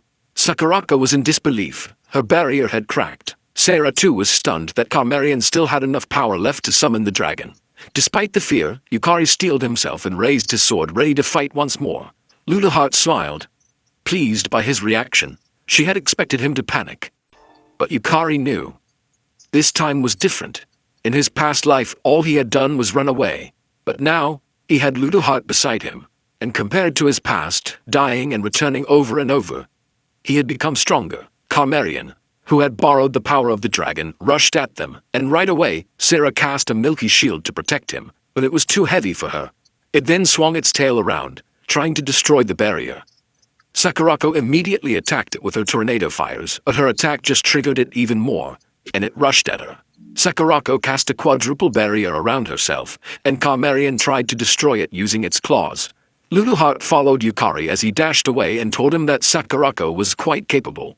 He knew that even if Carmarian was weakened, to seal her meant Sakurako was allocating a huge amount of resources to maintaining the barrier and was also continuing to protect the humans who were too slow to escape inside it, which meant it was going to be a slow defeat for them. Sarah used her Milky Shield to back up Sakurako, but she couldn't handle Carmarian's claw, and her shield was easily destroyed. Sakurako thought carefully for seconds, while Carmarian kept trying to destroy her barrier. Sakurako then informed Sarah that she was going to release her Ninetales, but Sarah disagreed and warned her that if she released it, she wouldn't get out of it unscathed. However, Sakurako knew that it wasn't the time to be concerned about it, because the only thing that she absolutely could not allow was for any harm to come to her sister Sarah. But Yukari interrupted her, saying that he had a plan and asked for their cooperation. Sakurako asked him what it was, and before he could answer, Sakurako ordered him to state the ideal and most optimal conditions because there was nothing she couldn't do, and warned him that if he was useless, she would just release the Ninetales, to which he confidently replied that he understood. He then informed them that he wanted the Demon King to pay no attention to him, that they should stay in place and give him time to charge a big move, but he would have Sarah lend him her power. After a small briefing, Sarah attacked Carmarian with her shooting stardust, but she noticed it and counterattacked with a dragon fire breath. As Sarah and Carmarian were busy exchanging blows, Yukari began executing his plan and jumped off Sakurako's torii from above. Yukari was amazed that Sakurako also had a means of spatial movement. He flew down, knowing that Soul Burst takes a long time to activate and leaves a big opening. But if he was falling from the sky, it wouldn't be a problem. He was close to reaching Carmarian, and managed to cast his Soul Burst ability faster. Carmarian felt a higher magic power output from above, making her wonder why it was coming at her at that timing. A few moments ago, Yukari realized that he couldn't win as he was now, and he needed to change his stats to ones that could win. And that's where Sarah walked in. He asked her if she could take his hand as they ran away, and when she was about to agree, she stopped in confusion. Soul resonance can link not only with a monster's soul, but also if two hearts truly connect, and Yukari guessed that if Sarah could trust him from the bottom of her heart, they could be able to resonate, and if they did, he could replace his stats with the S-rank stats of the world's strongest Sarah and unleash Soul Burst. Back on the battlefield, Carmarian knew that she had to stop it with everything she had, or she would be finished. Carmarian then activated her strongest barrier, and as the combined power of Yukari and Sarah, who believed in him without a second thought, they managed to break through Carmarian's shield together and caused a strong explosion around them. Sarah waited for the smoke to disappear, but unfortunately, they just shattered Carmarian's shield, but did not kill or damage her. However, Carmarian admitted that their power together was incredible, and if she had taken it one more time, it would have been dangerous for her. Yet she was glad that she could sense Yukari's magic power vanish. Fujimine and the others were horrified when they didn't see Yukari. And like them, Carmarian thought that Yukari was dead and all she had to do was finish off the remaining humans. Sakurako was frustrated that their effort didn't work and was about to release her nine-tailed fox, but Sarah told her that it wouldn't be necessary and looked up at Yukari, who was gathering a massive magic attack from above and dashed toward Carmarian with it. Carmarian couldn't believe it and asked why the magic power that should have been gone had fully recovered. The reason for this is the last elixir that fully restores health and mana points, which he had gotten from the Luluheart dungeon. Sarah excitedly reached for him and tightly held his hand. Their souls once more synchronized with each other, and it pissed Carmarian off even more, but they didn't care and just launched his soul burst at her together. They successfully landed the attack on Carmarian, and everyone was amazed and couldn't believe what they were seeing with their own eyes. However, the clash caused massive destruction and pushed everyone away. Yukari kneeled to the ground in exhaustion, having used up all his mana and soul. He looked up in worry, but Luluheart held his shoulder and assured him that the subjugation was a success, as Carmarian had returned to her human form. Carmarian's mana was empty, and she knew that Yukari shouldn't have had that much mana, making her even more curious about him. She immediately dashed back, needing to return to her dungeon and replenish her mana. However, Sakurako used her tornado fires to stop her from escaping. Carmarian panicked for a second, but then smiled as she called for the witch. Irigami appeared behind her instantly, and everyone was shocked to see her. Yukari couldn't believe it and figured out that the one connected to the dungeon monsters was Irigami, while Sakurako was furious at seeing her nemesis's face at the worst possible time. Carmarian ordered Irigami to retreat and was frustrated, thinking that her retreat was an utterly disgraceful route. Irigami reminded Carmarian that she had warned her many times that it was a trap. Still, Irigami knew nothing could be changed and activated a teleportation spell to escort Carmarian back to her dungeon. Sakurako and Sarah both aimed their weapons at them, but Irigami only laughed at their reaction and released her huge blades, reminding them that they were both extremely exhausted, which meant they shouldn't resist. Irigami then warned them with a sweet smile that she had no interest in slaughtering the weak, which enraged Sakurako even more. She threw her flames at her. Sakurako was confident that exterminating a couple of trash bugs meant nothing to her. However, Irigami easily blocked her attacks and teasingly asked where her usual firepower had gone. Irigami then reminded her that, between maintaining the Great Barrier to imprison Carmarian, casting advanced spells one after another, and defending the weak, she had finally run out of mana.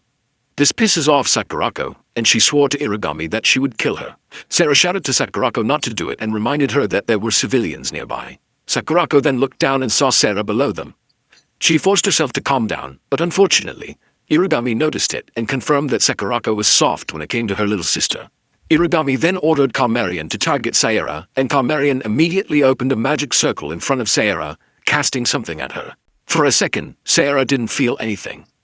Sakurako demanded to know what Irigami had done to her sister. Irigami just laughed at her and informed her that nothing would happen as long as she behaved, yet warned that if she tried anything suspicious, something dangerous might befall her dear little Sarah. This made Sakurako about to lose her temper and tried her best to calm herself down for Sarah's sake.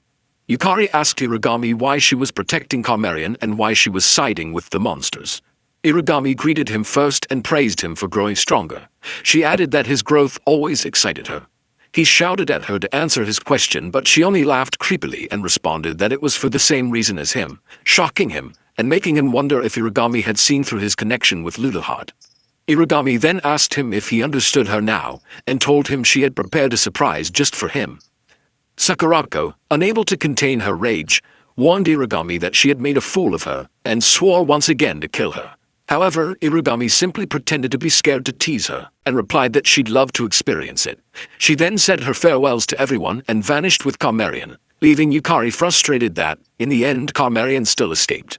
Luluhart told him not to be so pessimistic, because Carmarian's power had been greatly weakened and that she had achieved what she set out to do. She explained that she had deliberately leaked information causing discord among those plotting the dungeon break, which was a major step toward stopping it. A moment later, the rescuers arrived and healed everyone who was injured. Kira apologized to Yukari for forcing him to face a demon lord, but he disagreed and reminded Kira that he should be the one thanking him. Without his protection, he wouldn't have been able to fight. Kira was proud that his decision to protect him had been the right one and praised him for fighting well. He then raised his fist, which surprised him, but it made him feel good, and he accepted Kira's fist bump. Yumeko appeared, rushing to him and worriedly asking if he was hurt. He was glad Yumeko was safe as well. She informed him that Sarah had been taken somewhere by Sakurako, leaving him wondering if Carmarian had done something to Sarah. Fujimin also appeared, worrying about him. Yukari apologized for dragging him into the mess. Fujimin cried as he told him the battle had been so fierce along the way that he thought he might have died. He then showed him his phone. Yukari saw a video of himself on YouTube, with a swarm of comments amazed at his strength. Fujimin proudly told him he had broadcast his achievements to the whole world with tears in his eyes. However, it shocked Yukari, as he was someone who never wanted to be noticed. A few days later, Yukari headed to the association building for his B-rank promotion exam. Sarah informed him that there would be a practical combat test after the written exam, to which he agreed without hesitation. Sarah assured him that he would be fine. After all, he had even defeated a demon lord. And she sympathized with him for having a hard time after the Lust Demon Lord battle, especially since his fight had been broadcast worldwide and was still trending on social media. Yukari personally didn't like standing out.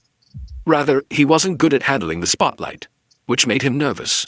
He just hoped the promotion exam would go peacefully, yet Sarah informed him that it might be difficult, as she had heard Kira and his group were coming. That reminded him of when Kira and Kiritaro told him they'd be observing. Luluhart thought the exam was a hassle and asked if his mana would increase significantly once he reached B rank. He replied that from B rank onward, the growth in advanced player stats would be substantial, and that battles in the Luluhart dungeon would progress much more efficiently. Luluhart agreed without hesitation and ordered him to advance to B rank quickly. He glared at her, annoyed that she ordered him around like it would be easy, when in reality the B-rank promotion test was much harder. Sarah then interrupted his thoughts when she suddenly remembered something. She shyly asked him to keep her magical girl class a secret. She explained that being 30 and still transforming was a little embarrassing. He told her that he thought it was cute, which made Sarah blush even more and stumble around in flustered shyness. A moment later in the waiting room, a girl asked him which rank's promotion exam he was taking. He replied that he was there for the B-rank promotion exam. The girl told him she was there for it too, and introduced herself as Tsunagi Hiragizaka. Tsunagi then spoke to a man named Ritsuki Kirishima, a B-rank player, but he told her not to talk to him so casually, claiming she was distracting him. Yet Tsunagi didn't back down and told him they should get along since they were taking the exam together. However, Ritsuki angrily warned her that he was there for the A-rank promotion exam and not to lump him in with C-rankers like them. Tsunagi figured out that Ritsuki was a veteran and asked why he was so on edge. He explained that high-ranking big shots from major guilds were observing their exams, including Kira Senzaki from the Oryu Guild, which had the most S-rank members, and Kiritaro Adachi, the S-rank solo player. Tsunagi was amazed to hear that such big names were attending. Ritsuki confidently stated that if he made a strong impression, he might catch the attention of the S-rankers. However, Tsunagi told him it would be extremely difficult, which pissed him off. He asked what she meant by that, and she calmly reminded him that the examiner was Arima. The anger on Ritsuki's face immediately turned to fear at the mention of her name. Later, the examiner announced that 8 candidates had failed, including Ritsuki, who had been so confident just moments earlier. Arima Arisa, an A-rank player, gave him feedback, saying that his field of vision was too narrow. His strikes had power, but he focused too much on cutting only what was directly in front of him. She added that he couldn't predict his opponent's movements and recommended he continue training at B-rank for a while longer. Ritsuki walked out of the field cursing in frustration. Tsunagi wasn't surprised. She had expected it, knowing Arima was far too strong for them. Ritsuki muttered bitterly, still questioning why she had to be the examiner. Arima then called Yukari, the last candidate, and ordered him to step onto the field. As he entered, Lulaheart mentioned that if he summoned Harbel, it would be over instantly. But he told her that would defeat the purpose, reminding her that it was a rare opportunity to reflect on his own abilities. Kira and Kiritaro were watching from above. Arima explained that for the B-rank promotion test, he needed to fight her for 5 minutes without being knocked down. She then raised her blades and asked if he was ready. He confidently replied that he was ready any time. Arima told him she had heard from Sarah that he was an exceptional player, then vanished in front of him. She reappeared close and informed him there was no need for her to hold back. She attacked with Shadow Step, but he managed to jump away in time. She was impressed by his quick reaction. She raised the pace and used her Windrunner technique to dash behind him. She swung her sword at his back, but he turned around in time to block the strikes.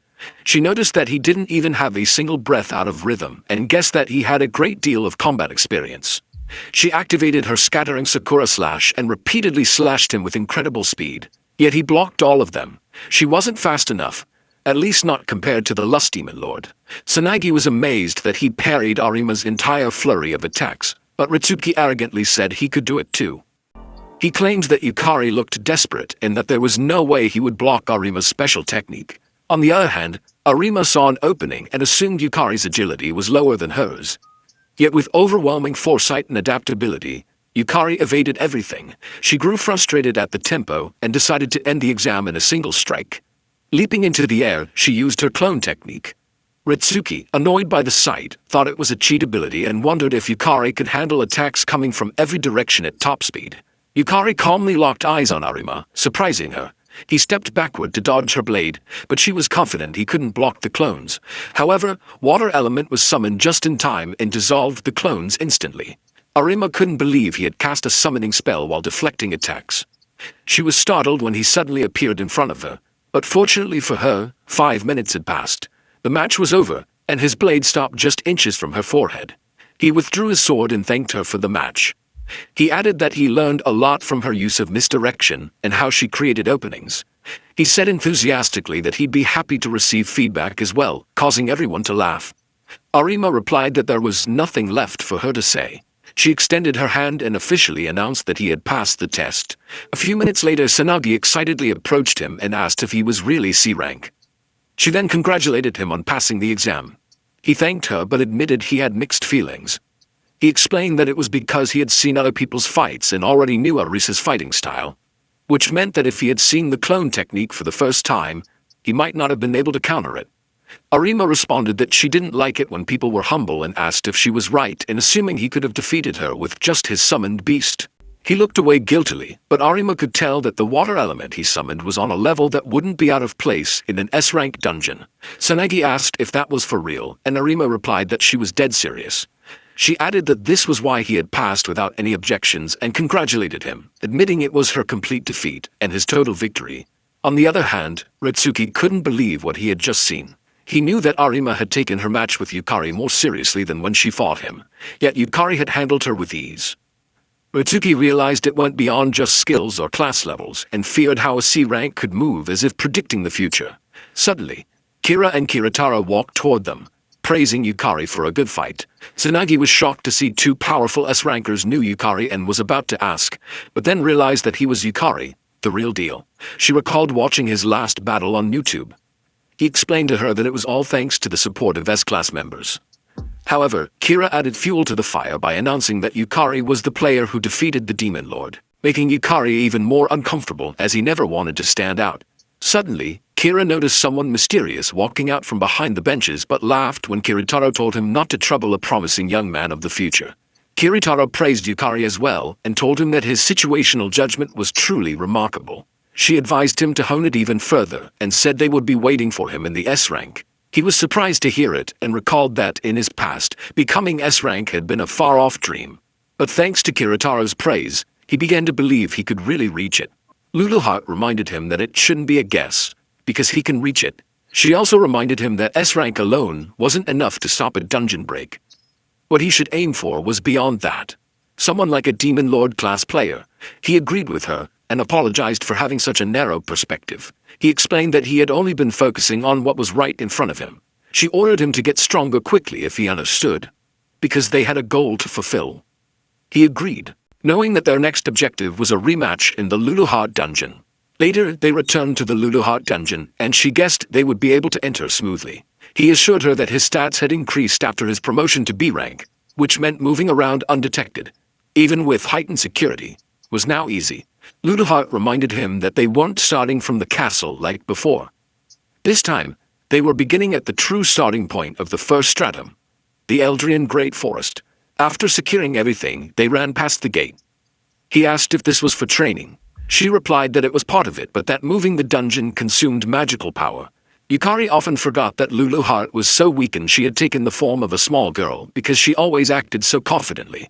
But in truth, she was just an empty shell with barely a speck of magical power left. He realized that he had to try harder so Luluheart wouldn't exhaust herself. When they reached the entrance, he asked if they just needed to head to the second stratum of the Luluheart dungeon from there. She agreed, but added that while the second stratum was their goal, there was something he had to do first. He was confused and asked what it was. She replied seriously, he must become king. Yukari couldn't believe what he was hearing. But before he could hear an explanation, the two of them entered the dungeon together.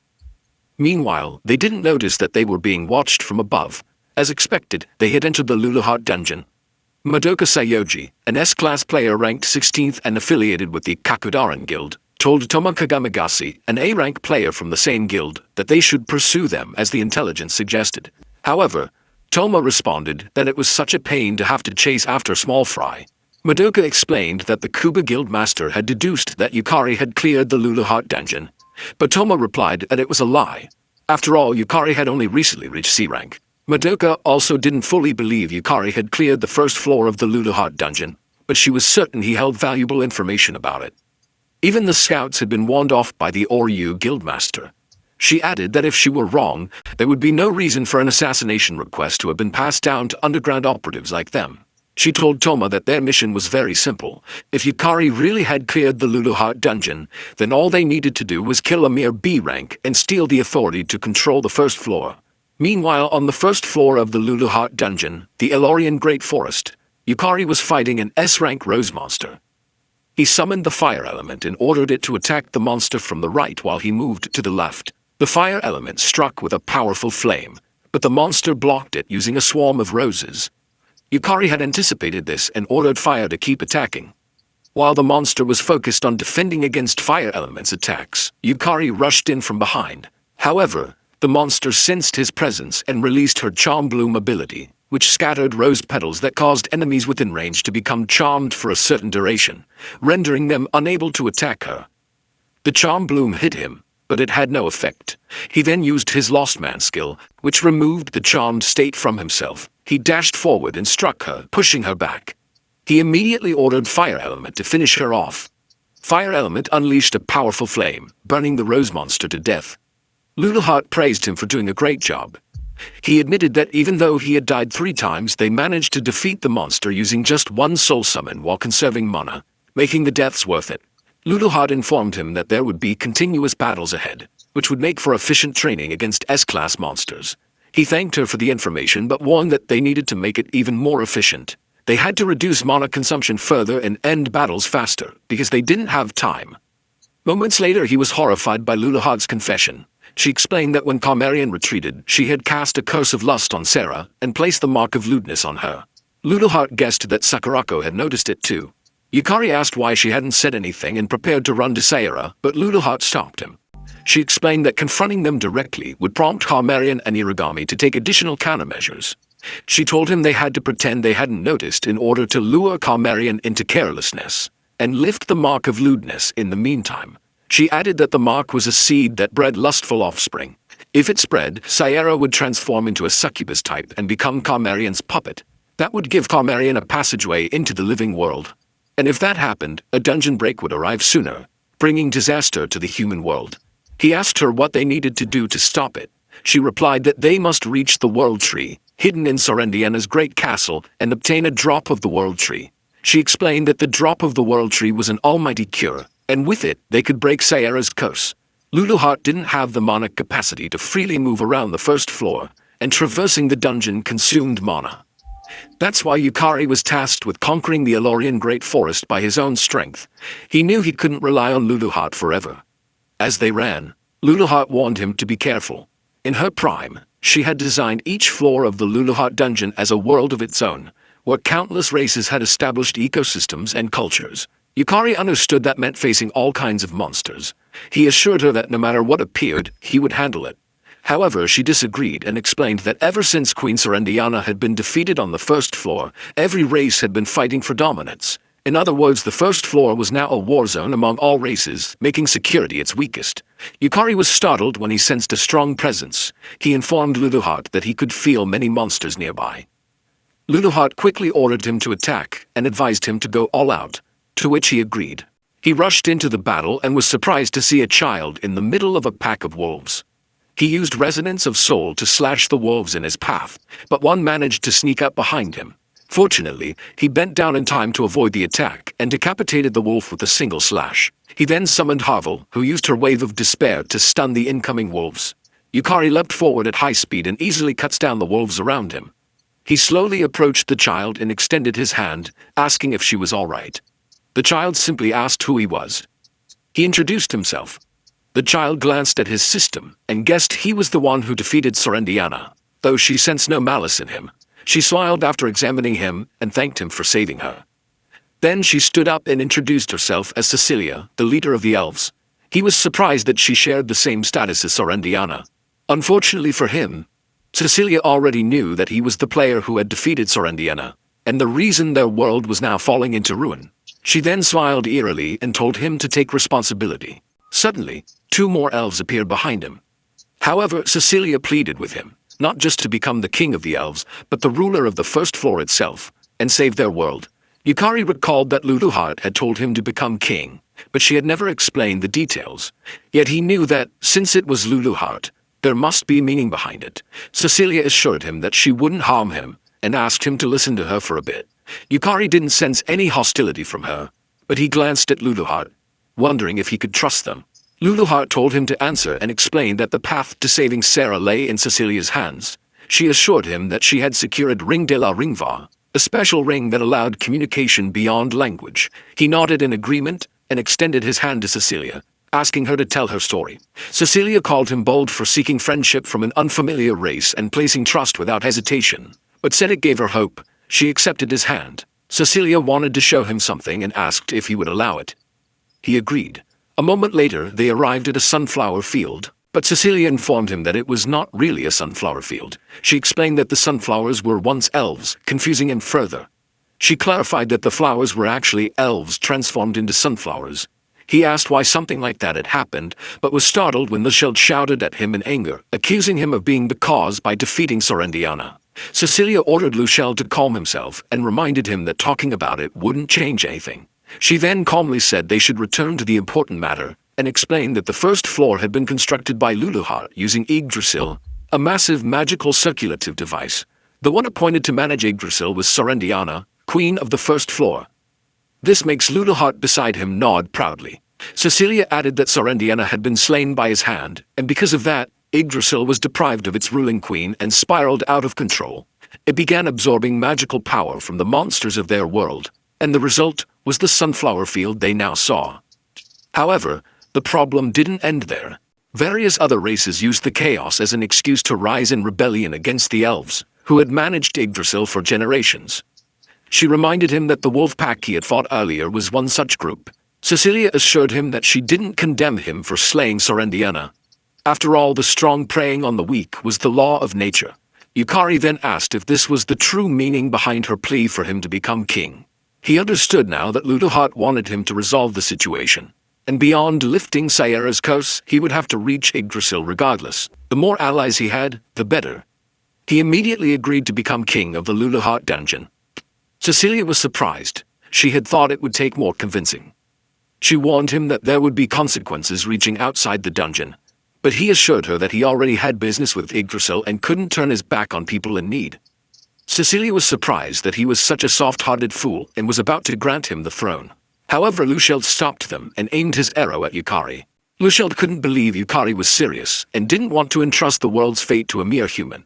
Yukari assured him that he had no intention of fighting, but Luluhart reminded him that sometimes the fastest way to put an impudent brat in his place was with force.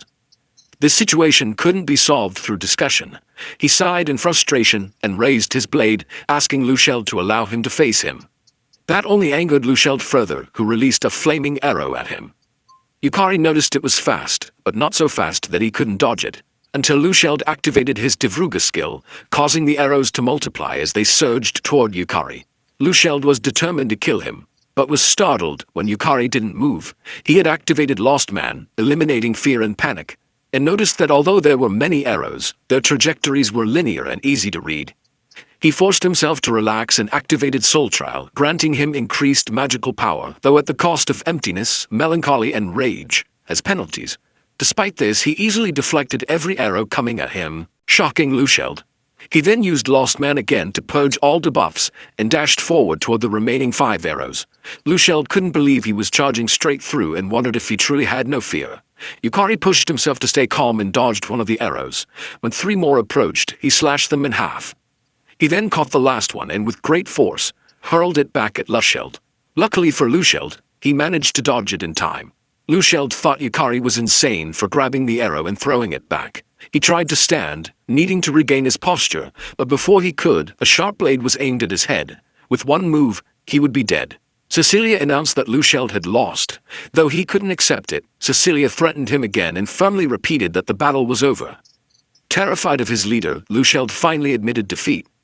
Cecilia then turned to Yukari and said that her people should now understand that his strength was real. She asked him if they should head to Yggdrasil. He confidently agreed.